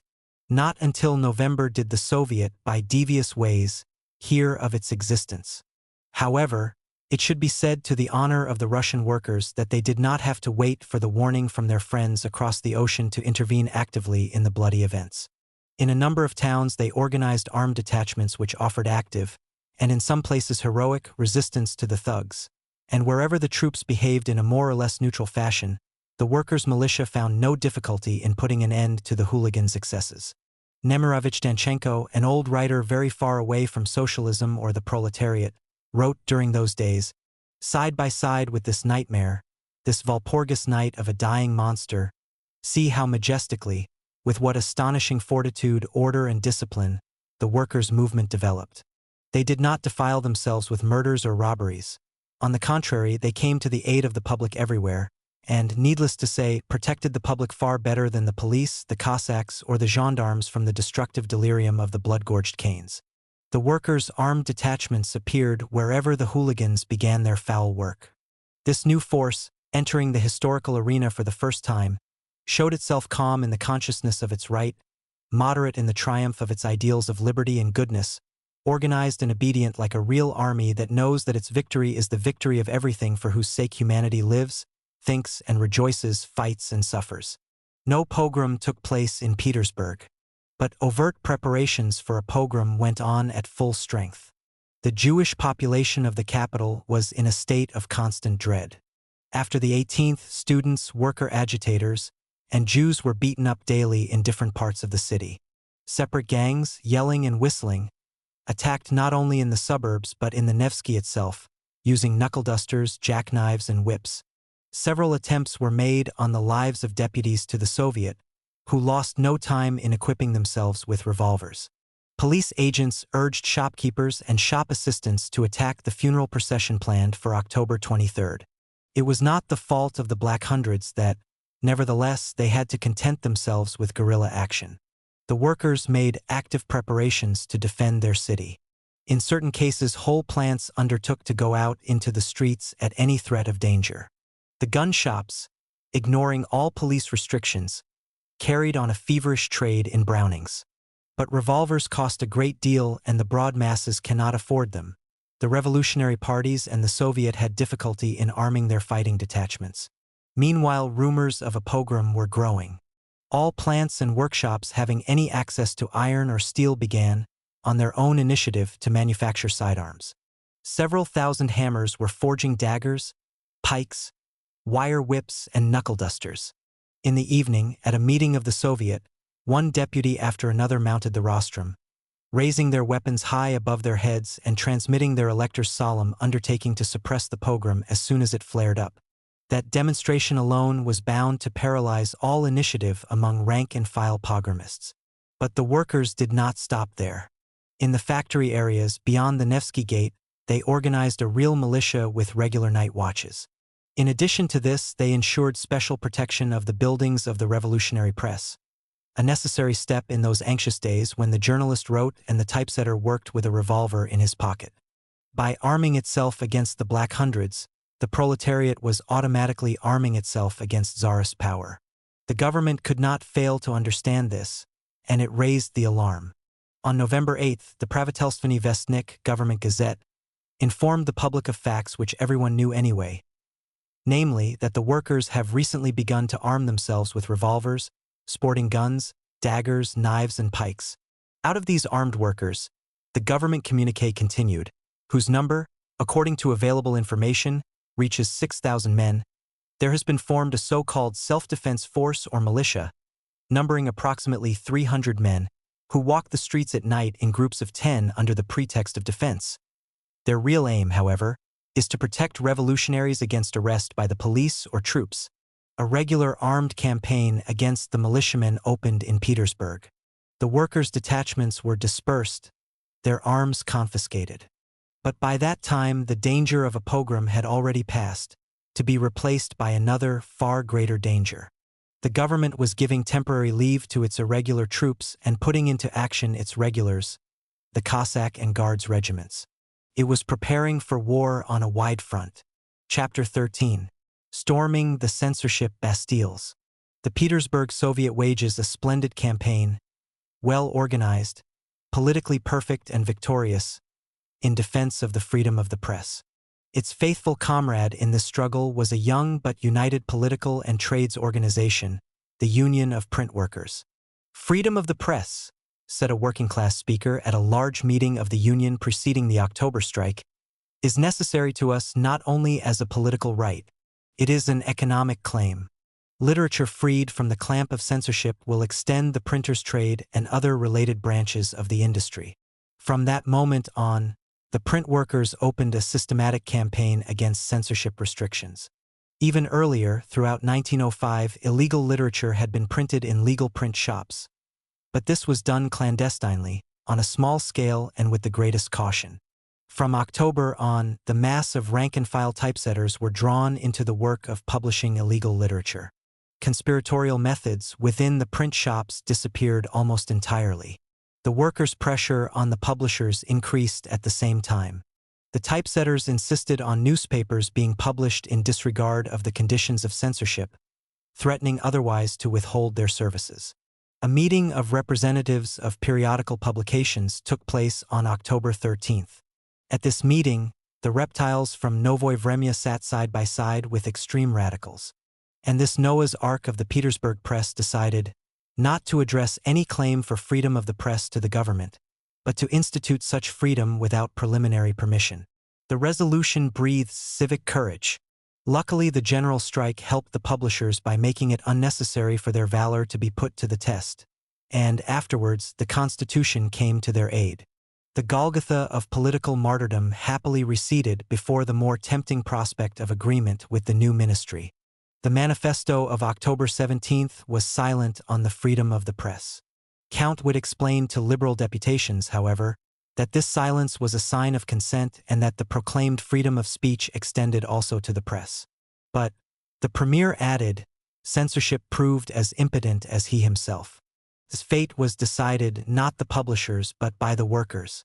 The Soviet stated on October 19th, the Tsar's manifesto proclaims freedom of speech in Russia, yet the Central Directorate of Affairs of the Press still exists. The censor's blue pencil is still in force. Freedom of the press still has to be won by the workers. The Soviet of Deputies resolves that only those newspapers may be published whose editors ignore the censorship committee, refuse to submit their issues for censorship, and generally act in the same way as the Soviet in publishing its newspaper. For this reason, typesetters and other workers of the press will work only after editors have declared their readiness to put the freedom of the press into practice. Until that time, newspaper workers will remain on strike, and the Soviet of Deputies will take all necessary measures to pay the comrades on strike all wages due to them. Newspapers which fail to accept the present resolution will be confiscated from their sellers, and any workers who do nor accept the decision of the Soviet of Deputies will be boycotted. This resolution, extended a few days later to all journals, brochures, and books, became the new press law. The typesetters' strike, together with the general strike, continued until October 21st. The Union of Print Workers resolved not to interrupt the strike even in order to print the Constitutional Manifesto, and this decision was strictly observed. The manifesto appeared only in the government gazette, which was printed by soldiers. Apart from that, only the reactionary Svet Light issued the Tsar's underground proclamation of October 17th without the knowledge of its own typesetters. Svet was to pay a heavy price for this action. Its print shop was wrecked by factory workers. Is it possible that only 9 months had passed since the January pilgrimage to the Winter Palace? Was it only the previous winter that these same people had entreated the Tsar to grant them freedom of the press? No, our old calendar lies. The revolution has its own system of chronology, where months are decades and years are whole centuries. Among 20,000 workers, the Tsar's manifesto could not find a single loyal printer to print it. But social democratic proclamations containing reports of the manifesto and commenting upon it were disseminated in enormous numbers as early as October 18th, and the second issue of the Soviet's own Izvestia, published on the same day, was distributed at every street corner. After the strike, all the newspapers announced that henceforth they would be published without censorship. Most of them, however, failed to breathe a single word about the real initiator of their decision. Only Novoye Vremya, through the pen of its Stolypin, brother of the future premier, timidly expressed its indignation. We were quite prepared to make this sacrifice on the altar of a free press, but they came to us, they demanded from us, they forced us, and poisoned our pleasure in our own selflessness. Apart from this, there was only a certain Bashmakov, editor of the reactionary Narodny Golos, People's Voice, and of a French-language diplomatic paper, Journal de St. Petersburg, who failed to show the liberals' general readiness to grin and bear it. He obtained permission from the ministry not to submit proofs of finished copies of his newspapers for censorship, and published the following indignant statement in Narodny Golos. Committing an infringement of the law under duress, wrote this night of police legality. Despite my firm conviction that a law, even if it is a bad law, must be observed until the legal authorities have repealed it, I am publishing this issue against my will without consulting the censorship, although I have no right to do so. I protest with all my heart against the moral coercion practiced against me and declare that I intend to observe the law as soon as the slightest physical possibility for doing so exists, as I would consider it a dishonor to have my name counted among the strikers at the present turbulent time. Alexander Bashmakov. This statement perfectly characterizes the real correlation of forces between official legality and revolutionary law as it established itself during this period. In the interests of justice, we feel we should add that Mr. Bashmakov's action compares very favorably with the behavior of the Semi-October Slovo, which officially applied for, and obtained, the Soviet's written instructions not to submit its issues to the censorship. Such people needed the new master's permission before they dared to flout the authority of the old regime. The Union of Print Workers was on its guard the whole time. Cases of this kind become more and more frequent. The struggle with pogrom literature began with the confiscation of an order for 100,000 copies of a proclamation signed by a group of workers and calling for a rising against the new Tsars, i.e. the Social Democrats. The original draft of this pogrom proclamation carried the signatures of Count Orlov Davidov and Countess Musin-Pushkin. The typesetters asked the Soviet for directives. The executive committee replied, "Stop the presses, destroy the stereotypes, confiscate any finished copies."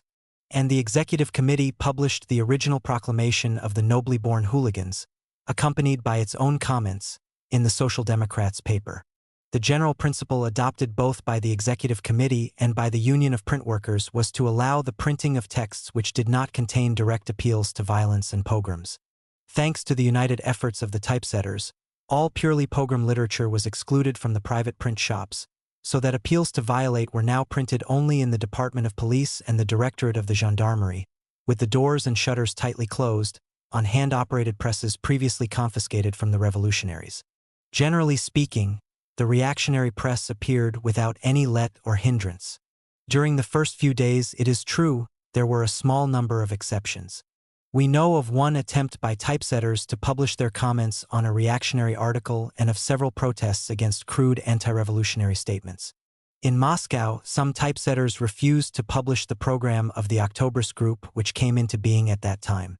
"There's freedom of the press for you," Guchkov, the future head of the Union of October 17th, complained at a rural congress. "Why, it's the old regime, only the other way around. All that's left for us is to use the methods used under the old regime. Send materials for printing abroad or start an underground print shop." It goes without saying that the indignation of the Pharisees of capitalist freedom knew no bounds. They considered themselves right because they held that the typesetter is not responsible for the text he sets up.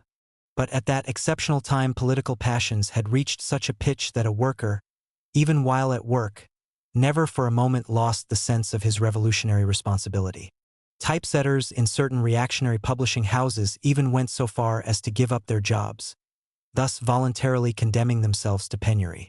Of course, they were in no sense infringing the freedom of the press by refusing to set reactionary or liberal slanders against their own class. At the worst, they were violating their own contracts. But capital is so deeply saturated with the brutal metaphysic of free employment, which compels workers to do the most disgusting kinds of work, building prisons and warships, forging leg irons, printing sheets of bourgeois lies, that it never tires of branding a morally motivated refusal to perform such work as a physical violation, either of the freedom of labor or of the freedom of the press. October 22nd saw the first appearance of Russian newspapers freed from an age-long bondage. Amidst the swarm of old and new bourgeois newspapers for whom the possibility of saying whatever they wanted was not a blessing but a curse, because at that great time they had nothing to say, because their vocabulary did not include the words with which they might have or should have addressed the new reader, because the collapse of censorship had left inviolate their inner censor, their cautious habit of always looking over their shoulder at authority. Amidst this brotherhood, who now dressed their political inarticulateness in the toga of superior statesmanship, now adorned it with the cap and bells of marketplace radicalism, the clear and virile voice of the socialist press immediately stood out. "Our newspaper is the organ of the revolutionary proletariat," the Social Democratic Nakalo declared. "With its selfless struggle, the Russian proletariat has opened to us the freedom of the word. We dedicate our free word to the service of the Russian proletariat. We, the Russian journalists of socialism, who for many years had led, like moles, the life of the revolution's underground, knew the value of open skies, fresh air and the free word. We, who had served our apprenticeships in the dark night of the reaction, when harsh winds blew and owls hooted. We, small in numbers, weak, scattered, lacking experience, almost boys against the terrible apocalyptic beast. We, armed only with our boundless faith in the gospel of international socialism, against the powerful enemy clad from head to foot in the armor of international militarism. Hiding in the nooks and crannies of legal society, we had declared war on the autocracy, a struggle for life or death. What was our weapon? The word. If anyone were to calculate the number of hours of prison and exile our party paid for each revolutionary word, the figures would be horrifying. a gruesome statistic of vital energy and life's blood. On the long road strewn with traps and pitfalls, there stand between the illegal writer and the illegal reader a number of illegal intermediaries. The typesetter, the carrier, the distributor. What a chain of effort and danger! One false step and the work of all is lost. How many printing presses were confiscated before they were able to commence work? How much literature was burned in the courtyards of gendarmerie offices before it was able to reach the reader? How much work wasted? How many forces paralyzed? How many existences ruined? Our pathetic clandestine hectographs, our homemade clandestine hand presses were what we pitted against the rotary presses of lying officialdom and licensed liberalism. Was it not like fighting Krupp's guns with a Stone Age axe? They had laughed at us. And now, in the October days, the Stone Age axe had won.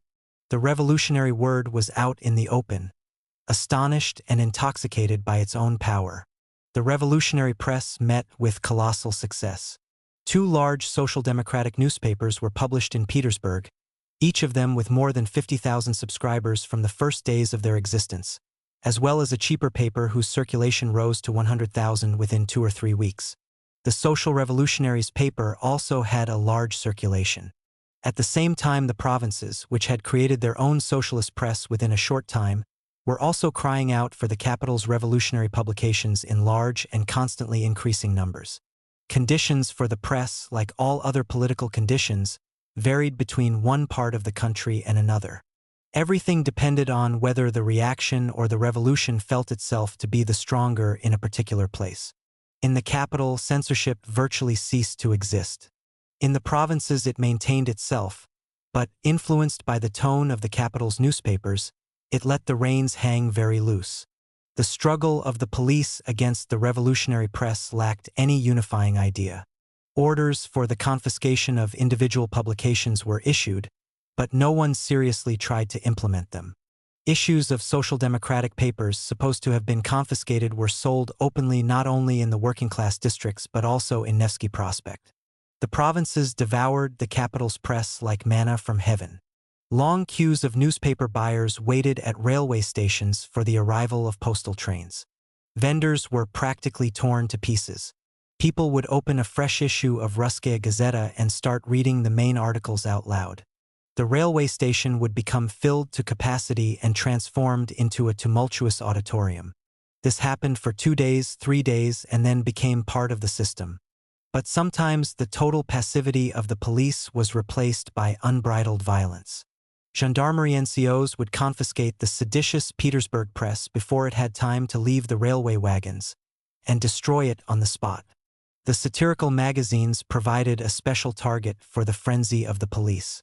The campaign against them was led by Durnovo, the Home Minister, who later proposed the re-establishment of preliminary censorship of press drawings. He had good cause to dislike them.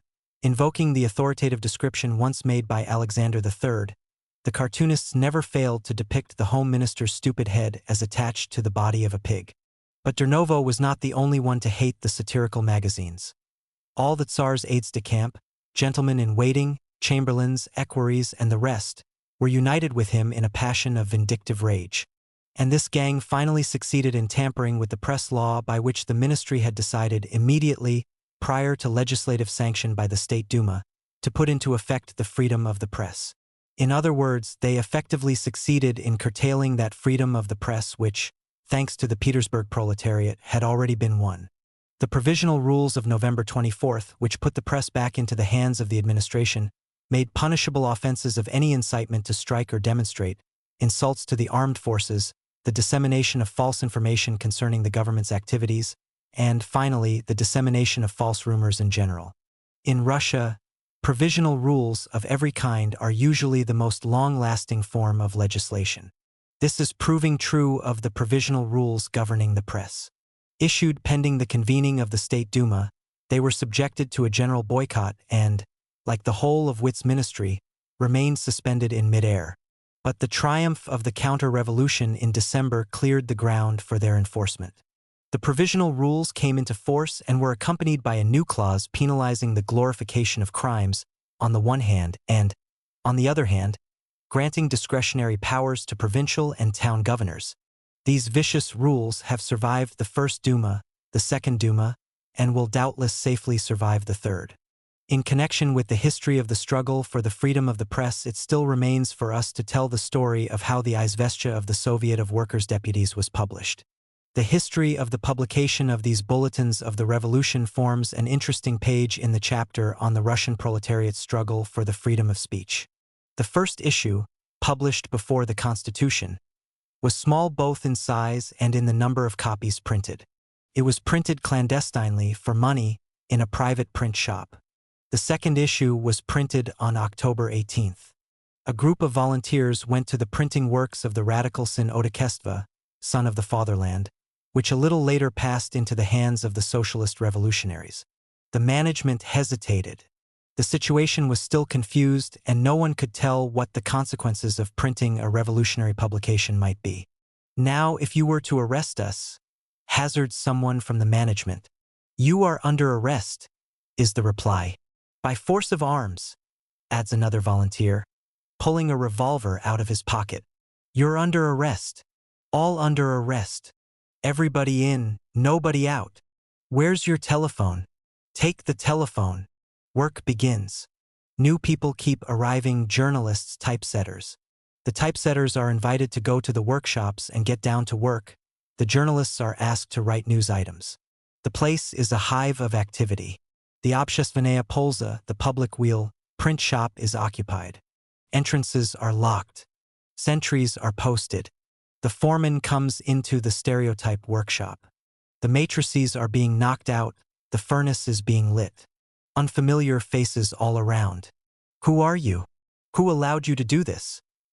The newcomer demands, getting excited and trying to put out the furnace. He is told to keep off, otherwise they'll lock him up in a closet. What's going on here? He is told that the third issue of the Soviet's Izvestia is being printed. "Why didn't you say so to start with?" "I don't mind. I'm always ready." And the experienced craftsman gets down to work. "How are you proposing to do the printing?" "The electricity supply is cut off," says the manager who is under arrest.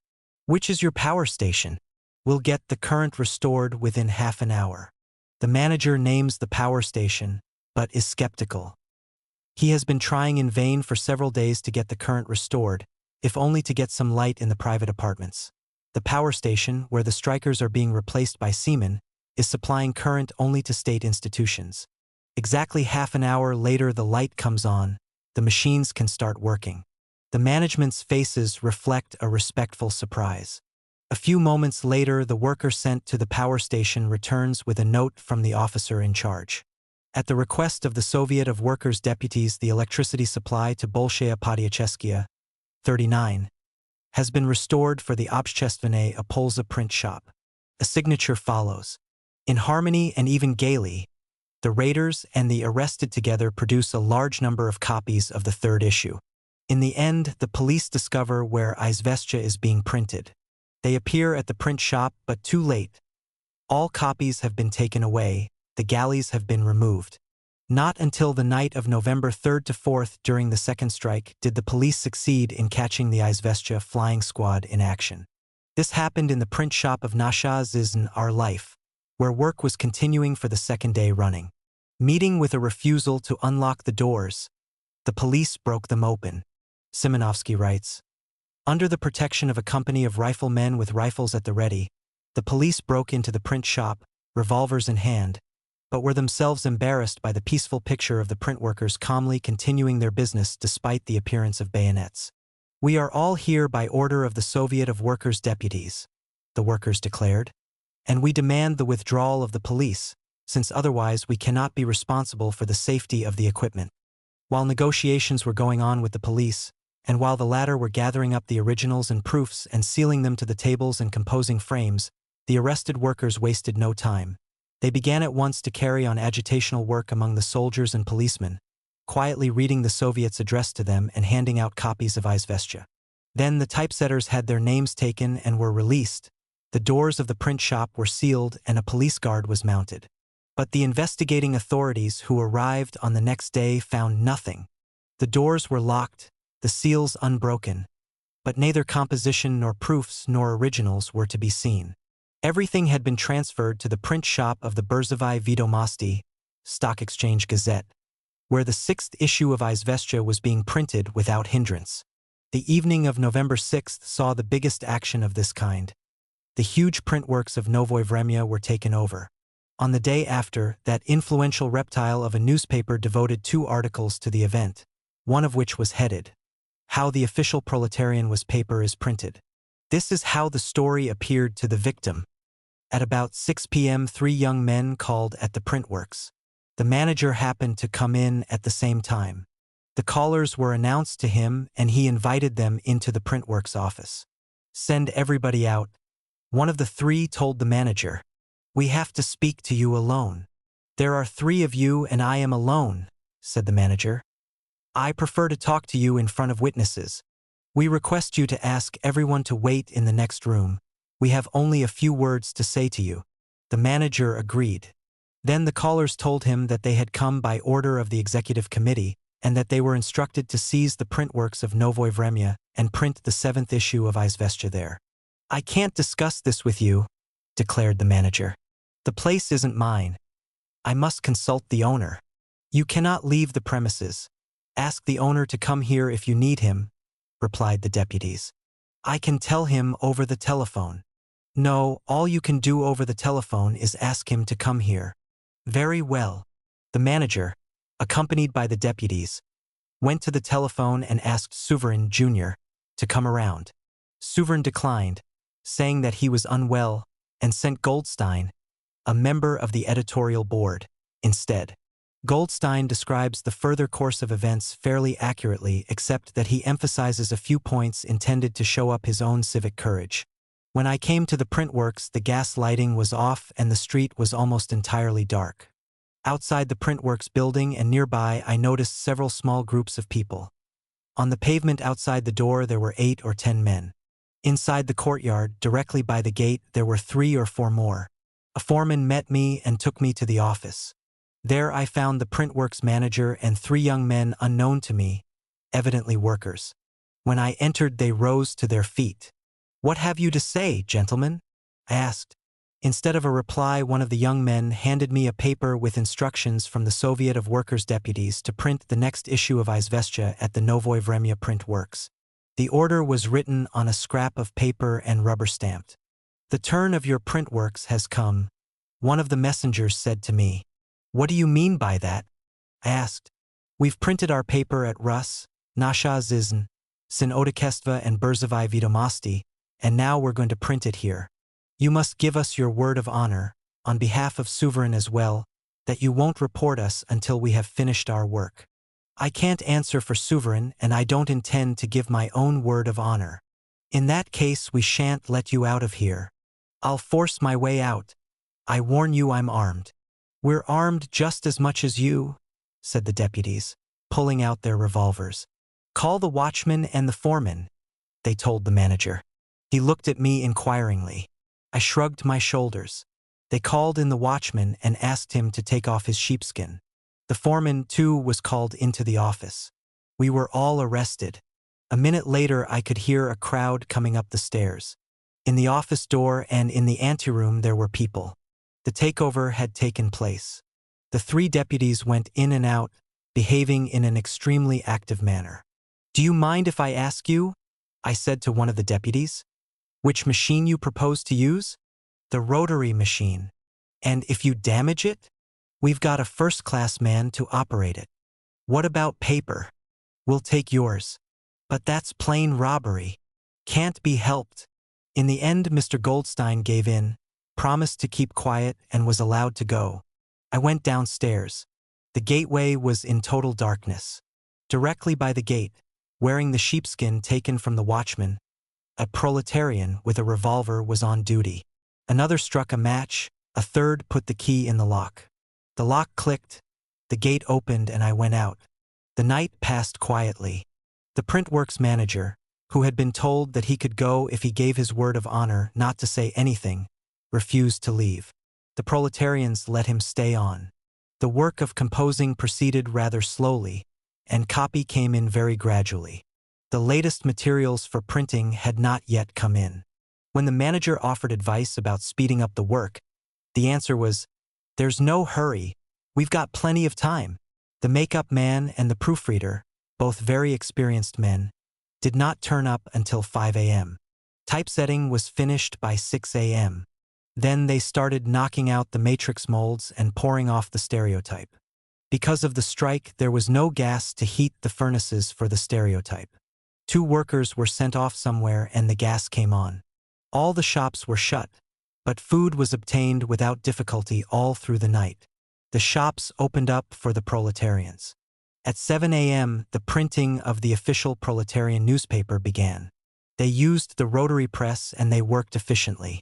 Printing continued until 11 a.m.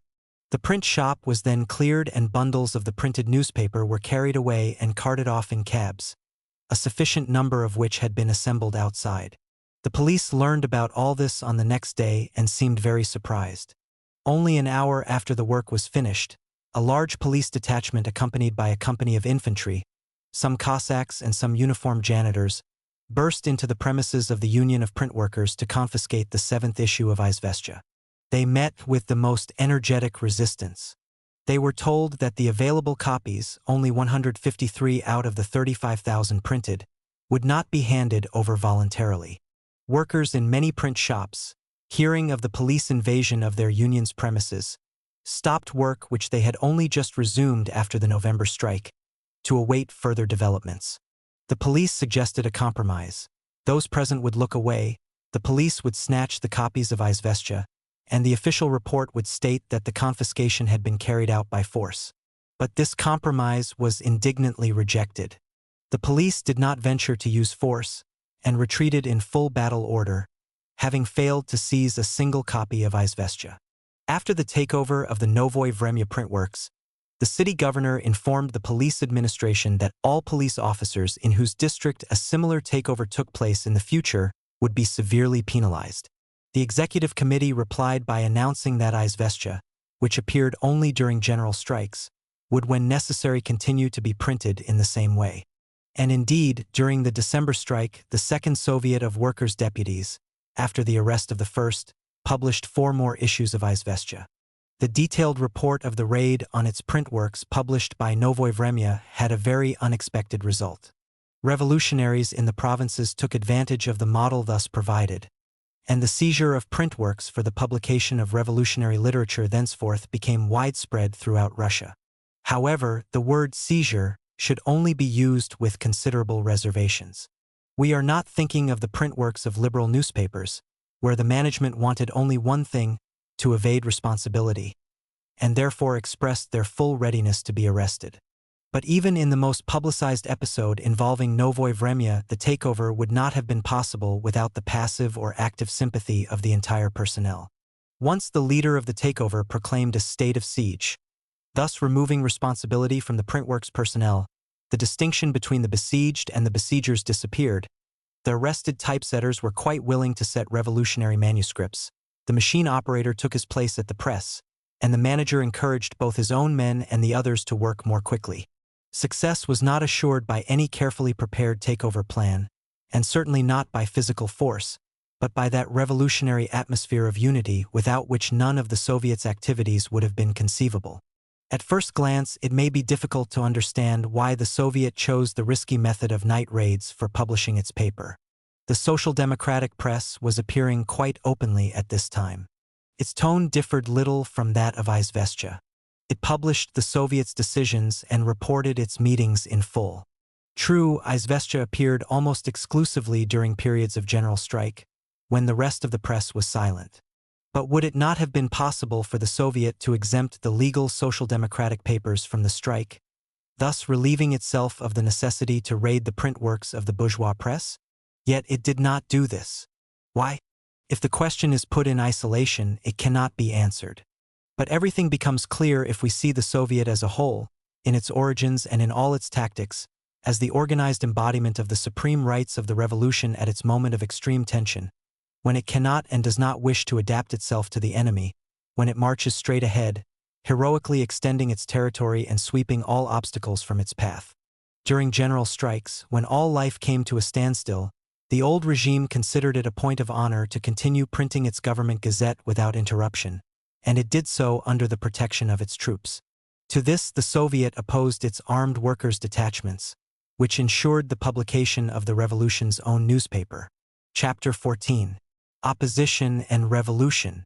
Far from restoring order, the Tsar's manifesto helped to reveal the full extent of the contradiction between the two poles of Russian society: the reactionary pogrom mentality of the nobility and bureaucracy, and the workers' revolution. During the first days, or rather hours, it looked as though the manifesto had not made any difference to the mood of the most moderate elements of the opposition. But it only looked that way. On October 18th, the so-called Iron Founders Consultative Office, one of capital's most powerful organizations, wrote to Count Witt, "We must say it straight out. Russia believes only in facts. Her blood and her poverty will no longer allow her to believe in words."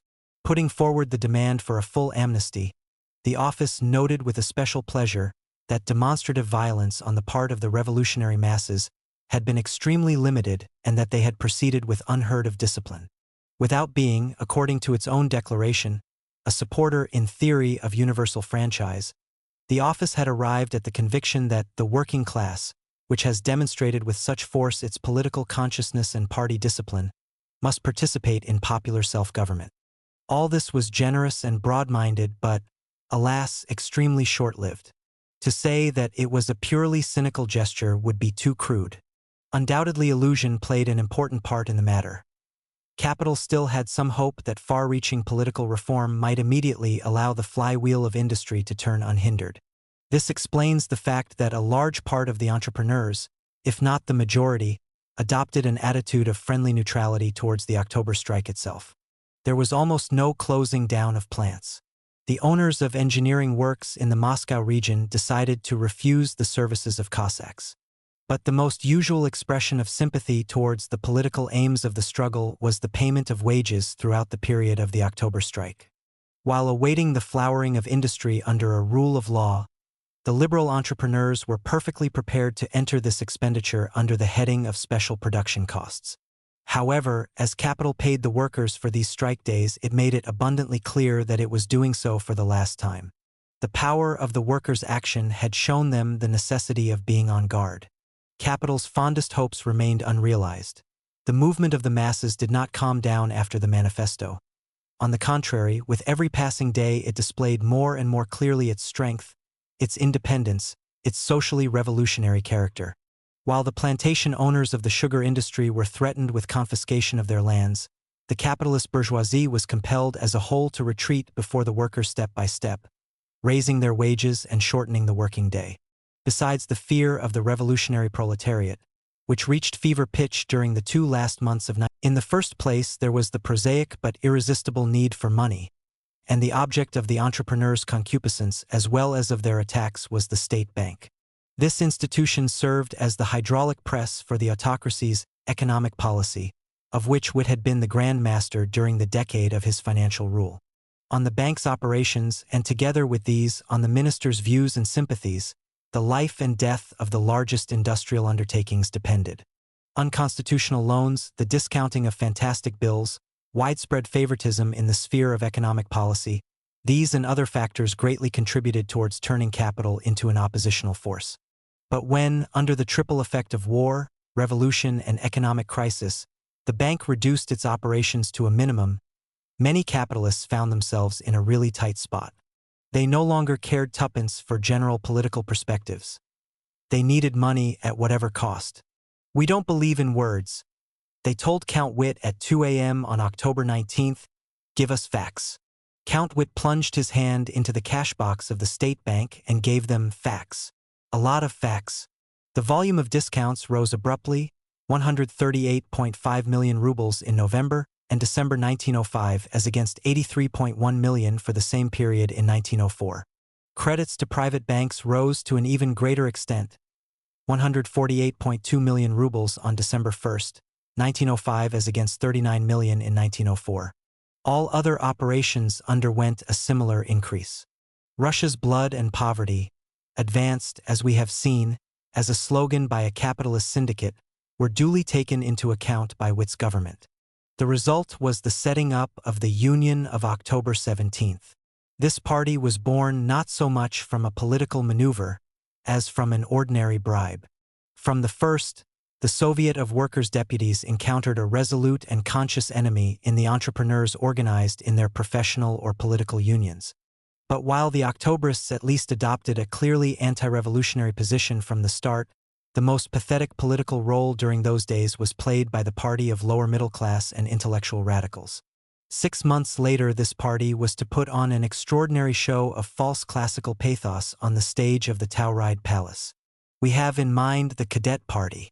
The Constituent Congress of the Constitutional Democratic Party, Cadets, was in progress at the very peak of the October strike. Less than half the delegates turned up for the Congress. The rest had been immobilized by the railway strike. On October 14th, the new party defined its attitude to the events as follows. In view of our complete agreement with the claims being made, the party considers it its duty to declare its full solidarity with the strike movement. It categorically rejects the notion of achieving its aims by means of negotiations with the representatives of power. It will do everything to prevent a clash. But, should this fail, it declares in advance that its sympathy and its support are on the side of the people. 3 days later, the Tsar's manifesto was signed. The revolutionary parties at last escaped from the curse of clandestinity and, before they had time to wipe the blood and sweat off their foreheads, plunged headlong among the popular masses, appealing to them and uniting them for the struggle. It was a time of greatness, when the heart of the people was forged anew by the hammer of the revolution. What were the cadets, those frock-coated politicians, those tribunes of the rural assemblies, to do in such a situation? They passively waited for the constitutional waters to start flowing. There was a manifesto, but there was no parliament, and they did not know when and how it would come, or whether it would come at all. Their secret dream was to save the revolution from itself, but they could not see any means of doing so. They did not dare to venture forth to the popular meetings. Their press revealed their flabbiness and pusillanimity. It was not widely read. Thus, at this most testing period of the Russian Revolution, the cadets found themselves outside active political life. A year later, fully admitting this fact, Milyukov tried to justify his party, not for failing to throw its weight into the balance on the side of revolution, but for not attempting to stop the revolution. Any protest, even by a party such as the Constitutional Democratic Party, he wrote at the time of elections to the Second Duma, would have been completely impossible during the last months of 1905. Those who now reproach the party for failing to protest at the time, by organizing meetings, against the revolutionary illusions of Trotskyism, do not understand or have forgotten the mood of the democratic audiences who were attending the public meetings. Such is the popular party's self-vindication. It did not dare to confront the people, lest the people were put off by its ugly face. The Union of Unions played a less unworthy role during this period. The radical intelligentsia actively helped to make the October strike general. By organizing strike committees and sending deputations on their behalf, it stopped the activities of establishments outside the workers' direct sphere of influence. In this way, work was stopped in rural and town councils, banks, offices, courts, schools, even in the Senate. The financial aid offered by the left wing of the intelligentsia to the Soviet of Workers' Deputies also played a not unimportant role. Nevertheless, the picture of the titanic role of the Union of Unions created by the bourgeois press in Russia and the West appears absurd if we consider its activities in the public arena. The Union of Unions took care of the revolution's supplies, and, at best, it acted as an auxiliary fighting unit. It never claimed a leading position. Indeed, could it have done so? The Union's typical member was and remained the same old educated Philistin, his wings clipped by history. The revolution aroused him and raised him higher than himself. It left him without his daily newspaper, put out his electric light, and on the darkened wall it wrote in letters of fire the names of new and great, though vague, ideals. He wanted to have faith, but he did not dare. Perhaps we shall obtain a better insight into the drama of his soul if we look at him, not while he is writing a radical resolution, but while seated at his own tea table. The day after the end of the strike, I went to see a family of my acquaintance which lived in the normal urban atmosphere of lower middle-class radicalism. The program of our party, which had just been printed on large sheets of paper, hung on the dining room wall. It had appeared as a supplement to the first issue of the Social Democrats newspaper published after the strike. The whole family was in a state of excitement. Well, not bad. What isn't bad? How can you ask? Your own program. Just read what it says here.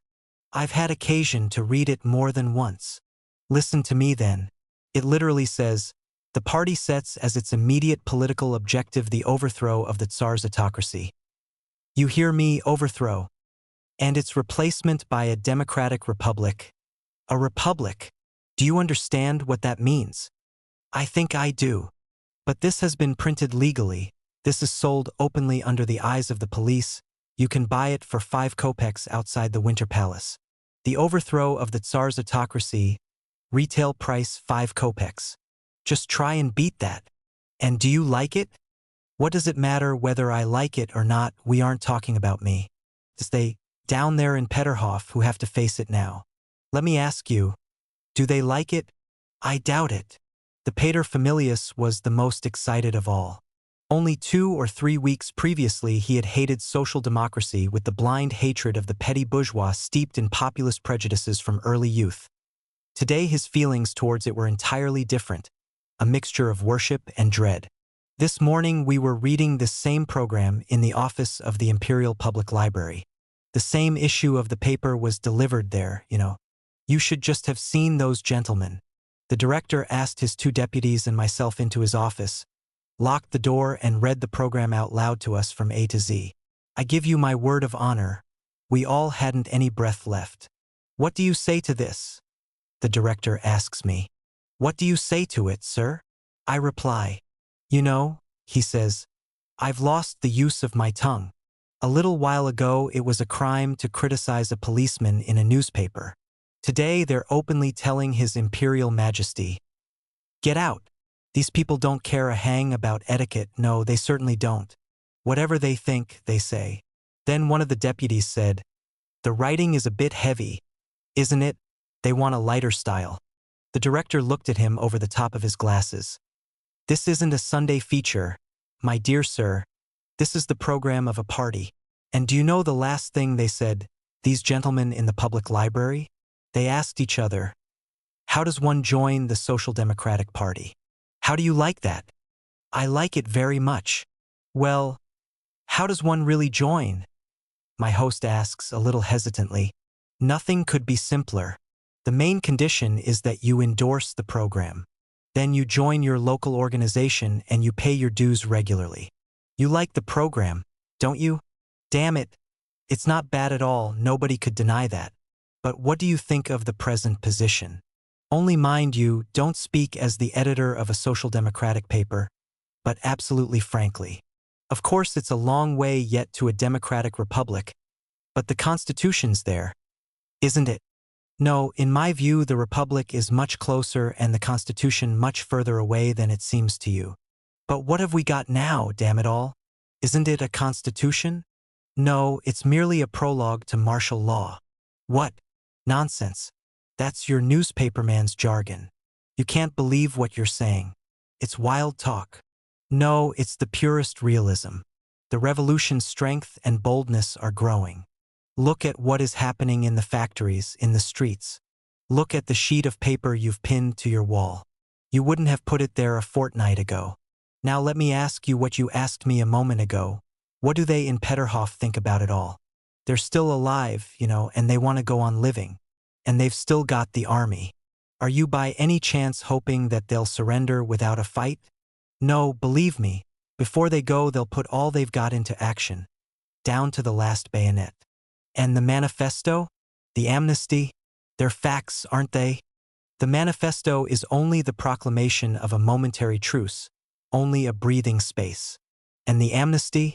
From your windows you can see the spire of the Peter and Paul fortress. It's still standing pretty solidly.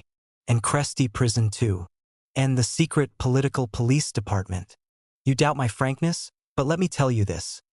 I personally am perfectly eligible for amnesty, but I'm in no hurry to resume legal status. Until the whole business is over I'll go on living on my false passport. The manifesto has not changed either my status in law or my tactics. But perhaps in that case, you fellows ought to follow a more cautious policy? Such as refrain from talking about the overthrow of the autocracy. Do you mean to say you think that if we use a more polite form of language, Peterhof will agree to a republic and the confiscation of lands? I think, after all, you're exaggerating. We shall see. Goodbye. I'm off to a meeting of the Soviet. But what about joining the party?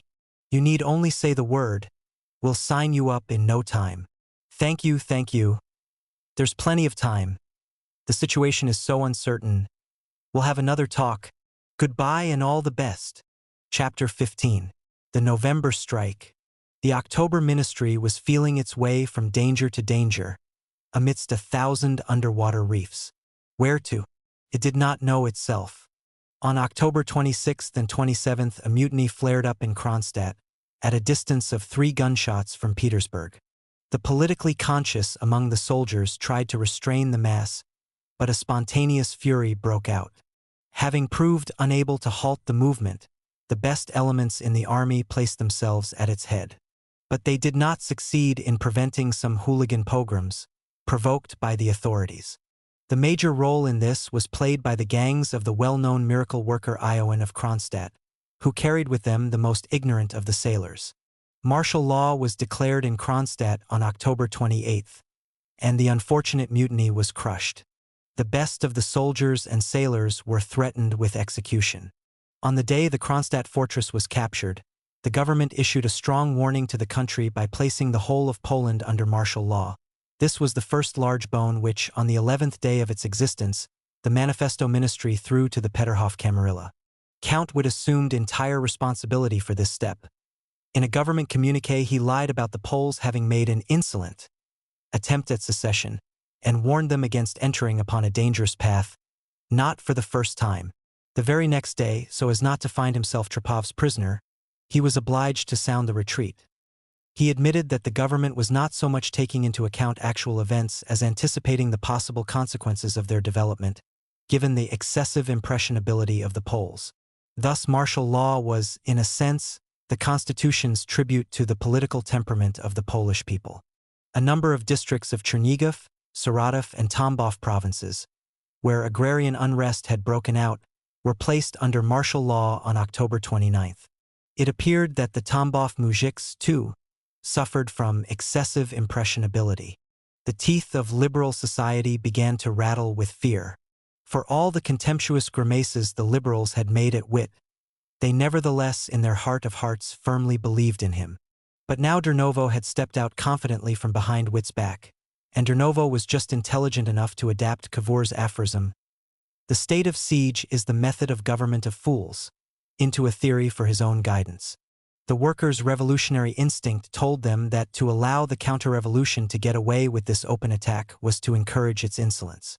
On October 29th and 30th and November mass meetings, held at most of the Petersburg industrial plants, called for drastic protest measures by the Soviet. At a crowded and tumultuous meeting on November 1st, after heated discussion, an overwhelming majority of the Soviet's members adopted the following decision: the government continues to march on corpses. It is court-martialing the valiant soldiers and sailors of Kronstadt who rose to the defense of their rights and the people's freedom.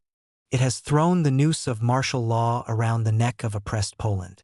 The Soviet of Workers' Deputies calls upon the revolutionary proletariat of Petersburg to manifest its fraternal solidarity with the revolutionary soldiers of Kronstadt and the revolutionary workers of Poland by means of a political general strike, which has already shown its formidable power, and by means of mass protest meetings. Tomorrow, November 2nd, at 12 o'clock noon, the workers of Petersburg will stop work under the following slogans: "Down with courts martial," "Down with the death penalty," "Down with martial law in Poland and throughout Russia." The success of the appeal surpassed all expectations. Despite the fact that barely 2 weeks had passed since the cessation of the October strike, which had required so much sacrifice, the workers of Petersburg stopped work with extraordinary unanimity. All large plants and factories represented on the Soviet were on strike before 12 o'clock noon on the 2nd. Many medium-sized and small industrial undertakings which had not hitherto participated in political struggle now joined the strike, elected deputies, and sent them to the Soviet. The Regional Committee of the Petersburg Railway Center adopted the Soviets' decision, and all railways, with the exception of the Finland Railway, ceased to operate. The absolute number of working-class strikers involved in the November strike exceeded not only that of the January strike but also that of the October strike. The postal and telegraph services, horse cab drivers, the horse tramway, and the majority of shop assistants did not strike. Among the newspapers, only the Government Herald, the Petersburg City Governor's Gazette, and Izvestia were published, the first two under the protection of troops, the third under that of workers' armed detachments. Count Witt was taken completely unawares. 2 weeks previously he had thought that since power was in his hands, all he had to do was to lead, encourage, restrain, threaten, administer. The November strike, the proletariat's indignant protest against the government's hypocrisy, knocked the great statesman sideways. Nothing is so characteristic of his total failure to understand the meaning of revolutionary events, his childish confusion in the face of them, and at the same time his self-opinionated conceit than the telegram with which he hoped to pacify the proletariat. Here is the text in full. Brother workers, go back to work, abandon sedition, think of your wives and children. Do not heed bad advice. The Tsar has instructed us to pay special attention to the workers' problems. For this purpose, His Imperial Majesty has set up a Ministry of Trade and Industry, which is to establish just relations between workers and employers. Give us time, and everything possible will be done for you. Listen to the advice of a man who is well disposed towards you and wishes you well. Count Witt. This shameless telegram, where cowardly hatred, concealing a knife in its pocket, attempted to posture as friendly condescension, was received and made public at the Soviets' meeting on November 3rd and provoked a storm of indignation.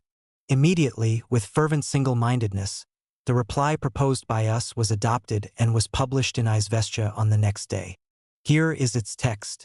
The Soviet of Workers' Deputies, having taken note of Count Witt's telegram to his brother workers, wishes first of all to express its extreme surprise at the Tsar's favorite's extraordinary familiarity in permitting himself to address the workers of Petersburg as his brothers.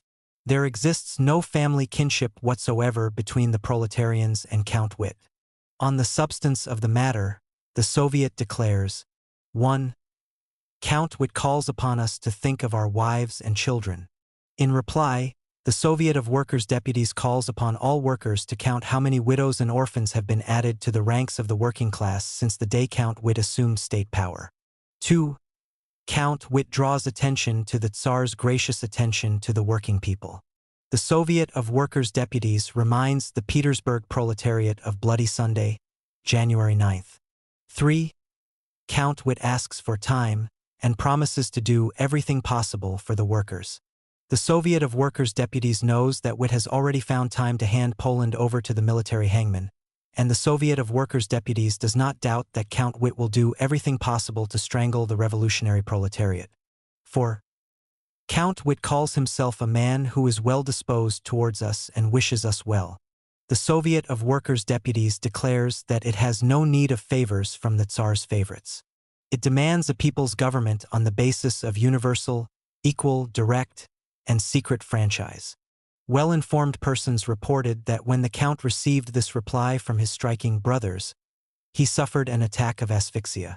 On November 5th, the Petersburg Telegraph Agency reported, in view of the rumors being spread in the provinces about the use of courts-martial and the execution of other ranks who took part in the Kronstadt disorders, we are authorized to state that all such rumors are premature and unfounded.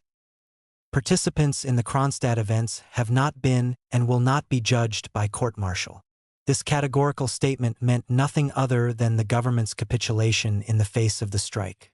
The puerile reference to rumors in the provinces, at a time when the protesting proletariat of Petersburg had brought the capital's commercial and industrial life to a temporary halt, could not, of course, disguise this fact. On the Polish question, the government began to make concessions even earlier by declaring its intention to lift martial law in the provinces of the Kingdom of Poland as soon as the excitement there died down. On the evening of November 5th, the Executive Committee, considering that the supreme psychological moment had come, submitted to the Soviet a resolution to end the strike. As a description of the political situation at that moment, we quote the speech made by the Executive Committee's rapporteur, A government telegram stating that the Kronstadt sailors are not to be judged by court-martial but by a military district court has just been made public. This telegram is nothing but a demonstration of the weakness of the Tsarist government, nothing but a demonstration of our strength. Once more, we can congratulate the Petersburg proletariat on a tremendous moral victory. But let us say straight out, even if this government telegram had not appeared, we should still have had to call upon the workers of Petersburg to stop the strike. Today's news shows that the political manifestation all over Russia is on the wane. Our strike, real as it is in the nature of a demonstration. Only from this viewpoint can we judge its success or failure. Our direct and immediate aim was to show the awakening army that the working class is on its side, that it will stand up for the army. Have we not achieved this aim? Have we not brought every honest soldier's heart over to our side? Who can deny it? And if that is so, can anyone assert that we have achieved nothing? Can the ending of the strike be viewed as our defeat? Have we not demonstrated to the whole of Russia that only a few days after the ending of the Great October struggle, before the workers had had time to wash away their blood and heal their wounds, the discipline of the masses proved to be so great that at a single word from the Soviet they struck again as one man. Look, this time the strike has been joined even by the most backward factories which had never been on strike before, and their deputies are sitting here in the Soviet with us. Leading elements in the army have organized protest meetings and in that way have taken part in our manifestation. Is that not victory? Is that not a brilliant success? Comrades, we have done all that we had to do. Once more, the European Stock Exchange has saluted our strength. The Soviets' decision to call for a strike was immediately reflected in a considerable drop of our exchange rate abroad. Thus, every one of our actions, whether it was our reply to Count Witt or to the government as a whole, struck a decisive blow at absolutism. Certain comrades are demanding that the strike should continue until the Kronstadt sailors have been placed under trial by jury and martial law in Poland has been lifted. In other words, until the fall of the present government, for Tsarism will move all its forces against our strike. Comrades, we have got to face that fact. If we consider that the purpose of our action is the overthrow of the autocracy, then, of course, we have not attained that aim. From that point of view, we should have concealed our indignation and refrained from making a demonstration of protest. But our tactics, comrades, are not at all based on that model. Our actions are a series of consecutive battles. Their purpose is to disorganize the enemy and to win new friends. And whose sympathy is more precious to us than the army's? Understand this, in discussing whether or not we should continue the strike, we are in substance discussing whether to retain the demonstrative nature of the strike or to turn it into a decisive struggle, that is, to continue it to the point of total victory or defeat. We are not afraid of battles or defeats. Our defeats are but steps to our victory. But for each battle we seek the most favorable conditions. The events are working for us and there is no advantage for us in forcing their progress. I ask you, to whose advantage is it to put off the decisive clash? Ours or the government's? Ours? Comrades, for tomorrow we shall be stronger than we are today, and the day after tomorrow stronger than tomorrow. Do not forget, comrades, that the conditions under which we can hold meetings of thousands of people, organize the broad masses of the proletariat, and address the entire population through our revolutionary press were created for us only recently. We must make the utmost use of these conditions for the widest possible agitation and organization among the ranks of the proletariat. We must extend the period of preparation of the masses for decisive action, extend it out as much as we can, perhaps by a month or two, in order then to act as an army which is as united and organized as absolutely possible. Of course, the government would prefer to shoot us to pieces now, when we are less prepared for the final battle. Some comrades have the following doubt today, as they did on the day when the funeral demonstration was cancelled. By beating a retreat today, shall we be able to arouse the masses at another moment? Will the masses not go back to sleep? My reply is, do you really think that the present regime can create the conditions for the masses to sleep peacefully? Do we really need to worry that there will be no future events to rouse them again? Do not forget, too, that the electoral campaign, which must bring the entire revolutionary proletariat to its feet, lies ahead of us. And who knows whether this electoral campaign will not end by blowing the existing regime sky high. Let us keep cool, Let us not anticipate events. Let us have more trust in the revolutionary proletariat. Did it go to sleep after January 9th? After Shidlovsky's commission? After the Black Sea events? No, the revolutionary tide is steadily rising, and the moment when it breaks and drowns the whole autocratic regime is not far off. A decisive and merciless struggle lies ahead. Let us call off the strike now. Let us be satisfied with its tremendous moral victory. Let us exert every effort to create and consolidate the thing we need more than anything else. Organization, organization, and organization. We need only look around us to see that every day is bringing us new conquests in that field. The railway employees and postal and telegraph officials are organizing. With the steel of their rails and the wires of their telegraph, they will bind into a single whole all the revolutionary centers of our country. They will enable us to bring the whole of Russia to her feet within 24 hours when the time comes. We must prepare for that moment and carry discipline and organization to their highest point. Comrades, to work. We must immediately proceed to organize and arm the workers for battle. You must form fighting tens, with elected leaders at every plant, hundreds with other leaders and a commander over the hundreds. You must develop discipline in these cells to such a high point that at any given moment the entire plant will march forward at the first call. Remember that, at the moment of decision, we can count only on ourselves. The liberal bourgeoisie is already beginning to treat us with distrust and hostility. The democratic intelligentsia is vacillating. The Union of Unions, which joined us so readily during the first strike, is far less sympathetic to the second. One of their members told me the other day, "You are turning the public against you with your strikes. Do you really expect to win without help?" I reminded him of a moment in the French Revolution when the convention decreed that the French nation will not sign any treaty with the enemy on its territory. One of the members of the convention called out, "Have you then concluded a treaty with victory?" The answer was, "No, we have concluded a treaty with death." Comrades, when the liberal bourgeoisie, as though proud of its treachery, asks us, "Do you expect to fight alone, without our help? Have you then concluded a treaty with victory?" We shall hurl into its face the answer, "No, we have concluded a treaty with death." The Soviet, by an overwhelming majority of votes, adopted the decision to call off the strike on Monday, November 7th, at 12 o'clock noon. Printed posters of the Soviet's decision were distributed in the plants and factories and posted in the city. On the appointed day, at the appointed hour, the strike ended with the same unity with which it had begun. It had lasted 120 hours, 3 times less long than martial law in Poland. The significance of the November strike did not, of course, lie in the fact that it removed the noose from the necks of a few dozen sailors.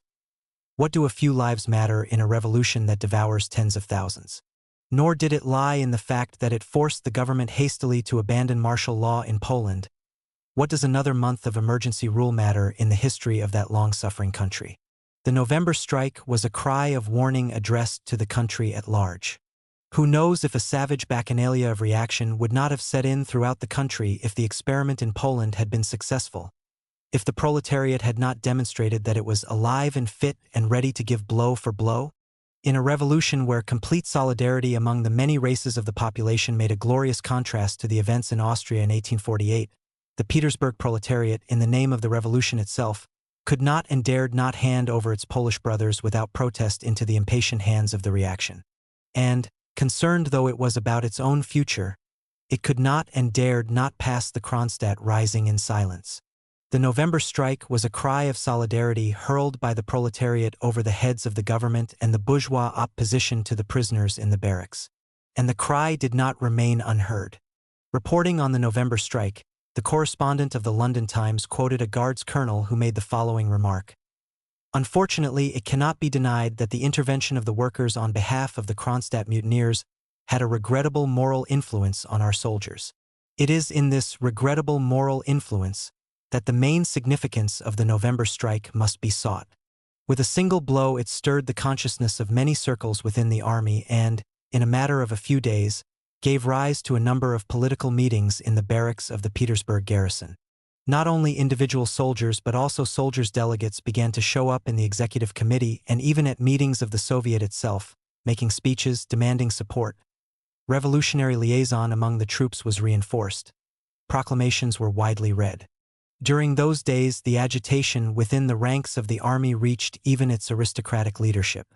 During the November strike, the author had occasion to participate as a worker speaker at a military gathering which was unique of its kind. It is worthwhile to tell the story here.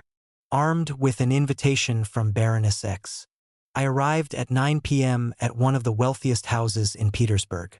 The doorman, looking like a man who has made up his mind to be surprised at nothing in those days, took my overcoat and hung it up in the middle of a long row of officers' greatcoats. A footman stood waiting for me to give him my visiting card. Alas, what kind of a visiting card can an illegal person have? To help him out of his difficulty, I handed him the hostess invitation card. A student, followed by a radical university lecturer and, finally, by the Baroness herself, came out into the hall. Evidently, they had expected the worker speaker to have been a more formidable person. I gave my name. They cordially asked me to enter. Lifting aside the door curtain, I saw a company of 60 or 70 persons. On one side of the aisle, 30 or 40 officers, including some elegant guardsmen, were seated on rows of chairs. On the other side were ladies.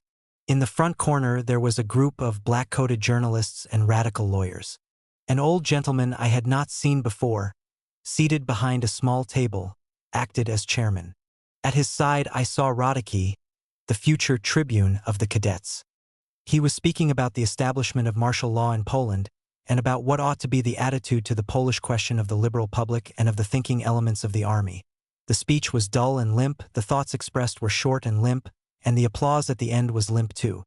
After him spoke Peter Struve, yesterday's exile of Stuttgart, who owed his return to Russia to the October strike and had used the opportunity thus offered in order immediately to occupy a position on the extreme right flank of Zemstvo liberalism and, from that position, to unleash a violent campaign against the Social Democrats. A hopelessly poor speaker, stammering and gasping, he tried to prove that the army should stand on the ground of the manifesto of October 17th and defend it against attacks both from the right and from the left. This conservative piece of poisonous wisdom sounded particularly odd on the lips of a former Social Democrat. As I listened to his speech, I recalled that 7 years previously this man had written, "The further to the east of Europe, the weaker, more cowardly, and more low becomes the bourgeoisie," after which he had himself crossed over to the camp of the liberal bourgeoisie on the crutches of German revisionism to prove the truth of his historical generalization by his own example. After Struve, the radical journalist Prokopovich spoke about the Kronstadt Rising. Then there was a professor who had fallen into disgrace and who was hesitating whether to choose liberalism or social democracy and in the meantime talked about everything and nothing. Then a well-known lawyer, Sokolov, who invited the officers not to oppose political agitation in the barracks. The speeches became more and more resolute, the atmosphere more heated, the applause more energetic. When my turn came, I pointed out that the workers were unarmed, that, together with them, liberty was unarmed too, that the keys to the nation's arsenals were in the officers' hands, and that at the decisive moment those keys must be handed over to the people, to whom they belonged by right. It was the first and probably the last time in my life that I had to address an audience of such a kind. The regrettable moral influence of the proletariat on the soldiers led the government to institute a number of repressive measures. Arrests were made in one of the Guards' regiments. A number of sailors were transferred under escort from Petersburg to Kronstadt. From all sides soldiers were asking the Soviet what they should do. To these inquiries we answered with a proclamation which became known as the Manifesto to the Soldiers. Here is its text. The Soviet of Workers' Deputies replies to the soldiers, "Brother soldiers of the Army and Navy, you often turn to us, the Soviet of Workers' Deputies, for advice and support. When soldiers of Preobrazhensky Regiment were arrested, you turned to us for help. When students of the Army Electrotechnical School were arrested, you turned to us for support. When naval crews were being sent under escort from Petersburg to Kronstadt, they sought our protection. Many regiments are sending deputies to us. Brother soldiers, you are right. You have no other protection but the working people. Unless the workers stand up for you, there is no salvation for you. The accursed barracks will strangle you. The workers are always on the side of honest soldiers. In Kronstadt and Sevastopol, workers fought and died together with sailors. The government set up a court-martial to judge sailors and soldiers in Kronstadt, and immediately the workers of Petersburg went on strike everywhere. They are willing to go hungry, but not willing to look on in silence while soldiers are ill-treated. We, the Soviet of Workers' Deputies, tell you in the name of all Petersburg workers, your troubles are our troubles, your needs our needs, your struggle our struggle. Our victory will be your victory. We are bound by the same chains. Only the united efforts of the people and the army will break those chains. How to free the men of Preobrazhensky Regiment. How to save the men of Kronstadt and Sevastopol. For this it is necessary to clear the country of the Tsar's prisons and courts-martial. We shall not free the men of Preobrazhensky Regiment nor save the men of Kronstadt and Sevastopol by a single blow. With a united, mighty thrust we must sweep arbitrary rule and absolutism from the face of our motherland. Who can perform this great deed? Only the working people together with their brothers in the armed forces. Brother soldiers, awake, arise, come over to us. Honest and courageous soldiers, form your unions. Wake the slumberers. Help the stragglers. Come to agreement with the workers. Establish links with the Soviet of Workers' Deputies. Forward, for truth, for the people, for freedom, for our wives and children. The Soviet of Workers' Deputies holds out to you its fraternal hand. This manifesto was adopted and published during the last days of the Soviet's existence. Chapter 16. 8 Hours and a Gun. In this struggle, the proletariat stood alone. No one wanted or was able to help it. The point at issue this time was not the freedom of the press, nor the arbitrary rule of uniformed thugs, nor even universal franchise. The working man was demanding a guarantee that his muscles, his nerves, his brain should be safeguarded.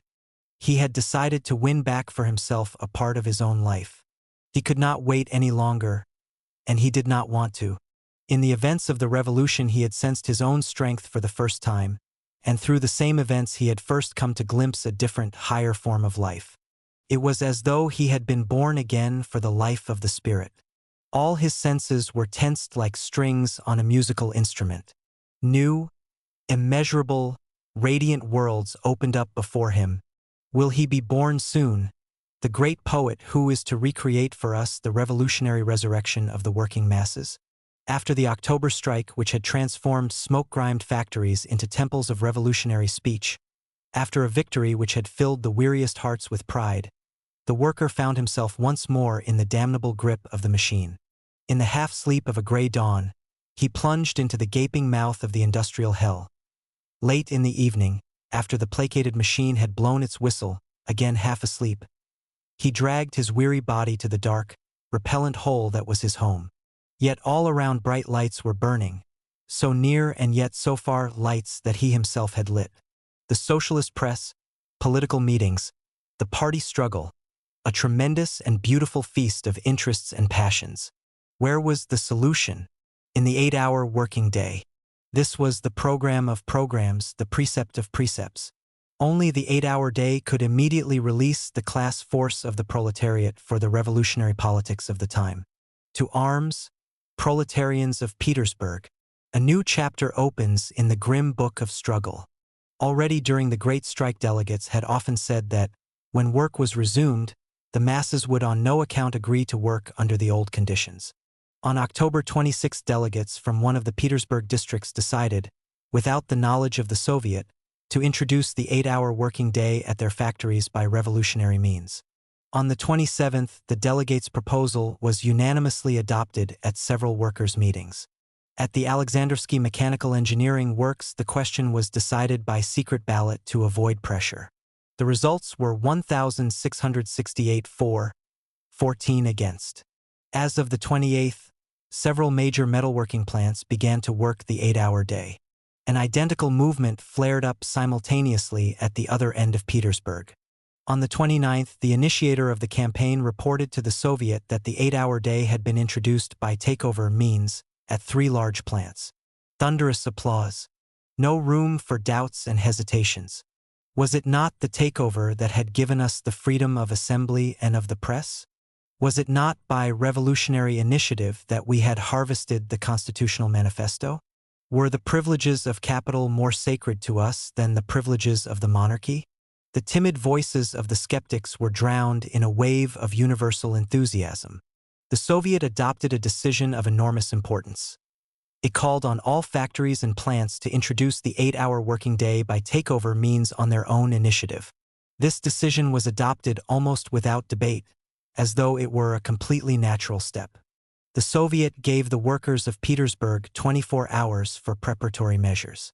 And the workers found this long enough. The Soviet's proposal was received with enthusiasm by other workers, wrote my friend Nemtsov, a delegate from a metalworking plant. In October we fought for the whole country's demands, but now we are putting forward our own proletarian claim, which will clearly show our bourgeois bosses that we never for a moment forget the demands of our class. After discussion, the Works Committee, an assembly of workshop representatives, the leading role in the Works Committees was played by delegates from the Soviet, decided unanimously to introduce the 8-hour day as from November 1st. On the same day, the deputies announced the Works Committee's decision in all the workshops, suggesting that the workers should bring food to work with them so as not to have to take the usual midday break.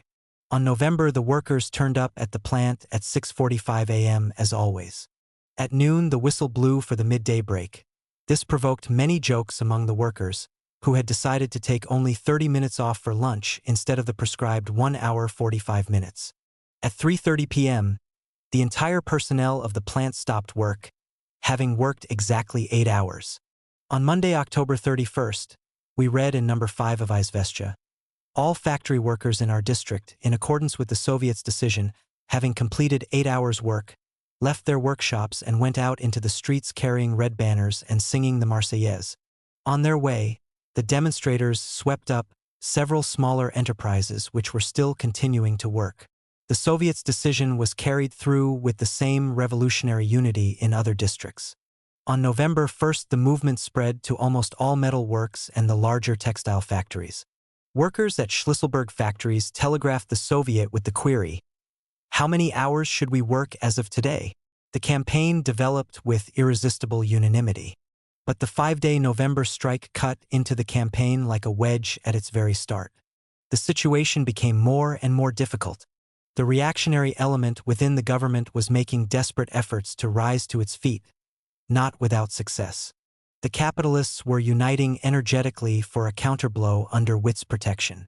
The bourgeois Democrats, wearied by the strikes, longed only for peace and quiet. Until the November strike, the capitalists had reacted to workers reducing the duration of the working day in different ways. Some threatened immediately to close down their plants. Others merely deducted the corresponding amounts from wages. At a number of plants and factories, the management made concessions, agreeing to reduce the working day to 9½ and even to 9 hours. The Print Workers' Union, for example, accepted such an offer. The employers' mood was generally uncertain. But by the end of the November strike, United Capital had had time to recover its forces and adopted a completely intransigent position. There would be a universal lockout. The government, clearing the way for the employers, was the first to close the state plants. Meetings were more and more frequently dispersed by armed forces in order to demoralize the workers. The situation became increasingly acute. After the state-operated enterprises, a number of private ones were closed down. Several tens of thousands of workers were thrown into the streets. The proletariat was up against the wall. A retreat became unavoidable. But the working masses persisted in their claim, refusing even to hear of a return to work under the old conditions. On November 6th, the Soviet adopted a compromise solution by declaring that the claim was no longer universal and calling for a continuance of the struggle only in those enterprises where there was some hope of success. The solution was clearly an unsatisfactory one because it failed to provide a clear-cut slogan and so threatened to break up the movement into a series of dissociated struggles. In the meantime, the situation continued to deteriorate. While the state-operated plants were reopened, at the delegates' insistence, for work under the old conditions, the gates of 13 more factories and plants were closed by private employers. An additional 19,000 people were left without work. Concern with reopening of the plants, even under the old conditions, pushed the question of the forcible introduction of the 8-hour day more and more into the background. Drastic steps were required, and on November 12 the Soviet decided to sound the retreat. This was the most dramatic of all the meetings of the Workers' Parliament. The vote was divided. Two leading metalworking plants insisted on continuing the struggle. They were supported by representatives of several textile, glassmaking, and tobacco factories. The Putilov works were definitely against. A middle-aged woman weaver from Maxwell's factory rose to speak. She had a fine, open face. She wore a faded cotton dress, although it was late autumn. Her hand trembled with excitement as she nervously fingered her collar. Her voice had a ringing, inspired, unforgettable quality. "You've let your wives get accustomed to sleeping in soft beds and eating sweet food," she hurled at the Putilov delegates. "That's why you are afraid of losing your jobs. But we aren't afraid. We're prepared to die, but we'll get the 8-hour day. We'll fight to the end. Victory or death. Long live the 8-hour day."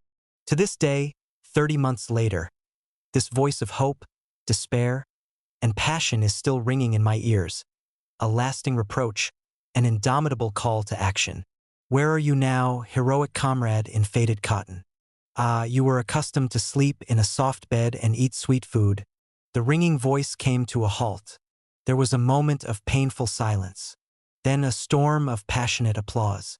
At that moment the delegates, who had been bowed down by an oppressive sense of helplessness under the capitalist yoke, rose high above their everyday cares. They were applauding their future victory over cruelty and inhumanity. After a debate lasting 4 hours, the Soviet, by an overwhelming majority, adopted a resolution to retreat.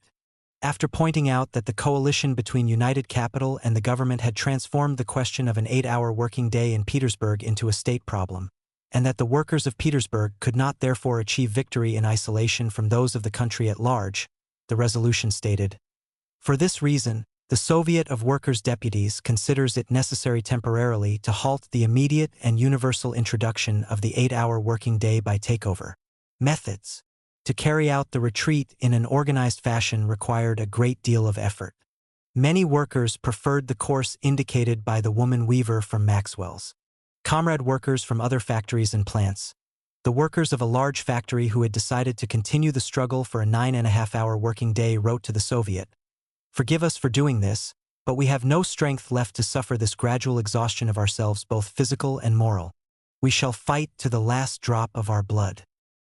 When the campaign for an 8-hour working day was opened, the capitalist press naturally screamed that the Soviet was out to ruin the country's industry.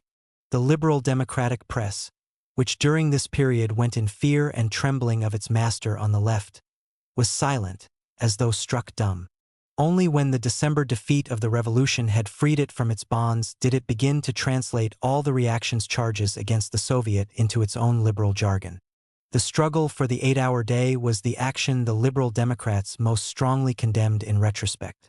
But it should be borne in mind that the idea of reduction of the working day by takeover methods, that is, by de facto stoppage of work without previous agreement with the employers, was not born in October, nor within the Soviet.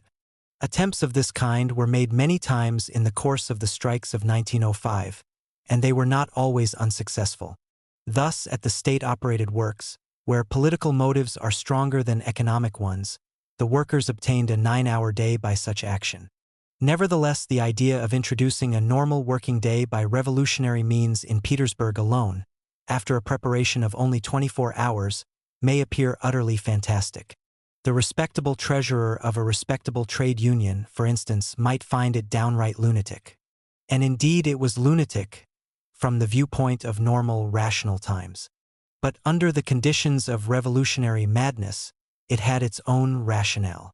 Of course, a normal working day in Petersburg alone makes no sense. But the Soviet believed that the Petersburg campaign would bring the proletariat of the entire country to its feet. Of course, the 8-hour working day can only be introduced with the cooperation of state power. But state power is precisely what the proletariat was fighting for at that moment.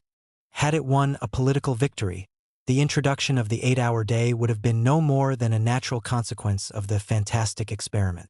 But it failed to win. and therein, of course, lay its gravest fault. And yet we believe even now that the Soviet acted as it was entitled to do and as it should have done. In effect, it had no choice. If, guided by realistic considerations of expediency, it had begun calling on the masses to turn back, the masses would simply not have obeyed it. The struggle would have flared up all the same, but without leadership. Strikes would have occurred, but in an isolated manner. Under such conditions, a defeat would have led to total demoralization. The Soviet took a different view of its task. Its leading elements by no means counted on immediate and full success for the campaign. But they saw the mighty, spontaneous movement as an incontrovertible fact, and they decided to transform it into a majestic demonstration, such as had never yet been seen in any socialist movement, in favor of the 8-hour working day. The practical fruits of this campaign, namely considerable reductions of working hours in a number of enterprises, were promptly snatched back again by the employers. But the political results left an indelible mark on the consciousness of the masses. Henceforth, the idea of an 8-hour working day achieved a popularity among even the most backward strata of the working class that many years of laborious propaganda could not have ensured. At the same time, this claim became organically united with the fundamental slogans of political democracy. Having met with the organized resistance of capital, the working masses again returned to the basic issue of revolution, the inevitability of an uprising, the essential need for arms. Defending the resolution to drop the campaign in the Soviet, the rapporteur of the Executive Committee summed up the campaign in the following words: "We may not have won the 8-hour day for the masses, but we have certainly won the masses for the 8-hour day." Henceforth the war cry, "8 hours and a gun," shall live in the heart of every Petersburg worker. Chapter 17. The Peasant Riots. The decisive events of the revolution took place in the towns. But the countryside was not quiet either. It began to stir noisily, clumsily, stumbling as though awakened from a long sleep. But even its first uncertain movements made the ruling class's hair stand on end. During the 2 or 3 years preceding the revolution, relations between peasants and landowners had become extremely exacerbated. Misunderstandings were constantly flaring up, now here, now there. From the spring of 1905, the ferment in the countryside grew in a menacing way, assuming different forms in different parts of the country. In rough outline, there were 3 principal areas of the peasant revolution. 1. The north, which was distinguished by considerable development of the processing industries. 2. The southeast, relatively rich in land. And 3. The center, where land penury was further aggravated by the piteous state of industry. THC peasant movement, in turn, developed 4 main types of struggle. Takeover of landowners' lands accompanied by eviction of the landowners and wrecking of their estates, with the object of extending the lands available to peasants for their own use. Seizure of grain, cattle, and hay and felling of forests, for the immediate satisfaction of the needs of famine-stricken villages. A strike and boycott movement aimed either at reduction in land rents or wage increases and, finally, refusal to supply recruits or pay taxes and debts. These forms of struggle, in different combinations, spread over the country, being adapted to the economic conditions of each region. The peasant movement was at its most violent in the underprivileged central region. Here, the wrecking of landowners' homes and property was devastating. Strikes and boycotts were practiced principally in the south. And in the north, where the movement was weakest, the felling of forests was its most common form of expression. Wherever economic discontent began to be mixed with radical political demands, the peasant refused to recognize the administrative authorities and to pay taxes. Let us take a closer look at the peasant's way of making revolution. In Samara province, the disorders spread to 4 districts. At first, the peasants would come to farms owned by landowners and take away nothing but cattle food, making a precise count of the cattle belonging to each farm, leaving the exact amount of food necessary to feed it, and removing the rest in their carts. The peasants acted quietly, without violence, trying to reach agreement so that there might be no unpleasantness. They explained to the owner that these were new times and people had to live in a new way, more fairly. Those who owned a lot should share with those who owned nothing, etc. Later, groups of delegates would appear at the railway stations where large quantities of landowners' grain were stored. They would ascertain whose grain it was and announce that, by common decision, they were going to take it away with them. "How do you mean, take it away, brothers?" the station master would protest and then continue. I shall be held responsible, you know. Have pity on me? That's true, the terrible expropriators then agreed. We've no wish to get you into trouble.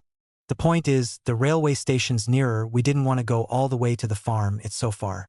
But there's nothing for it, we'll have to go to himself and take the grain straight out of his barn. The grain stored at the station would remain untouched. The peasants would go off to the farm and share out the grain stored there in a fair manner. But soon the arguments about the new times began to lose their effect on the landowner. He plucked up courage and tried to send the peasants packing. Then the good-natured peasants reared up, and not a stone would be left standing on the master's property. In Kherson province, large crowds of peasants walked from one estate to another with carts for taking away shared-out property. There was no violence and no killing because the frightened landowners and their stewards fled, opening all bolts and shutters at the first demand from the peasants. In the same province, an energetic battle was fought for the lowering of land rent. The prices were fixed by the peasants' associations on the basis of justice. From Bazyakov Monastery alone, 15,000 disiadins were taken without payment on the ground that monks ought to pray to God, not buy and sell land for profit. The most stormy events, however, occurred in Saratov province at the end of 1905. Not a single passive peasant was left in the villages which were drawn into the movement. All were involved in the rising. The landowners and their families were expelled from their homes. All movable property was shared out. The cattle were led away. The laborers and house servants were paid off, and finally, the red cockerel was set on the buildings. That is, they were set on fire. Armed detachments headed the peasant columns carrying out these raids. The village police and watchmen made themselves scarce, and in certain places were arrested by the armed peasants. The landlord's buildings were set on fire to make it impossible for the landlord to return to his lands after a certain time, but there was no violence. Having destroyed the entire property, the peasants would compose a verdict, stating that from the following spring the lands would pass to the peasant community. Monies seized in farm offices, state-owned liquor shops, and from collectors of payments for liquor were immediately made communal property. Local peasants' committees or brotherhoods were in charge of sharing out the expropriated goods. Estates were sacked almost regardless of the existing relations between peasants and individual landowners. If the estates of reactionary landlords were wrecked, so were those of liberals. Political nuances were washed away by the wave of class hatred. The homes of local liberal zemsty were razed to the ground. Old country houses with their valuable libraries and picture galleries were burned down, leaving no trace. In certain districts, the landowners' houses that were left standing could be counted on one's fingers. The story of this peasants' crusade was the same everywhere. A newspaper wrote, "It begins, and the sky is lit up by fires all night long. It is a terrible picture. In the morning you see long lines of horse carriages filled with people fleeing from the estates. As soon as night falls, it is as though the horizon wore a necklace of fires. Some nights you could count up to 16 fires. The landowners flee in panic, and panic spreads everywhere along their path.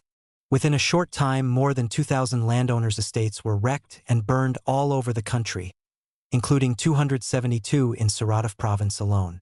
The landowners' losses, according to official data for the 10 worst-hit provinces, amounted to 29 million rubles, including approximately 10 million for Saratov province. If it is generally true that the course of class struggle is not determined by political ideology, this truth applies 3 times over to the peasantry.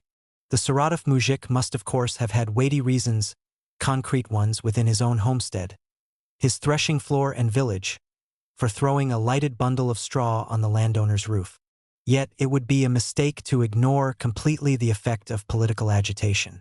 Confused and chaotic as the peasant rising was, it nevertheless contained the unmistakable elements of an attempt at political generalization, and these elements had been introduced by the work of the parties. In 1905, even the liberal zemsty tried to bring oppositional enlightenment to the peasants. Semi-official peasant representation was introduced in a number of rural councils, and questions of a general nature were put up for discussion. The employees of the rural councils, statisticians, teachers, agronomists, nurses were incomparably more active than the landed liberals. Many of these people belonged to the social democrats or social revolutionaries. The majority were non-party radicals, for whom private land ownership was by no means a sacred institution. For a number of years prior to 1905, the socialist parties had organized, through rural employees, revolutionary groups among the peasants and had disseminated illegal political literature. In 1905, the political agitation assumed mass proportions and emerged from underground. The absurd ukase of February 18th, which established something like the right of petitioning, played an important role in this development. Taking advantage of this right, or rather of the confusion among local authorities created by the ukase, political agitators organized village meetings and encouraged the peasants to adopt resolutions on the abolition of private ownership of the land and the introduction of popular representation. In many places, peasants who had signed such a resolution regarded themselves as members of a peasants' union and elected committees from among their own ranks, who in many cases completely thrust aside the legal village authorities. This is what happened, for example, among the Cossack population of the Don region. Meetings of 600 or 700 people assembled in the Cossack villages. A curious gathering, one of the agitators wrote. Behind the table sits the Cossack ataman, headman, fully armed. Men with and without sabers are standing and sitting everywhere. We have become accustomed to seeing such men as a somewhat disagreeable climax to our meetings and assemblies. Now, it is strange to look into their eyes as they slowly light up with anger against the landlords and officials. What an incredible difference there is between the Cossack on military duty and the Cossack at the plow. Agitators were enthusiastically welcomed. Parties of Cossacks rode to fetch them over distances of dozens of miles and carefully guarded them from the police. But many peasants in the remoter areas had only a confused idea of their own role. These are kind gentlemen, many a mujik would say after signing his name under a resolution. They'll get us a bit of land of our own. The first Peasants' Congress took place near Moscow in August 1905. More than 100 representatives from 22 provinces met for 2 days in a large old barn well off the road. At this Congress, the idea of the All-Russian Peasants' Union, which was to unite many party and non-party peasants and intellectuals, first took shape. The manifesto of October 17th opened up still wider horizons for political agitation in the countryside. Even Count Hesdin, now deceased, an extremely moderate member of the Zemstvo of Pskov province, began organizing local meetings to explain the new system. At first the peasants took little interest, but eventually they were aroused and decided that it was time to pass from words to deeds. For a start, they would strike a privately owned forest. The liberal count had not reckoned with anything like that. Thus, the landed liberals only burned their fingers in their attempts to establish class harmony on the basis of the Tsar's manifesto. But the revolutionary intelligentsia enjoyed a tremendous success. Peasant congresses were held in individual provinces, political agitation became feverish, mountains of revolutionary literature were deposited in the villages. The Peasants' Union grew in strength and size. A congress of 200 peasants' deputies was held in remote Vyatka province. 3 companies of the local army battalion also sent their delegates, expressing sympathy and promising support. A similar declaration was made by the representatives of local workers. The authorities, taken by surprise, gave permission to the Congress to organize meetings in the towns and villages. Meetings went on continuously for a fortnight, and a Congress resolution to refuse to pay taxes was energetically followed. For all the diversity of its forms, the peasant movement produced mass phenomena throughout the country. Near the frontiers, it immediately assumed a clearly defined revolutionary character. The Lithuanian peasantry, acting in accordance with a decision adopted by a congress at Vilno attended by more than 2,000 representatives, used revolutionary means to replace village clerks, elders, and elementary school teachers, sacked gendarmes and rural district commandants, and introduced elective courts and district executive committees. The Georgian peasantry in the Caucasus took even more drastic forms of action. The Second Congress of the Peasants' Union opened in Moscow on November 6 without any attempt at secrecy. It was attended by 187 delegates from 27 provinces, 105 of whom were accredited by village and district communities, and the rest by provincial and area committees and local groups of the Union. The delegates included 145 peasants, the remainder being intellectuals closely associated with the peasantry, such as men and women school teachers, rural council employees, doctors, etc. In a folkloric sense, this was one of the revolution's most interesting gatherings. One saw many picturesque characters, provincial naturals, spontaneous revolutionaries who had thought it all out for themselves, village politicians with passionate temperaments and even more passionate hopes, but with rather confused ideas. Here are a few profile sketches drawn by one of the participants in the Congress. Anton Sheerback, a Cossack father, tall, gray-haired, with a short mustache and piercing eyes, looking as if he had walked straight out of the canvas of Repin's Zaporozhye. He described himself, however, as a farmer from both hemispheres, having spent 20 years in America and owning a well-equipped farm with his Russian family in California. The priest Moretsky, a delegate from Voronezh province, submitted 5 verdicts, passed by district communities. In one of his speeches, Father Moretsky described Jesus Christ as the first socialist. If Christ were alive today, he would be on our side. 2 peasant women wearing cotton blouses, woolen shawls and goatskin shoes attended as delegates from the women of a village in the same Voronezh province. Captain Pereleshin came as delegate from the cottage craftsmen of the same province. He turned up in uniform and carrying a saber, and caused quite a stir. Someone in the hall shouted, "Out with the police!" Then the captain rose to his feet and declared, to universal applause, "I'm Captain Pereleshin from Voronezh province. I've never concealed my convictions and have acted completely openly. That's why I'm wearing my uniform." The central discussion was about tactics. Some of the delegates were in favor of peaceful struggle meetings, verdicts, peaceful boycotting of authorities, creation of revolutionary self-government, peaceful takeover of arable land, peaceful refusal to pay taxes and supply recruits. Others, especially those from Saratov province, called for armed struggle and immediate support of any uprisings wherever they flared up. In the end, a compromise decision was adopted. The people's grievous troubles due to land penury, the resolution read, can only be ended by the transfer of all land into the communal property of the entire people, on condition that land is used only by those who work it themselves, assisted only by their families or in free association with others. The establishment of a just agrarian system was entrusted to the Constituent Assembly, which was to be convened on the basis of the purest democratic principles, not later than in February next. To achieve this end, the Peasants' Union will enter into agreement with its brother workers, with municipal, factory, works, and railway unions, etc., and also with all other organizations defending the interests of working people. In the event that the people's demands are not satisfied, the Peasants' Union will resort to a general agrarian strike, that is, it will withhold its labor from the owners of agrarian enterprises of all descriptions and will thus close down those enterprises. As for the organization of a general strike, this will be decided by agreement with the working class.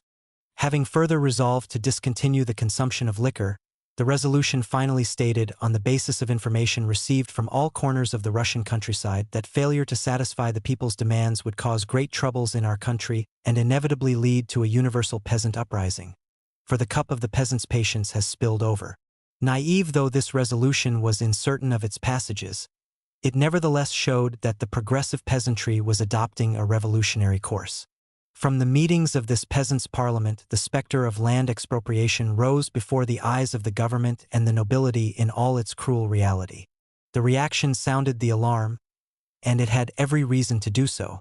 On November 3rd, that is, only a few days before the Congress, the government published a manifesto proclaiming the gradual abolition of redemption payments for land allocations and the enlargement of the peasant bank funds. The manifesto expressed the hope that the government, in alliance with the Duma, would succeed in satisfying the essential needs of the peasants, without detriment to any other owners of land. The resolution of the Peasants' Congress did not appear to correspond with these hopes. But the actual local practice of the peasant population so dear to our heart was even less satisfactory. Wreckings and burnings, peaceful takeovers of private arable land, the unilateral fixing of wage rates and land rents caused the landowners to exert furious pressure on the government. Demands for the sending of troops came from all corners of the land. The government shook itself awake and realized that the time for sentimental effusions was past and the moment had come for business. The Peasants' Congress closed on November 12th. On the 14th, the Moscow officers of the Union were already under arrest. That was the beginning. 2 or 3 weeks later, in reply to inquiries concerning further peasant unrest, the Minister for Home Affairs issued the following instructions, which we reproduce verbatim: rioters to be exterminated immediately by force of arms, their dwellings to be burned down in the event of resistance. Arbitrary self-rule must be eradicated once and for all now. Arrests would not serve any purpose at present, and anyway it is impossible to try hundreds and thousands of persons. It is essential that the troops should fully understand the above instructions. De novo. This cannibalistic order opened a new phase in the counter-revolution's infernal Saturnalia. This new phase first developed in the towns, and only then spread to the countryside. Chapter 18. The Red Fleet. Revolution, Old Sovereign, that arch-reptile of the Russian bureaucracy, wrote at the end of November, gives an extraordinary elan to men and gains a multitude of devoted, fanatical adherents who are prepared to sacrifice their lives. The struggle against revolution is so difficult precisely because it has so much fervor, courage, sincere eloquence, and ardent enthusiasm to contend with. The stronger the enemy, the more resolute and courageous revolution becomes, and with every victory it attracts a swarm of admirers. Anyone who does not know this, who does not know that revolution is attractive like a young, passionate woman with arms flung wide, showering avid kisses on you with hot, feverish lips, has never been young. The spirit of mutiny swept the land. A tremendous, mysterious process was taking place in countless hearts. Bonds of fear were being broken. The individual personality, having hardly had time to become conscious of itself, became dissolved in the mass, and the mass itself became dissolved in the revolutionary elan. Having freed itself from inherited fears and imaginary obstacles, the mass did not want to, and could not, see the real obstacles in its path. Therein lay its weakness and also its strength. It rushed forward like the ocean tide whipped by a storm. Every day brought new strata of the population to their feet and gave birth to new possibilities. It was as though someone were stirring the social cauldron, right to its very bottom, with a gigantic spoon. While liberal officials were cutting and recutting the as yet unworn robe of Bulygin's Duma, the country did not know a moment of quiet. Workers' strikes, incessant meetings, street processions, wreckings of country estates, strikes of policemen and janitors, and finally unrest and mutiny among the soldiers and sailors. Everything disintegrated, everything turned to chaos. Yet at the same time within this chaos there arose a need for a new order, and elements of that order began to crystallize. Regularly recurring meetings in themselves introduced the principle of organization. The meetings elected deputations, the deputations grew into representative assemblies. But just as spontaneous indignation outpaced the work of political consciousness, so the desire for action left the feverish attempts at organization far behind. Therein lies the weakness of the revolution, any revolution, but therein also lies its strength. Anyone who wants to play an influential part in a revolution must grasp the whole of it. Those wise tacticians who think that revolution can be treated like a stick of asparagus, the edible part being separated at will from the useless part, are condemned to play the sterile role of mere reasoners. Since no revolutionary event creates rational conditions for the application of their rational tactics, such are fatally doomed to remain outside and behind all events. In the end, nothing is left for them but to repeat Figaro's words. Alas, there will not be a second performance in which we can give you reason to forget the shortcomings of the first. Our aim is not to describe nor even to list all the events of 1905. We are drawing a very general sketch of the progress of the revolution and, moreover, if we may so express ourselves, on the scale of Petersburg, although from the viewpoint of the nation as a whole. But even within our chosen framework, we cannot leave aside one of the most important events of the fateful year which took place between the October strike and the December barricades, the military rising in Sevastopol. It began on November 11th, and on the 17th Chuknin was already reporting to the Tsar. The military storm has abated, not so the revolutionary storm. The traditions of the Potemkin were still alive in Sevastopol. Chuknin had dealt cruelly with the sailors of the Red battleship. 4 were shot, 2 hanged, several dozen were sent to hard labor, and finally the Potemkin itself was renamed Pantalaimon. But he failed to instill terror in anyone, and succeeded only in intensifying the mutinous feelings within the navy. The October strike started a phase of colossal street meetings, with sailors and infantry soldiers acting not only as constant participants but also as speakers. A sailors' orchestra played the Marseillaise at the head of a revolutionary demonstration. In short, total demoralization reigned. An order forbidding military personnel to attend popular meetings led to special military meetings being held in the courtyards of naval and army barracks. The officers did not dare to protest, and the doors of the barracks were open day and night for the representatives of our party's Sevastopol committee. The committee had continuously to contend with the impatience of the sailors, who demanded action. The Prout, transformed into a hard-labor prison ship, which was cruising nearby, served as a constant reminder that the victims of the June Rising were still suffering for their part in the Potemkin affair. The Potemkin's new crew declared their readiness to take the battleship to Batwiri in support of the Caucasian Rising. The recently built cruiser Ochakov showed equal readiness to fight. But the Social Democratic Organization insisted on wait-and-see tactics, and suggested the creation of a Soviet of soldiers and sailors deputies in close liaison with the workers' organization, and a naval rising in support of the imminent political strike of the proletariat. The Sailors' Revolutionary Organization accepted this plan. But the revolution went beyond it. Meetings continually became larger and more frequent. They began to take place in the square lying between the naval barracks and those of the Brest Infantry Regiment. Since the military were not allowed to attend workers' meetings, workers in the thousands began coming to the soldiers' meetings. The gatherings included tens of thousands of people. The idea of joint action was enthusiastically received. The most progressive companies elected deputies. The military authorities decided to take measures. Officers' attempts to make patriotic speeches at the meetings yielded lamentable results. The sailors, well-versed in the art of discussion, put their superiors to shameful flight. Then it was decided to ban all political meetings. An armed company was posted at the gate of the naval barracks on November 11th. Rear Admiral Pisarevsky, in everyone's hearing, issued the following order: no one to be let out of the barracks. In the event of insubordination, fire. Petrov, a sailor in the company which had just received this order, stepped forward, charged his rifle in sight of everyone and, with one shot, killed Major Stein of the Brest Regiment, and with a second shot wounded Pisarevsky. An officer immediately ordered, "Arrest him." No one moved. Petrov threw down his rifle. "What are you waiting for? Take me." Petrov was arrested. Sailors came running from all sides, demanding his release and offering to stand surety for him. The excitement reached a peak. An officer, trying to find a solution, questioned Petrov. "Petrov, did you fire accidentally?" "How accidentally?" "I stepped forward. I charged my rifle. I took aim." "What's accidental about that?" "But they're asking for your release." And Petrov was released. The sailors were eager to go into action at once. All officers on duty were arrested, disarmed, and locked in the office.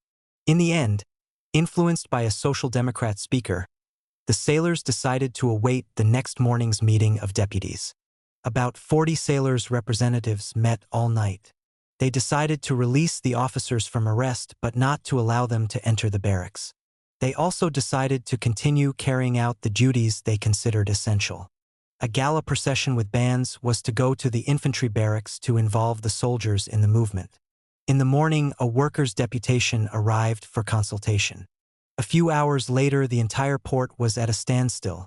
The railways also stopped operating. The situation was developing fast. Semi-official telegrams reported, "Inside the naval barracks, perfect order reigns. The sailors' conduct is extremely correct. No drankenis." All sailors without arms were divided into companies. Only one company left behind to protect the barracks against sudden attack was armed. Petrov was elected its commander. Some of the sailors, led by 2 Social Democrat speakers, went off to the neighboring barracks of the Brest Regiment. The soldiers' mood was far less certain. Only under strong pressure from the sailors was the decision taken to disarm the officers and remove them from the barracks. The officers of Mukden surrendered their sabers and revolvers without any resistance and, saying, "We're unarmed, you aren't going to touch us," passed through the soldiers' ranks. But the soldiers were hesitant from the start, and it was at their insistence that a few duty officers were allowed to remain in the barracks. This had a tremendous influence on the subsequent course of events.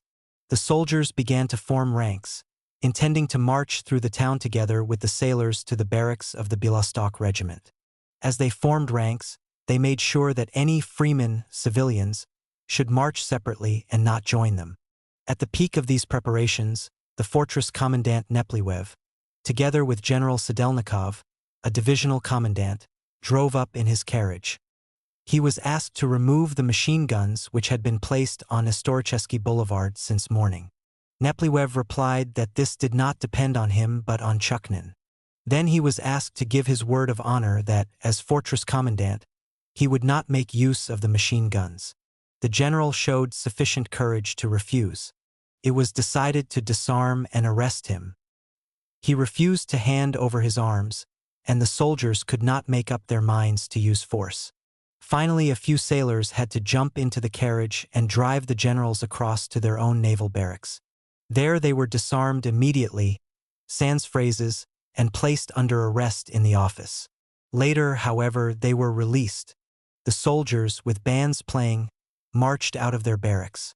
The sailors, in strict marching order, came out of theirs. Masses of workers were already waiting in the square. What a moment! The encounter was enthusiastic. Handshakes, embraces. The air was filled with fraternal greetings and solemn promises to support one another to the end. After reforming ranks, the procession set out right across the town to the barracks of the Białystok regiment.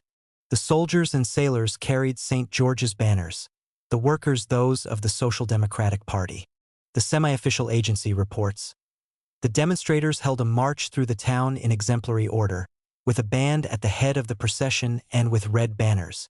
The way lay along Historicheski Boulevard, where the machine guns were. The sailors appealed to the machine gunners' company to remove the machine guns. They did. Later, however, the machine guns reappeared. Armed companies of the Białystok regiment, the agency reports, in the presence of their officers, presented arms and allowed the demonstrators to pass. A grandiose meeting was held outside the barracks of the Białystok regiment. The success, however, was incomplete. The soldiers vacillated. Some expressed solidarity with the sailors, others merely promised not to fire. In the end, the officers actually succeeded in marching the Białystok regiment out of the barracks. The procession did not return to the naval barracks until evening. Meanwhile, the Social Democratic banner had been run up on the Potemkin. The Rostislav signaled back, "I see you." Other warships failed to respond. Reactionary elements among the sailors protested because the revolutionary banner had been placed above the St. Andrew's flag. The red banner had to be taken down. The situation still remained uncertain. But already there was no turning back. A commission made up of sailor and soldier delegates from different units, including 7 warships, and of several representatives of the Social Democratic Organization who had been invited by the sailors, was in constant session in the offices of the naval barracks. A Social Democrat was elected its permanent chairman. Here all information was collected, and from here all decisions came. Here, too, the special demands of the sailors and soldiers were formulated and combined with general political demands. For the broad masses, these special demands took first place. The Commission's chief worry was its shortage of ammunition. The number of rifles was adequate, but cartridges were very scarce. The lack of a leader well versed in military matters, writes an active participant in the events, was also acutely apparent. The Deputies' Commission urgently insisted that the naval units should disarm their officers and remove them from the ships and barracks. This was an essential measure. Those officers of the Brest Regiment who had remained in the barracks were having a very disruptive effect on the soldiers. They made active propaganda against the sailors, the freemen, and the yids, and they added ample supplies of alcohol to their rations. At night, led by these officers, the soldiers shamefully fled to a camp, not through the main gate but through a hole in the wall. Next morning they once more returned to barracks, but took no further active part in the struggle. The indecision of the Brest Regiment was bound to affect the mood of the sailors. On the next day, however, success returned like the sun. The the sappers had joined the rising. They arrived at the naval barracks in marching order and bearing arms. They were enthusiastically received and quartered in the barracks. The mood rose once more. Deputations came from all sides. The fortress artillery, the Białystok regiment, and the frontier guards undertook not to fire. The authorities, no longer relying on the local regiments, began to draw in troops from the neighboring towns. Simferopol, Odessa, Feodosia. Active and successful revolutionary agitation was carried on among these newcomers. The Commission's communications with the naval ships met with many difficulties, especially because the sailors were unable to read signals. Even so, assurances of complete solidarity were received from the cruiser Ochakov, the battleship Potemkin, the torpedo boats Volny and Zavitny, and, later, from several other torpedo boats. The other vessels hesitated and, in their turn, merely promised not to fire. On the 13th, a naval officer came to the barracks with a telegram. The Tsar demanded that the mutineers should lay down their arms within 24 hours. The officer was jeered at and driven outside the gates. To protect the town against a possible pogrom, sailors formed patrols. This measure immediately reassured the population and won their sympathy. The sailors themselves guarded the liquor shops to prevent drunkenness. Throughout the rising, exemplary order reigned in the town. The evening of November 3rd was a decisive moment. The Deputies' Commission invited Lieutenant Schmidt, a retired naval officer, who had gained great popularity at the time of the October meetings, to take over military command of the operations. He courageously accepted the invitation and from that day stood at the head of the movement. By the following evening, Schmidt had taken up quarters on the cruiser Ochakov, where he remained until the last. He raised the admiral's flag on the Ochakov and sent out a signal, "AM in command of fleet Schmidt," hoping thereby to draw the entire squadron into the rising. Then he sailed his cruiser to the Prout to release the Potemkin men. No resistance was offered. The Ochakov took the prisoners on board and sailed with them around the whole squadron. Shouts of hurrah were heard from every ship. Some vessels, including the battleships Potemkin and Rostislav, ran up the red banner. But on the latter it remained up only for a few minutes. Having taken over the leadership of the rising, Schmidt announced his course of action by the following declaration. To the mayor of Sevastopol, I have today dispatched the following telegram to the Tsar Emperor. The glorious Black Sea Fleet, holding sacred its allegiance to the people, calls upon you, sire, immediately to convene a constituent assembly and ceases to obey your ministers. Citizen Schmidt, commander of the fleet. The order to suppress the rising was telegraphed from Petersburg. Chuknin was replaced by the hangman Meller Zakamelsky, soon to acquire his sinister fame. The town and fortress were placed under martial law and all streets were occupied by troops. The decisive hour had come. The mutineers were counting on the troops' refusal to fire and on the remaining vessels of the squadron joining them. And indeed the officers on several vessels were arrested and placed at Schmidt's disposal on the Ochakov. Among other things, it was hoped that this measure would protect the flag cruiser from enemy fire. Large crowds waited on shore for the salute which was to announce the squadron joining the movement. But this hope was not fulfilled. The pacifiers did not let the Ochakov cruise around the squadron for a second time. They opened fire. The crowds mistook the first salvo for the salute, but soon realized what was happening and fled from the harbor in terror. Firing began on all sides. Firing from the ships, firing from the fortress and field artillery guns, firing by the machine guns on Historicheski Boulevard. One of the first salvos destroyed the electrical engine of the Ochakov. Having fired only 6 times, the Ochakov fell silent and had to raise the white flag. Despite this, firing against the cruiser continued until a fire broke out on board. The fate of the Potemkin was still worse. Here the gun crews did not have time to place the firing pins and locks in position, and so were completely helpless when fired upon. The Potemkin raised the white flag without firing a single shot. The sailors' shore units held out longest, and surrendered only when they had not a single cartridge left. The red banner flew over the mutinous barracks until the end. The barracks were finally occupied by government troops at about 6 a.m. When the first fear caused by the firing had passed, part of the crowd returned to the harbor.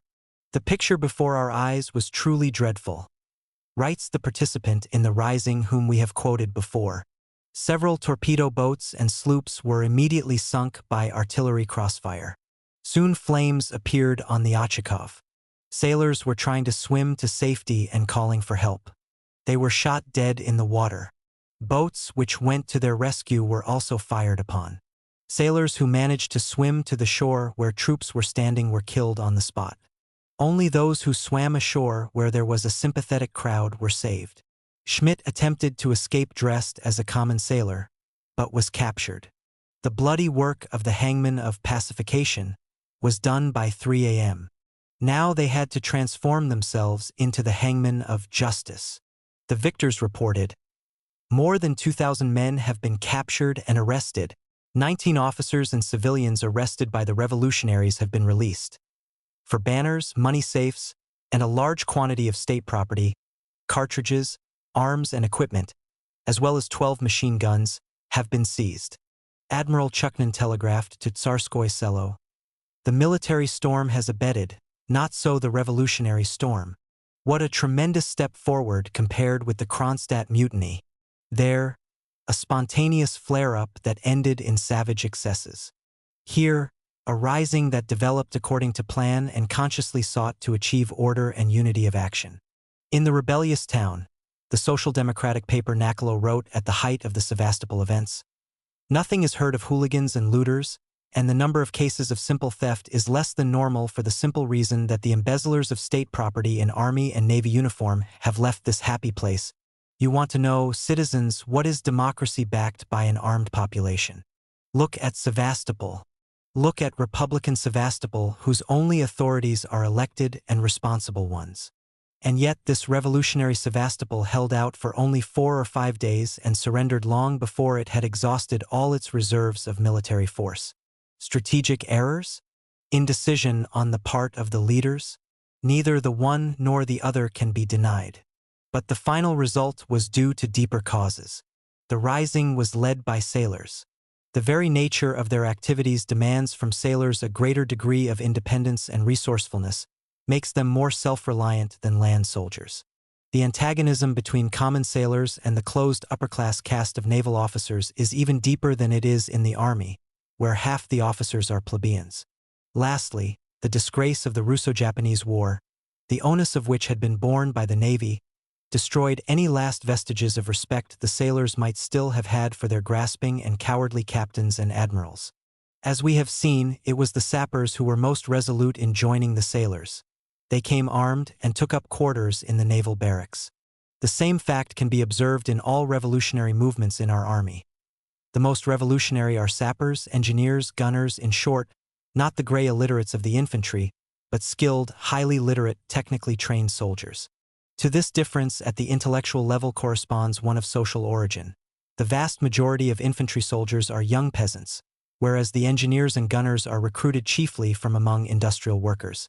We have seen the indecision shown by the Brest and Bialystok regiments throughout the days of the Rising. They decided to remove all their officers. At first they joined the sailors, then they fell away. They promised not to fire, and then, in the end, they were completely dominated by their superiors and shamefully agreed to fire on the naval barracks. Later we were to observe the same revolutionary instability among the peasant-bred infantry, both on the Siberian Railway and in the Sveaborg fortress. But it was not only in the army that the technically trained, that is, proletarian elements played the principal revolutionary role. The same also happened within the Navy. Who were the men who led the sailors' mutinies? Who raised the red banner on the battleship? The technicians, the engine men. These industrial workers in sailors' uniforms who form a minority among the crew nevertheless dominate the crew because they control the engine, the heart of the battleship. Friction between the proletarian minority and the peasant majority in the armed forces is a characteristic of all our military risings, and it paralyzes them and robs them of power. The workers carry their class advantages with them to the barracks: intelligence, technical training, resoluteness, and ability for concerted action. The peasants contribute their overwhelming numerical strength. The army, by universal conscription, overcomes the mujik's lack of productive coordination in a mechanical way, and his passivity, his chief political fault, is transformed into an irreplaceable virtue. Even when the peasant regiments are drawn into the revolutionary movement on the ground of their immediate needs, they are always inclined to adopt wait-and-see tactics, and at the enemy's first decisive attack they abandon the mutineers and allow themselves to be placed once more under the disciplinary yoke. It follows from this that attack is the only proper method for military risings. Attack without any interruptions that might engender hesitation and disorder. But it also follows that the tactics of revolutionary attack encounter their greatest obstacle in the backwardness and distrustful passivity of the mujik soldier. This contradiction was shortly to reveal itself with full force in the suppression of the December Rising, which closed the first chapter of the Russian Revolution. Chapter 19. On the Threshold of Counter-Revolution. For a bad government, writes that shrewd conservative, de Tocqueville, the most dangerous moment is usually the one when it begins to change. Events were furnishing more and more decisive proof of this truth to Count Witt each day. The revolution was resolutely and mercilessly against him. The liberal opposition did not dare to support him openly. The court camarilla was against him. The government apparatus was crumbling in his hands. And, finally, he was his own enemy, understanding nothing of the events, lacking any plan, relying upon intrigue instead of on a program for action. And while he fussed and fidgeted, revolution and reaction were moving inexorably against each other. We read in a secret memorandum against Trepov's men, written in November 1905 on Count Witt's instructions. Facts, including some taken from the files of the police department, clearly demonstrate that a significant part of the serious charges leveled at the government by the public and the people during the days directly following the manifesto were well-founded. Parties were created by some of the highest government officials to offer organized resistance to extreme elements. Patriotic manifestations were organized by the government, while other demonstrations were dispersed. Peaceful demonstrators were fired upon. People were beaten up, and the offices of a provincial rural council were set on fire in full view of the police and troops. Pogromists were left untouched while salvos were fired at people who ventured to defend themselves against them. The crowd was egged on to violence, consciously or unconsciously, by means of official announcements signed by the highest representative of the state power in a large town. And when, following this, disorders occurred, no measures were taken to suppress them. All these facts took place within 3 or 4 days in widely separated parts of Russia, and provoked a storm of indignation among the population which completely cancelled out the initial enthusiastic welcome accorded to the manifesto of October 17. The population became firmly convinced that all these pogroms which so unexpectedly and yet simultaneously swept Russia had been provoked and diverted by the same hand, which, moreover, was a very powerful hand indeed. Unfortunately, the population had very serious grounds for believing this. When the Governor-General of Kurlandia sent a telegram supporting the demand by a meeting of 20,000 persons that martial law be lifted and expressing the view that martial law is incompatible with the new circumstances, Trepov confidently wired back the following text. Re your telegram of October 20th. Disagree your conclusion martial law incompatible new situation.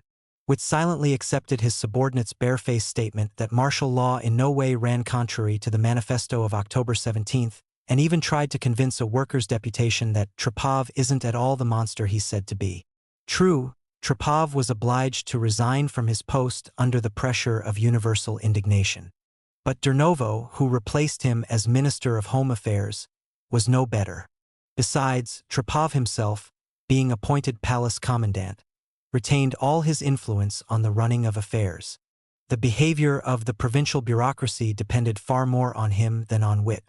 The extreme parties, the same November memorandum states, have gained strength because, in sharply criticizing all the government's actions, they all too often proved to be right. These parties would have lost much of their prestige if the masses had seen, immediately after the publication of the manifesto, that the government had really decided to follow the new path outlined in the manifesto, and that it was in fact following that path.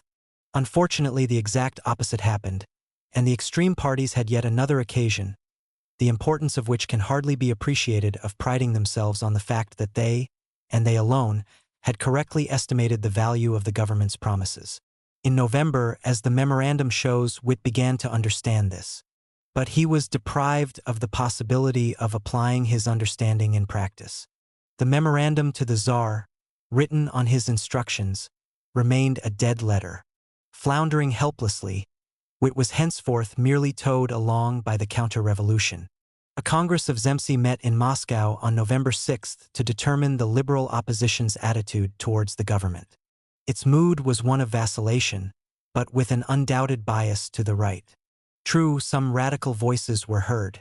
It was said that the bureaucracy is incapable of creative action but only of destruction, that any creative force must be sought in the mighty workers' movement which produced the Manifesto of October 17, that we do not want a constitution granted as a favor and will accept it only from the hands of the Russian people.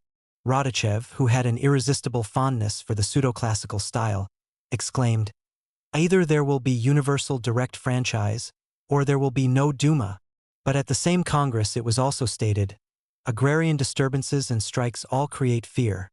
Capital has taken fright, and so have men of property who are taking their money out of the banks and going abroad." Cautious landowners asked, "The institution of satrapies as a means of fighting agrarian disorders is sneered at. But who can suggest a more constitutional means of fighting them? It is better to accept no matter what compromise than to make the struggle more acute. The time has come to call a halt," cried Gutchkov, here appearing on the political arena for the first time. "We are only adding fuel to a fire that will consume us all." Early news of the rising of the Sevastopol fleet put the oppositional courage of the Zemsty to an impossible test. "What we have here," said Petronkovich, that Nestor of Zemstvo liberalism, "is not revolution but anarchy." Under the direct impact of the Sevastopol events, the argument for immediate agreement with Witt's ministry prevailed. Milyukov made an attempt to restrain the Congress from taking any obviously compromising steps. He reassured the Zemsty by saying that the insurrection in Sevastopol is ending, the chief mutineers have been arrested, and any fears would seem to be premature. In vain. The Congress decided to send a deputation to Witt with a resolution of conditional confidence couched in oppositional democratic phrases.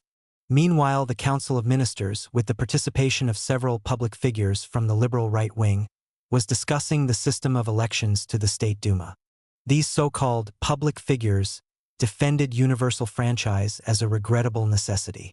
Witt tried to prove the advantages of gradually perfecting Bulygin's brilliant system.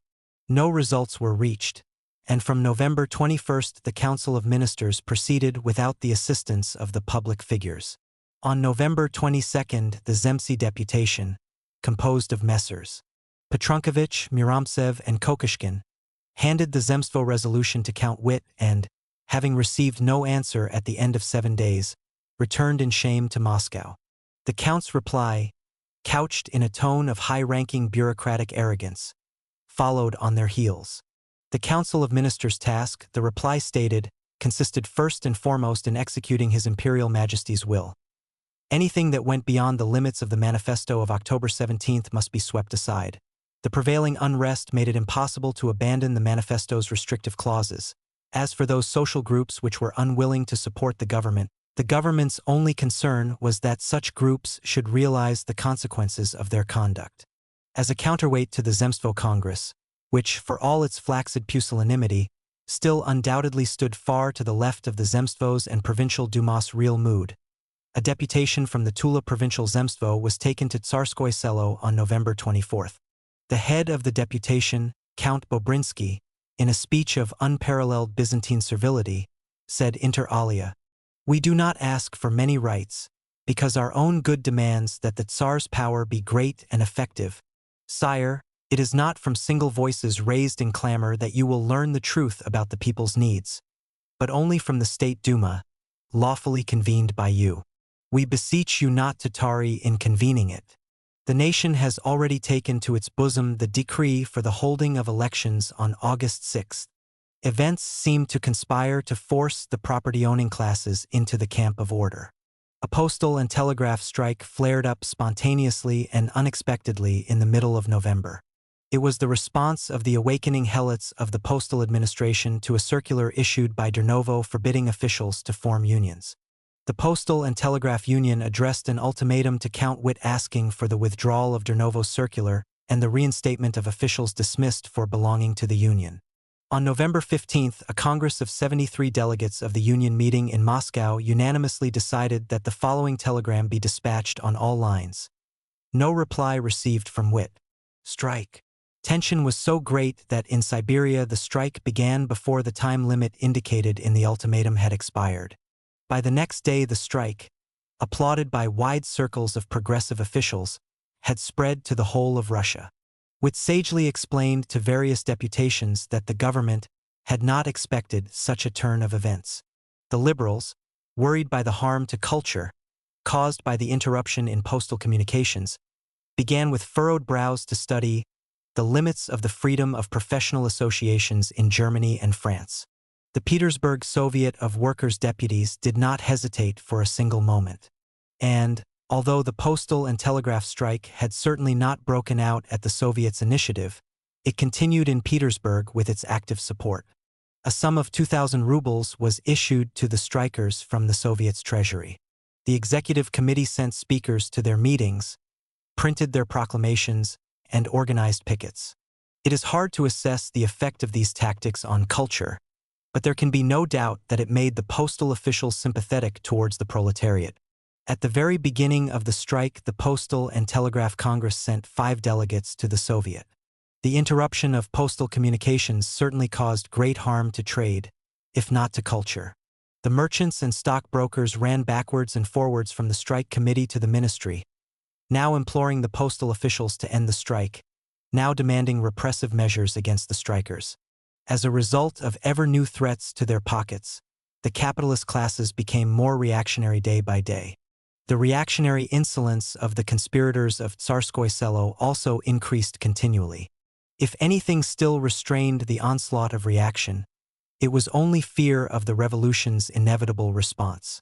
This is graphically demonstrated by an incident which occurred in connection with a verdict passed on some railway officials by a court-martial at the Central Asian fortress of Kushka. The incident is so striking that we must report it here, however briefly. On November 23, at the height of the postal and telegraph strike, the committee of the Petersburg Railway Center received a telegraphic message from Kushka saying that an engineer Sokolov and several other officials had been court-martialed on a charge of revolutionary agitation and had been condemned to death, the sentence to be carried out at midnight on the 23rd. Despite the strike, all railway centers were put in telegraphic contact with one another within a few hours.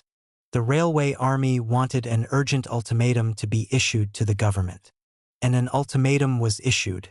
Acting in agreement with the Executive Committee of the Soviet of Deputies, the Railwaymen's Union told the ministry that unless the death sentence were rescinded by 8 p.m. all traffic on the railways would be brought to a halt. The author has a vivid recollection of the memorable meeting of the Executive Committee at which a plan of action was drawn up while waiting for the government's reply. Everyone's eyes were on the clock. Representatives of different railway lines came one after the other to report that more and more lines had sent messages by telegraph associating themselves with the ultimatum. It was clear that unless the government gave in, a desperate struggle would begin. What happened? At 5 minutes past 8 the Tsarist government had lingered for only 300 seconds to save face. The Minister of Communications informed the Railwaymen's Committee by urgent telegram that execution of the sentence would be halted. On the next day, the ministry itself made its capitulation public in a government communiqué saying that it had received a request to repeal the sentence, accompanied by an expression of the intention, failing such a step, to declare a strike. The government was not in receipt of any reports from the local military authorities, which was probably due to the fact that the state telegraph is on strike. At all events, immediately upon receiving these telegraphic messages, the Minister of War had sent orders to defer the execution of the sentence, if sentence had been passed, pending elucidation of the facts of the case. The official communiqué fails to mention that the Minister of War was obliged to send his orders through the Railwaymen's Union, since the telegraph, being on strike, was not accessible to government agencies. This handsome victory was, however, the revolution's last. After this it suffered only defeats. At first its organizations were under intermittent attack. It became evident that a ruthless assault was being prepared. As early as November 14th, the officers of the Peasants' Union were arrested in Moscow on the strength of a government decree instituting reinforced security measures. At about the same time, the arrest of the chairman of the Petersburg Soviet was decided upon in Tsarskoye Selo. But the administration delayed carrying out this decision. It did not yet feel completely confident. It tested the ground and hesitated. The Minister of Justice opposed the Tsarskoye Selo plot, arguing that the Soviet could not be considered a secret association because it acted absolutely openly, announced its meetings, printed reports of its proceedings in the newspapers, and even entered into contact with persons within the administration. The fact that neither the government nor the administration, the well-informed press wrote in summing up the minister's viewpoint, took any measures to stop activities designed to overthrow the existing order, that the administration on a number of occasions actually sent patrols to the Soviets' meetings to preserve order, and that the Petersburg city governor himself received Krustalev, the chairman of the Soviet, knowing who he was and in what capacity he appeared. All this entitles the members of the Soviet of Workers' Deputies to regard their activities as by no means contradictory to the policies being followed in government spheres, and, therefore, as not criminal. However, in the end, the Minister of Justice found ways of overcoming his legalistic scruples, and on November 26 Krustalev was arrested at the premises of the Executive Committee. A word concerning the significance of this arrest. At the second meeting of the Soviet on October 14, the young lawyer Georgy Nozar, later to acquire great popularity under the name of Krustalev, was elected chairman at the proposal of the representative of the Social Democratic Organization. Within a few weeks, the cheap radical press on the one hand, and the reactionary police press on the other, had created a historical legend around Krustalev's personality. Just as, on an earlier occasion, January 9th had seemed to them the fruit of Georgy Gapon's inspired thinking and demagogical genius, so the Soviet of Workers' Deputies appeared to them as a pawn in the titanic hands of Georgy Krustalev-Nozar. The error in the second case was even more flagrant and absurd than in the first.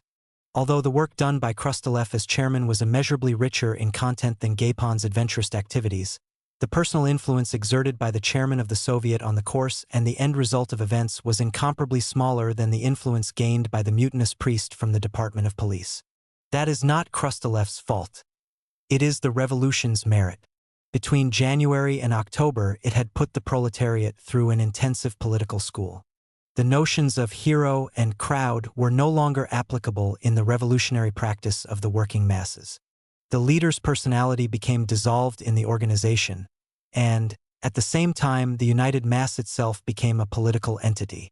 A man of practical ability and resourcefulness, an energetic and skillful chairman although only a mediocre orator, an impulsive character without any political past nor any clearly defined political face, Krustalev was made for the role he was to play at the end of 1905. The working masses, although in a revolutionary mood and possessed of a strong class sense, were on the whole without any definite party allegiance. Everything we have said about the Soviet itself can be applied to Krustalev. All the socialists with a political past were party men, and the candidature of a party man would have introduced friction into the Soviet from the moment it came into existence. Furthermore, Krustalev's lack of political allegiance facilitated the Soviet's relations with the non-proletarian world and especially with the organizations of the intelligentsia, from which it received considerable material assistance. In entrusting the chairmanship to a non-party man, the Social Democrats counted on having political control of the Soviet. They were not mistaken. After a mere 3 or 4 weeks, the colossal growth of their influence and power could be judged, inter alia, by the fact that Krustalev publicly announced that he was joining the Social Democrats, Mensheviks. What did the government hope to achieve by arresting Krustalev? Did it think that by removing the chairman it would destroy the organization? Surely that would have been too stupid even for a de novo. But it is difficult to give a precise answer as to motives, if only because their own motives were probably unclear to the reactionary conspirators who met in Tsarskoye Selo to discuss the destinies of the revolution, and yet who could do no more than resort to a police measure. In any case, the chairman's arrest under the circumstances in which it was carried out assumed tremendous symptomatic significance for the Soviet. It became crystal clear to anyone who might have doubted it only a day earlier that neither side could retreat, that a decisive clash was inevitable, and that this clash lay, not months or weeks ahead, but days. Chapter 20. The Last Days of the Soviet. To abandon the public arena after Krustalev's arrest was something the Soviet could not do. A freely elected parliament of the working class, It owed its strength precisely to the public character of its activities. To dissolve its organization would have meant deliberately giving an opening to the enemy. Only one solution remained: to continue along the same path as before, heading towards a conflict. At a meeting of the Executive Committee on November 26, the representative of the Socialist Revolutionary Party, Chernov himself, proposed issuing a declaration to the effect that the Soviet would reply by a terrorist coup to every repressive measure of the government. We came out against this proposal. During the brief period that remained before the opening of military operations, the Soviet had to establish the closest possible liaison with other towns, with the Peasants' Union, the Railwaymen's Union, the Postal and Telegraph Union, and the Army. 2 delegates had been sent off for this purpose in the middle of November, one to the Volga and the other to the south. Terrorist attacks on individual ministers would certainly have absorbed the Executive Committee's entire energy and attention. Instead, we proposed that the following resolution be submitted to the next meeting of the Soviet. On November 26, the Tsarist government arrested the chairman of the Soviet of Workers' Deputies, Comrade Krustalev Nozar. The Soviet is electing a temporary presidium and is continuing to prepare for armed insurrection. 3 persons were selected as candidates for the presidium: Yanovsky, the rapporteur of the Executive Committee, that was the name under which the author of this book was active in the Soviet, the treasurer Vidensky, Sverchkov, and Zlidnev, a worker deputy from the Obakov plant. The general meeting of the Soviet took place on the next day, openly as always, with 302 deputies present. The atmosphere was highly charged. Many members of the Soviet wanted an immediate and direct response to the ministry's guerrilla raid. But after a short debate, the meeting unanimously adopted the Executive Committee's resolution and, by a secret ballot, elected the proposed candidates to the presidium. The chairman of the main committee of the Peasants' Union, who was present at the meeting, spoke about the decision taken at the union's November Congress not to supply recruits to the government, not to pay taxes, and to withdraw deposits from state banks and savings banks. As the Executive Committee had already on November 23 adopted a resolution inviting workers, in view of the government's imminent bankruptcy, to accept payment of wages only in gold and to withdraw their deposits from savings banks, a decision was taken to amalgamate these financial boycott measures and to announce them in a manifesto addressed to the people in the name of the Soviet, the Peasants' Union, and the Socialist parties. Would it be possible to hold further general meetings of the proletarian parliament? There could be no certainty about this. The meeting decided that, in the event of it being impossible to convene the Soviet, its functions should be transferred to the Executive Committee with an enlarged membership. It was on the basis of this decision that, after the Soviet's arrest on December 3, its powers passed into the hands of the Second Soviet's Executive Committee. The meeting then received warm greetings on behalf of the politically conscious soldiers of the Finland battalions and also from the Polish Socialist Party and the All-Russian Peasants' Union. The delegate from the revolutionary peasantry promised fraternal support at the decisive hour. To the indescribable enthusiasm of deputies and guests and to the sound of thunderous applause, the representative of the Peasants' Union and the chairman of the Soviet shook hands. The meeting dispersed late at night. The last to leave were the members of the police duty patrol who, as always, had been guarding the entrance to the meeting on the city governor's orders. It is an interesting sidelight on the situation that on the same night a minor police official, acting under the instructions of the same city governor, stopped a lawful and peaceful meeting of bourgeois voters headed by Milyukov. Most Petersburg plants associated themselves with the Soviet's resolution, which also found a sympathetic echo in resolutions adopted by the Moscow and Samara Soviets, the Railwaymen's and Postal and Telegraph Unions, and a number of local organizations. Even the Central Bureau of the Union of Unions endorsed the Soviets' decision and published an appeal to the country's vital elements to prepare themselves actively for an imminent political strike and for the last armed clash with the enemies of popular freedom. However, the sympathy which the liberal and radical bourgeoisie had towards the proletariat in October was by now cooling off. The situation became more and more acute, and liberalism, frustrated by its own inaction, was becoming increasingly surly towards the Soviet. The man in the street, knowing little of politics, had a semi-benevolent, semi-subservient attitude toward the Soviet. If he feared that a railway strike might break out while he was on a journey, he would call at the Soviet's office for information. He came there, too, in the hope of dispatching his telegrams during the postal and telegraph strike, and if the telegram was considered sufficiently important, it was duly dispatched. For example, the widow of Senator B., after many fruitless visits to various ministries, finally appealed to the Soviet to enable her to send a telegram on an important family matter. The Soviet's written orders exempted townspeople from having to observe the law. For example, an engraver's workshop, on receiving written permission from the Soviet, agreed to make a seal for the illegal postal and telegraph union. The Northern Bank credited the Soviet for an out-of-date check. The print shop of the Naval Ministry asked the Soviet for instructions as to whether or not it should go on strike. All kinds of people and organizations appealed to the Soviet in moments of danger, seeking help against individuals, officials, and the government itself. When martial law was proclaimed in Livland province, the Latvian section of the population of Petersburg appealed to the Soviet to make a stand against this latest instance of arbitrary Tsarist rule. On November 30th, the Stretcher Bearers Union appealed to the Soviet on behalf of its members whom by false promises the Red Cross had enticed to join the Russo-Japanese War and had then sent home unrewarded. The Soviets' arrest put an end to its lively correspondence on this subject with the Central Directorate of the Red Cross. The Soviets' premises were always crowded with petitioners and plaintiffs of all kinds. Mostly workers, domestic servants, shop assistants, peasants, soldiers, and sailors. Some had an absolutely phantasmagorical idea of the Soviets' power and its methods. There was one blind veteran of the Russo-Turkish War, covered with crosses and decorations, who complained of dire poverty and begged the Soviet to put a bit of pressure on number one. That is, the Tsar. Applications and petitions arrived from remote parts of the country. After the November strike, the inhabitants of one district of a Polish province sent a telegram of thanks to the Soviet. An old Cossack from Poltava province complained of unjust treatment by the prince's Repnin, who had exploited him as a clerk for 28 years and then dismissed him without cause. The old man was asking the Soviet to negotiate with the princes on his behalf. The envelope containing this curious petition was addressed simply to the Workers' Government, Petersburg, yet it was promptly delivered by the Revolutionary Postal Service.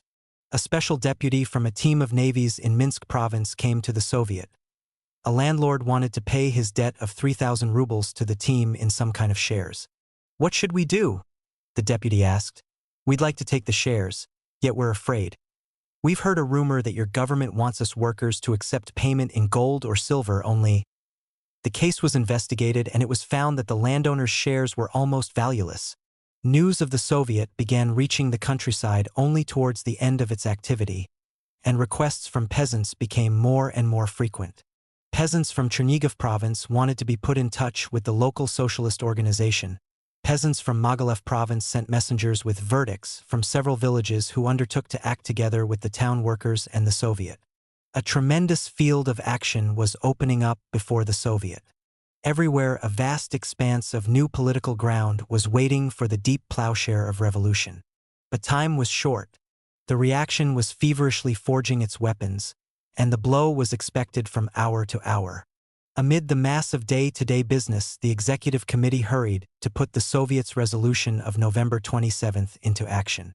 It issued a proclamation addressed to the troops, see the November strike, and, at a joint meeting with representatives of the revolutionary parties, approved the text of a financial manifesto submitted by Parvis. On December 2nd, the manifesto was published in 8 Petersburg newspapers, 4 socialist ones and 4 liberal ones. Here is the text of this historic document. Manifesto. The government is on the brink of bankruptcy. It has reduced the country to ruins and scattered it with corpses. The peasants, worn out by suffering and hunger, are incapable of paying taxes. The government gave credits to the landowners out of the people's money. Now it is at a loss as to what to do with the landowners' mortgaged estates. Factories and plants are at a standstill. There is unemployment and a general stagnation of trade. The government has used the capital obtained by foreign loans to build railways, warships, and fortresses and to store up arms. Foreign sources have now been exhausted, and state orders have also come to an end. The merchant, the supplier, the contractor, the factory owner, accustomed to enriching themselves at the treasury's expense, find themselves without new profits and are closing down their offices and plants. One bankruptcy follows another. Banks are failing. All trade exchanges have been reduced to the barest minimum. The government's struggle against revolution is causing daily unrest. No one is any longer sure what the morrow will bring. Foreign capital is going back home. Purely Russian capital is also seeping away into foreign banks. The rich are selling their property and going abroad in search of safety. The birds of prey are fleeing the country and taking the people's property with them. For many years, the government has spent all its state revenue on the army and navy. There is a shortage of schools. Roads have been neglected. In spite of this, there is not enough money even to keep the troops supplied with food. The war was lost partly because military supplies were inadequate. Mutinies of the poverty-stricken, hungry troops are flaring up all over the country. The railways are economically sick through the government's fault. Many millions of rubles are needed to restore the railway economy. The government has pilfered the savings banks and handed out deposits to support private banks and industrial enterprises, often entirely fictitious ones. It is using the small savers' capital to play the stock exchange, where that capital is exposed to risk daily. The gold reserves of the state bank are negligible compared with the existing claims of government loans and the demands of trade turnover. It will be reduced to nothing if gold coin is demanded for every transaction. Taking advantage of the absence of any control of the state finances, the government has long been issuing loans which far exceed the country's means of payment. With these new loans, it is covering the interest on old ones. Year after year, the government issues false accounts of expenditure and revenue, showing both to be less than they are in reality and robbing indiscriminately to show a surplus instead of an annual deficit. Officials are free to rob the treasury, which in any case is already exhausted. Only the Constituent Assembly, after the overthrow of the autocracy, can halt this financial ruin. It will carry out a close investigation of the state finances and will draw up a detailed, clear, accurate, and certified balance sheet of state revenue and expenditure budget.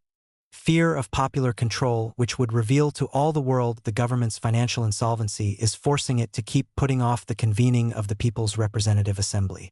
In order to safeguard its rapacious activities, the government forces the people to fight unto death. Hundreds of thousands of citizens perish and are ruined in this fight, and industry, trade, and means of communication are destroyed at their very foundations. There is only one way out: to overthrow the government, to deprive it of its last strength. It is necessary to cut the government off from the last source of its existence: financial revenue. This is necessary not only for the country's political and economic liberation, but also, more particularly, in order to restore the financial equilibrium of the state. We have therefore decided to refuse to make land redemption payments and all other payments to the Treasury. In all transactions and in the payment of wages and salaries, to demand gold, and in the case of sums of less than 5 rubles, full-weight hard cash, coinage. To withdraw deposits from savings banks and from the state bank, demanding payment of the entire sum in gold. The autocracy has never enjoyed the people's confidence and has never received any authority from the people. At the present time, the government is behaving within the frontiers of its own country as though it were ruling conquered territory. We have therefore decided not to allow the repayment of loans which the government contracted while it was clearly and openly waging war against the entire people. Signed, the Soviet of Workers' Deputies, the Main Committee of the All-Russian Peasants' Union, the Central Committee and the Organization Committee of the Russian Social Democratic Workers' Party, the Central Committee of the Party of Socialist Revolutionaries, the Central Committee of the Polish Socialist Party. It goes without saying that this manifesto could not, in itself, overthrow Tsarism and its finances. It was the first State Duma that, 6 months later, expected such a miracle to be wrought by its Viborg Declaration, which called on the population peacefully on the English model to refuse to pay taxes. The Soviets' financial manifesto was nothing other than an overture to the December Rising. Reinforced by a strike and by fighting on the barricades, it produced a powerful echo throughout the country. Whereas during the month of December in the previous 3 years deposits in savings banks had exceeded payments by 4 million rubles, in December 1905 the excess of payments over deposits equaled 90 million. During a single month, the manifesto extracted 94 million rubles from government reserves, When the insurrection had been crushed by the Tsarist hordes, equilibrium in the savings banks was once more restored.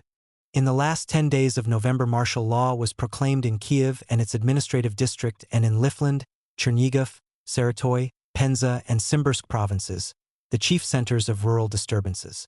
On November 24th, on the day of the introduction of the temporary press regulations, the rights of provincial governors and town governors were widely extended. On the 28th, the post of temporary governor-general of the Baltic lands was created. On the 29th, the local satraps were empowered, in the event of railway or postal and telegraph strikes, to introduce emergency rule in their provinces without reference to the central authorities. On December 1st, Nicholas II granted an audience to a hastily made-up, motley deputation of frightened landowners, monks, and urban pogromists. This deputation demanded merciless punishment of the revolutionary malefactors and, at the same time, of those persons in high places who abetted the revolution. Not satisfied with this hint towards wit, the deputation added, "By autocratic command, be pleased to recall certain servants of thy monarchic will." "I receive you in the certainty," Nicholas replied to this dirty gang of serf traders and money-loving thugs, "that I see before me true sons of Russia, devoted with all their hearts to myself and the fatherland." At a signal from Petersburg, the provincial administrations dispatched a large number of messages of gratitude to the Tsar Emperor, purporting to come from members of the peasantry and lower middle class. The Union of the Russian People, which, as we understand, received its first large subsidy at this time, organized a number of meetings and distributed pogromist patriotic literature. On December 2nd, the 8 newspapers which had printed the Soviets' financial manifesto were confiscated and their publication interrupted. On the same day, drastic new regulations were issued making it illegal for employees of the railways and the postal, telegraph, and telephone services to strike or form unions under threat of sentences of up to 4 years' imprisonment. The revolutionary papers made public the following order by the governor of Voronezh province based on a secret circular by Durnovo. Top secret. Immediately identify all ringleaders of the anti-government and agrarian movement and incarcerate them in local prisons pending further action in accordance with the Minister for Home Affairs instructions. The government published its first threatening declaration.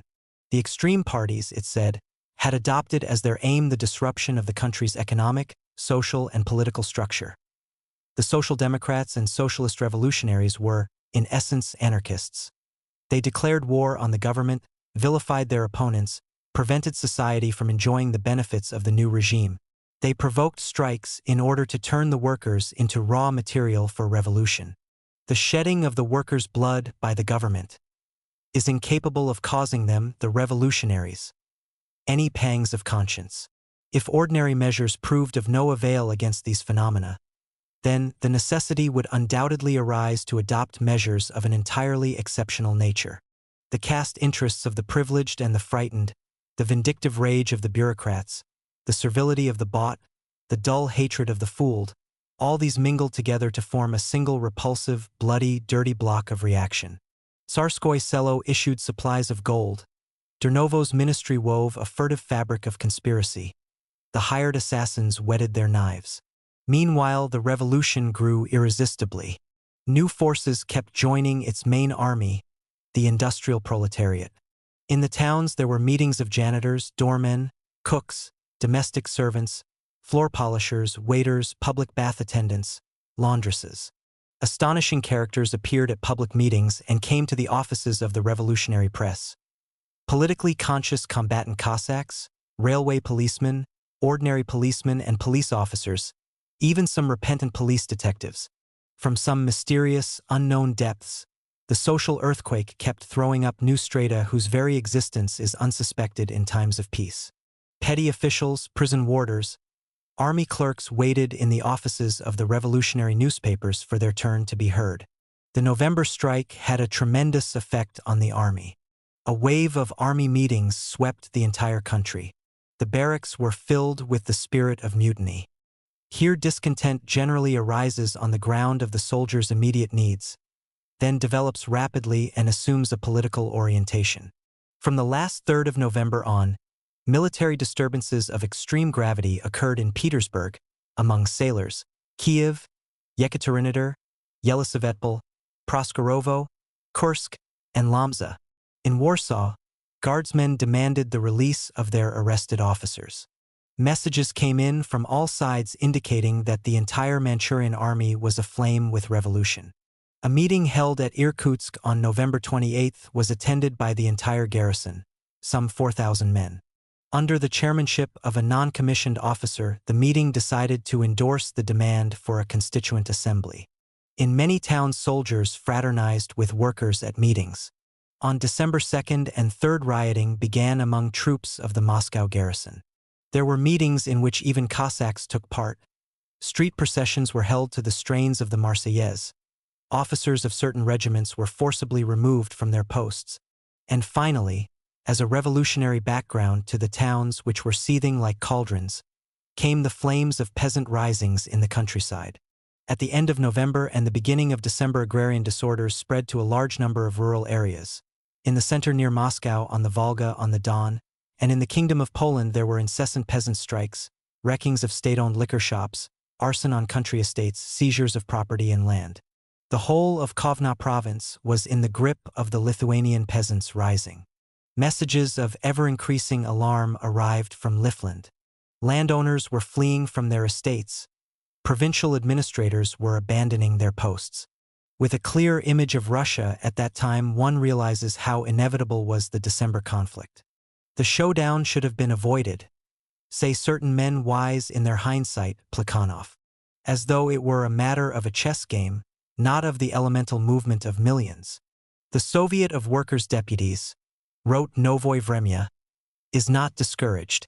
It continues to act energetically and publishes its decisions in a pure, Spartan language, brief, clear and understandable to all. The same cannot by any means be said of Count Witt's government, which prefers the long-winded and tedious language of a melancholy maiden. On December 3rd, Witt's government in its turn adopted a language that was brief, clear and understandable to all. It surrounded the building of the Free Economic Association with troops drawn from every arm of the services, and arrested the Soviet. The executive committee met at 4 p.m. The agenda for the meeting had been determined in advance by the confiscation of the 8 newspapers, the draconian new rules concerning strikes and Dernovo's conspiratorial telegram. The representative of the Central Committee of the Social Democratic Party, Bolsheviks, submitted his party's proposal to accept the challenge to establish contact immediately with all revolutionary organizations throughout the country, to appoint a date for the commencement of a political general strike, to mobilize all forces and all reserves and, supported by the agrarian movements and soldiers' riots, to go forward towards a decisive solution. The delegate from the Railwaymen's Union said that it was certain that the Railwaymen's Congress convened for December 6 would decide in favor of a strike. The representative of the Postal and Telegraph Union spoke in favor of the party's proposal and expressed the hope that a general strike movement would instill new life into the postal and telegraph strike, which was beginning to peter out. The debate was interrupted by the news that the Soviet was to be arrested that day. Confirmation arrived half an hour later. By that time, the large assembly hall on the ground floor had filled with delegates, party representatives, press correspondents, and guests. The executive committee, which was meeting upstairs, decided that some of its members should withdraw so as to ensure continuity in case of arrest. But it was already too late. The building was surrounded by soldiers of the Izmailovsky Guards Regiment, mounted Cossacks, policemen, and gendarmes. The whole place was filled with the noise of trampling feet, the ringing of spurs, the clatter of arms. Delegates were heard protesting vociferously downstairs. The chairman opened a first-floor window, leaned out and called, "Comrades, don't offer resistance. We declare in advance that if any shots are fired, they will have to come from the police or an agent provocateur." A few minutes later, the soldiers climbed the stairs to the first floor and took up a position at the door of the room in which the executive committee was meeting. The chairman, addressing an officer, "I suggest you close the door and do not disturb our business. The soldiers remain in the passage but do not close the door." The chairman, "The meeting continues. Who wants to take the floor?" The representative of the Office Workers' Union. By today's act of brute force, the government has reinforced the arguments in favor of a general strike. It has determined the strike in advance. The outcome of the proletariat's new and decisive action depends on the troops. Let them come out in defense of the motherland. The officer hastily shuts the door. The speaker raises his voice.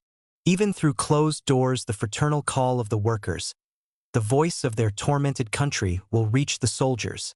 The door opens and a company commander of the gendarmerie, pale as death, creeps in. He was afraid of a bullet, followed by a couple of dozen policemen who placed themselves behind the delegates' chairs. The chairman, "I declare the meeting of the executive committee closed."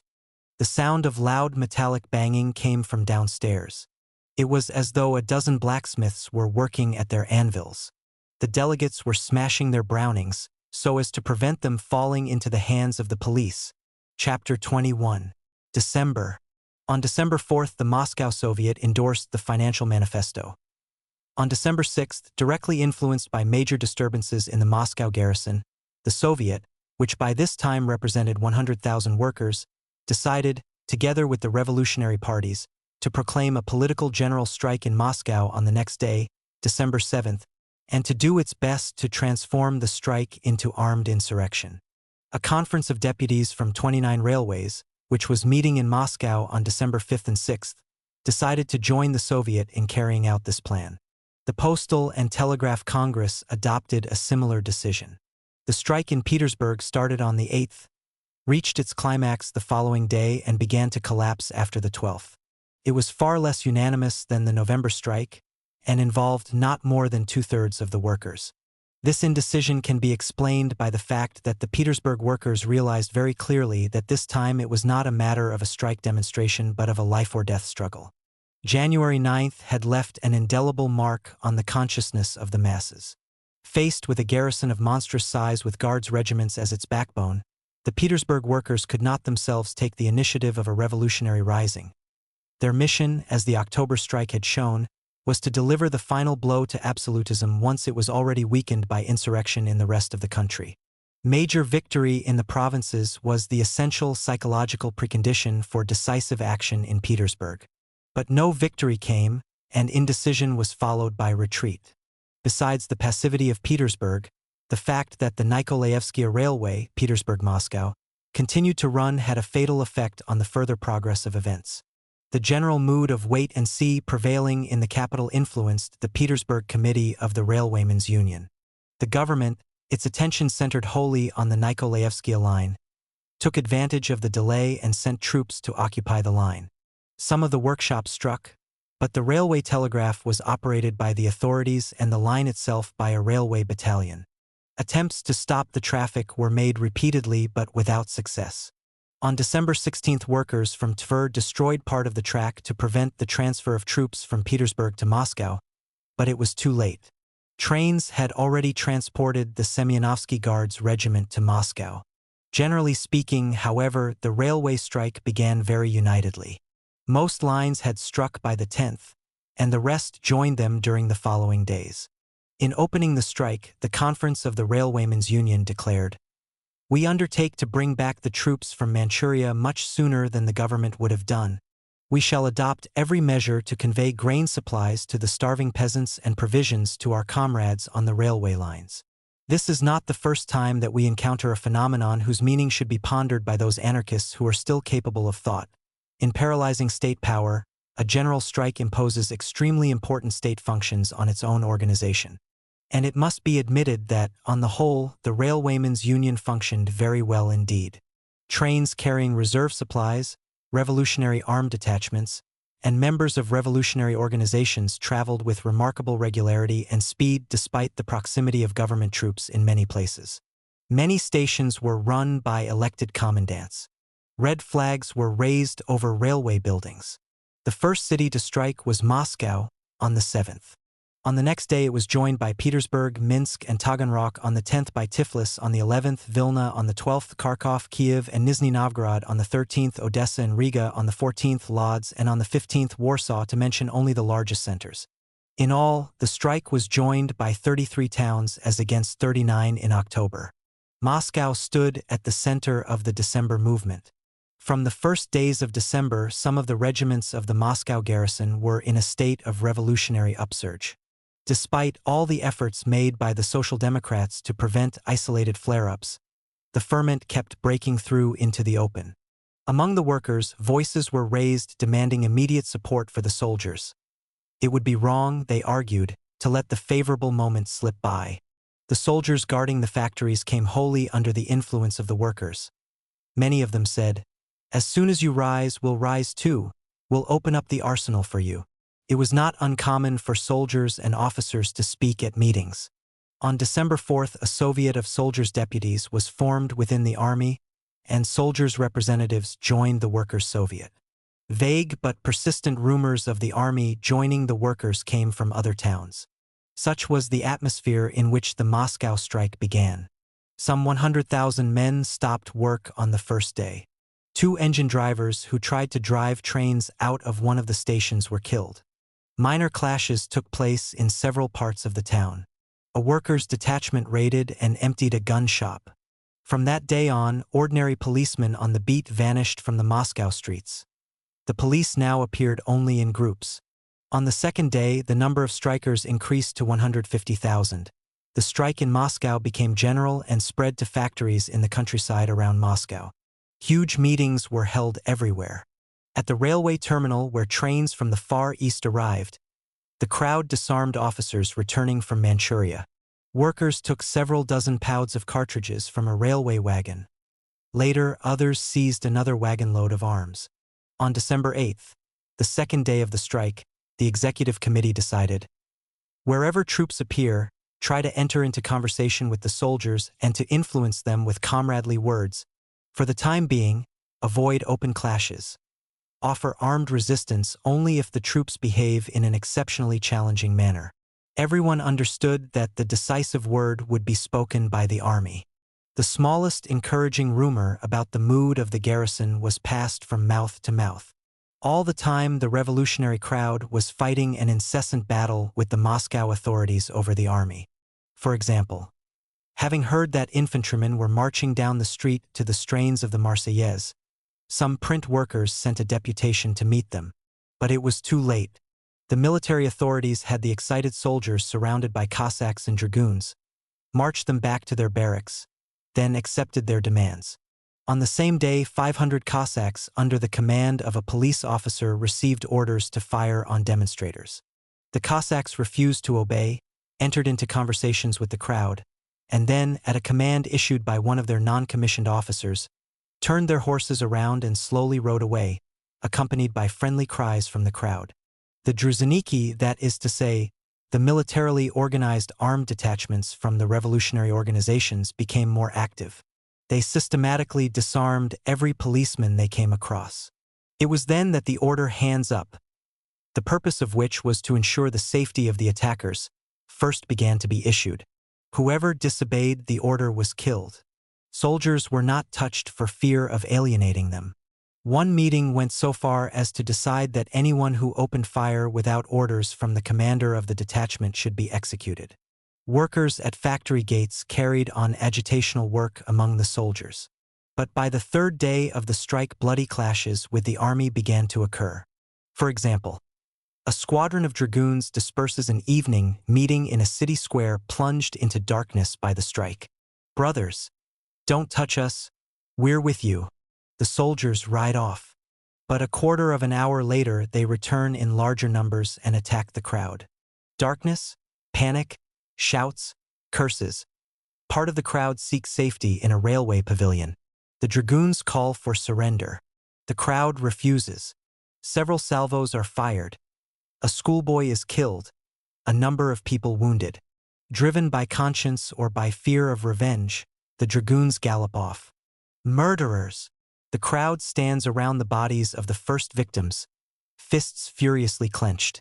Murderers! Another moment, and the blood-spattered pavilion is in flames. Murderers! The crowd seeks an outlet for its emotions.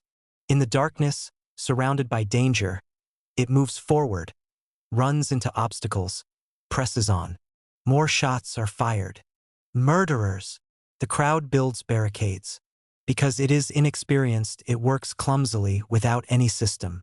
Right there, in the darkness, a group of 30 or 40 sing the revolutionary funeral song. You have fallen victim. More salvos. more wounded and killed. The adjoining courtyards are transformed into first aid posts. People living in nearby houses act as stretcher bearers and guard the gates. On another occasion, a 10,000-strong workers' demonstration came face to face with a detachment of Cossacks. Two working women carrying red flags step out of the crowd and hurl themselves at the Cossacks. "Go ahead, fire at us," they shout. "We shan't surrender the flags alive." The Cossacks are surprised and embarrassed. The moment is decisive. The crowd, sensing their hesitation, immediately challenges the Cossacks. "Our hands are empty. Are you really going to fire at us? Don't you fire at us, then we shan't either," the Cossacks reply. Their officer, frightened and angry, bursts into a flood of invective. But too late. His voice is drowned in indignant cries from the crowd. Somebody makes a short speech. The crowd cheers. Another minute, and the Cossacks turn their horses around and gallop away, their rifles slung across their shoulders. Eventually, after troops had broken up a popular meeting and beaten up the unarmed crowd, the mood in the city became more tense. The crowds in the streets swelled. Rumors of all kinds sprang up and died again every hour. Every face bore the imprint of happy excitement mixed with fear. Gorky, who was in Moscow at the time, wrote, "Many believe that it was the revolutionaries who began building the barricades. This, of course, is very flattering, but it is not quite correct. It was the man in the street, the non-party man, who began building the barricades, and therein lies the special nature of the event." The first barricades on the Tverskaya were built gaily, with jokes and laughter, and the widest possible variety of people took part in this cheerful labor, from the respectable gentleman wearing an expensive overcoat to the cook general and the janitor who until recently had been a traditional prop of stable authority. The dragoons fired a salvo at the barricade. Several people were wounded, 2 or 3 killed. There was a howl of indignation, a unanimous cry for revenge, and everything changed at once. After that salvo, the man in the street started building barricades not in play but in earnest, meaning to defend his life against Mr. Dubasov and his dragoons. As military operations began, the Social Democratic Fighting Organization posted a proclamation on the walls of Moscow in which it gave the following technical instructions to insurgents. 1. The first rule: do not act as a crowd. Act in small groups of 3 or 4, not more. But let the number of such groups be as large as possible, and let each one of them learn to attack quickly and to disappear as quickly. The police are trying to use units of 100 Cossacks to fire on crowds of several thousands. What you must do is to put 1 or 2 marksmen against 100 Cossacks. It is easier to hit 100 men than a single man, especially if the single man fires without warning and disappears, no one knows where. 2. Also, comrades, do not occupy fortified buildings. The troops will always recapture them or simply destroy them by artillery fire. Let our fortresses be courtyards with entrances front and back, and all places from which it is easy to fire and easy to withdraw. Even if they capture such a place, they will find no one in it, yet it will cost them dear. The revolutionaries' tactics were promptly determined by the situation itself. In contrast to this, the government troops showed themselves totally unable, for a whole 5 days, to adapt themselves to the opponent's tactics, combining bloodthirsty barbarity with bewilderment and confusion. Here is a typical example of a battle. 24 men who make up one of the most recklessly courageous Georgian druzina are marching along quite openly, in twos. The crowd warns them that 16 dragoons with their officer are riding towards them. The druzina stops, forms ranks, pulls out its Mausers, and prepares to fire. As soon as the mounted unit appears, the druzina fires. The officer is wounded, the horses in the front rank, wounded, rear up, the dragoons are taken unawares and cannot fire back. This enables the druzina to fire up to 100 rounds, and the dragoons flee in disorder, leaving behind several killed and wounded. Now see that you get away, the crowd urges. The artillery are coming. They are right. The artillery promptly appears on the scene, causing several dozen killed and wounded among the unarmed crowd which never expected to be fired on. Meanwhile, the Georgians have started another shooting match with the troops in another place. The druzina is almost invulnerable because it is clad in the armor of popular sympathy. Here is another example, one of many. A group of 13 Druziniki occupying a building withstood, for 4 hours, the fire of 500 or 600 soldiers with 3 guns and 2 machine guns at their disposal.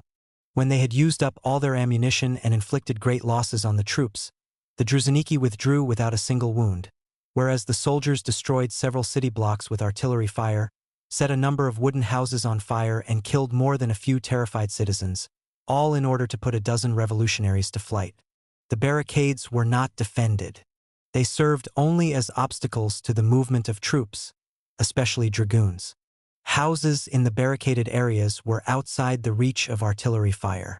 After a heavy barrage, the troops would take the barricades to make sure there was no one behind them, but as soon as the troops had gone, the barricades were rebuilt. On December 10th, Dubasov's artillery began its work in earnest. Guns and machine guns fired without cease, clearing one street after another. The victims were no longer counted in single numbers but in dozens. The crowds, angry and distraught, rushed from place to place, unable to believe that what was happening before their eyes was real. The soldiers were firing, not at single revolutionaries, but at that vague enemy whose name was Moscow. Moscow's houses with their children and old men, Moscow's unarmed street crowds. Murderers! Cowards! Is that how you hope to restore your Manchurian glory? After the first barrages, the building of barricades became feverish. The rhythm of work became broader, the methods bolder. The crowd overturned a large fruit stand, a newspaper kiosk, tore down shop signs, smashed cast iron railings, took down overhead tramway wires. In defiance of the police order that all gates should be kept bolted, the reactionary newspapers reported, many house gates have been taken off their hinges and used in building barricades. By December 11th, all the most important points throughout the city were surrounded by a network of barricades. Whole streets were wrapped in a cobweb of barbed wire. Dubasov announced that any crowd of more than 3 persons would be fired upon. But the dragoons fired at single individuals as well. They would first search them. Failing to find any arms, they would let them go, and then send a bullet after them. They even fired at people reading Dubasov's proclamation. It was enough for a single shot to be fired from a window, often clearly by an agent provocateur, for the artillery guns to be immediately turned on the house. Pools of blood and blobs of brain and hair sticking to shop signs revealed where shrapnel had passed through. Many houses had gaping holes in them. Outside a damaged building, hideous publicity of insurrection. A plate with a lump of human flesh and an inscription, "Give money for the wounded."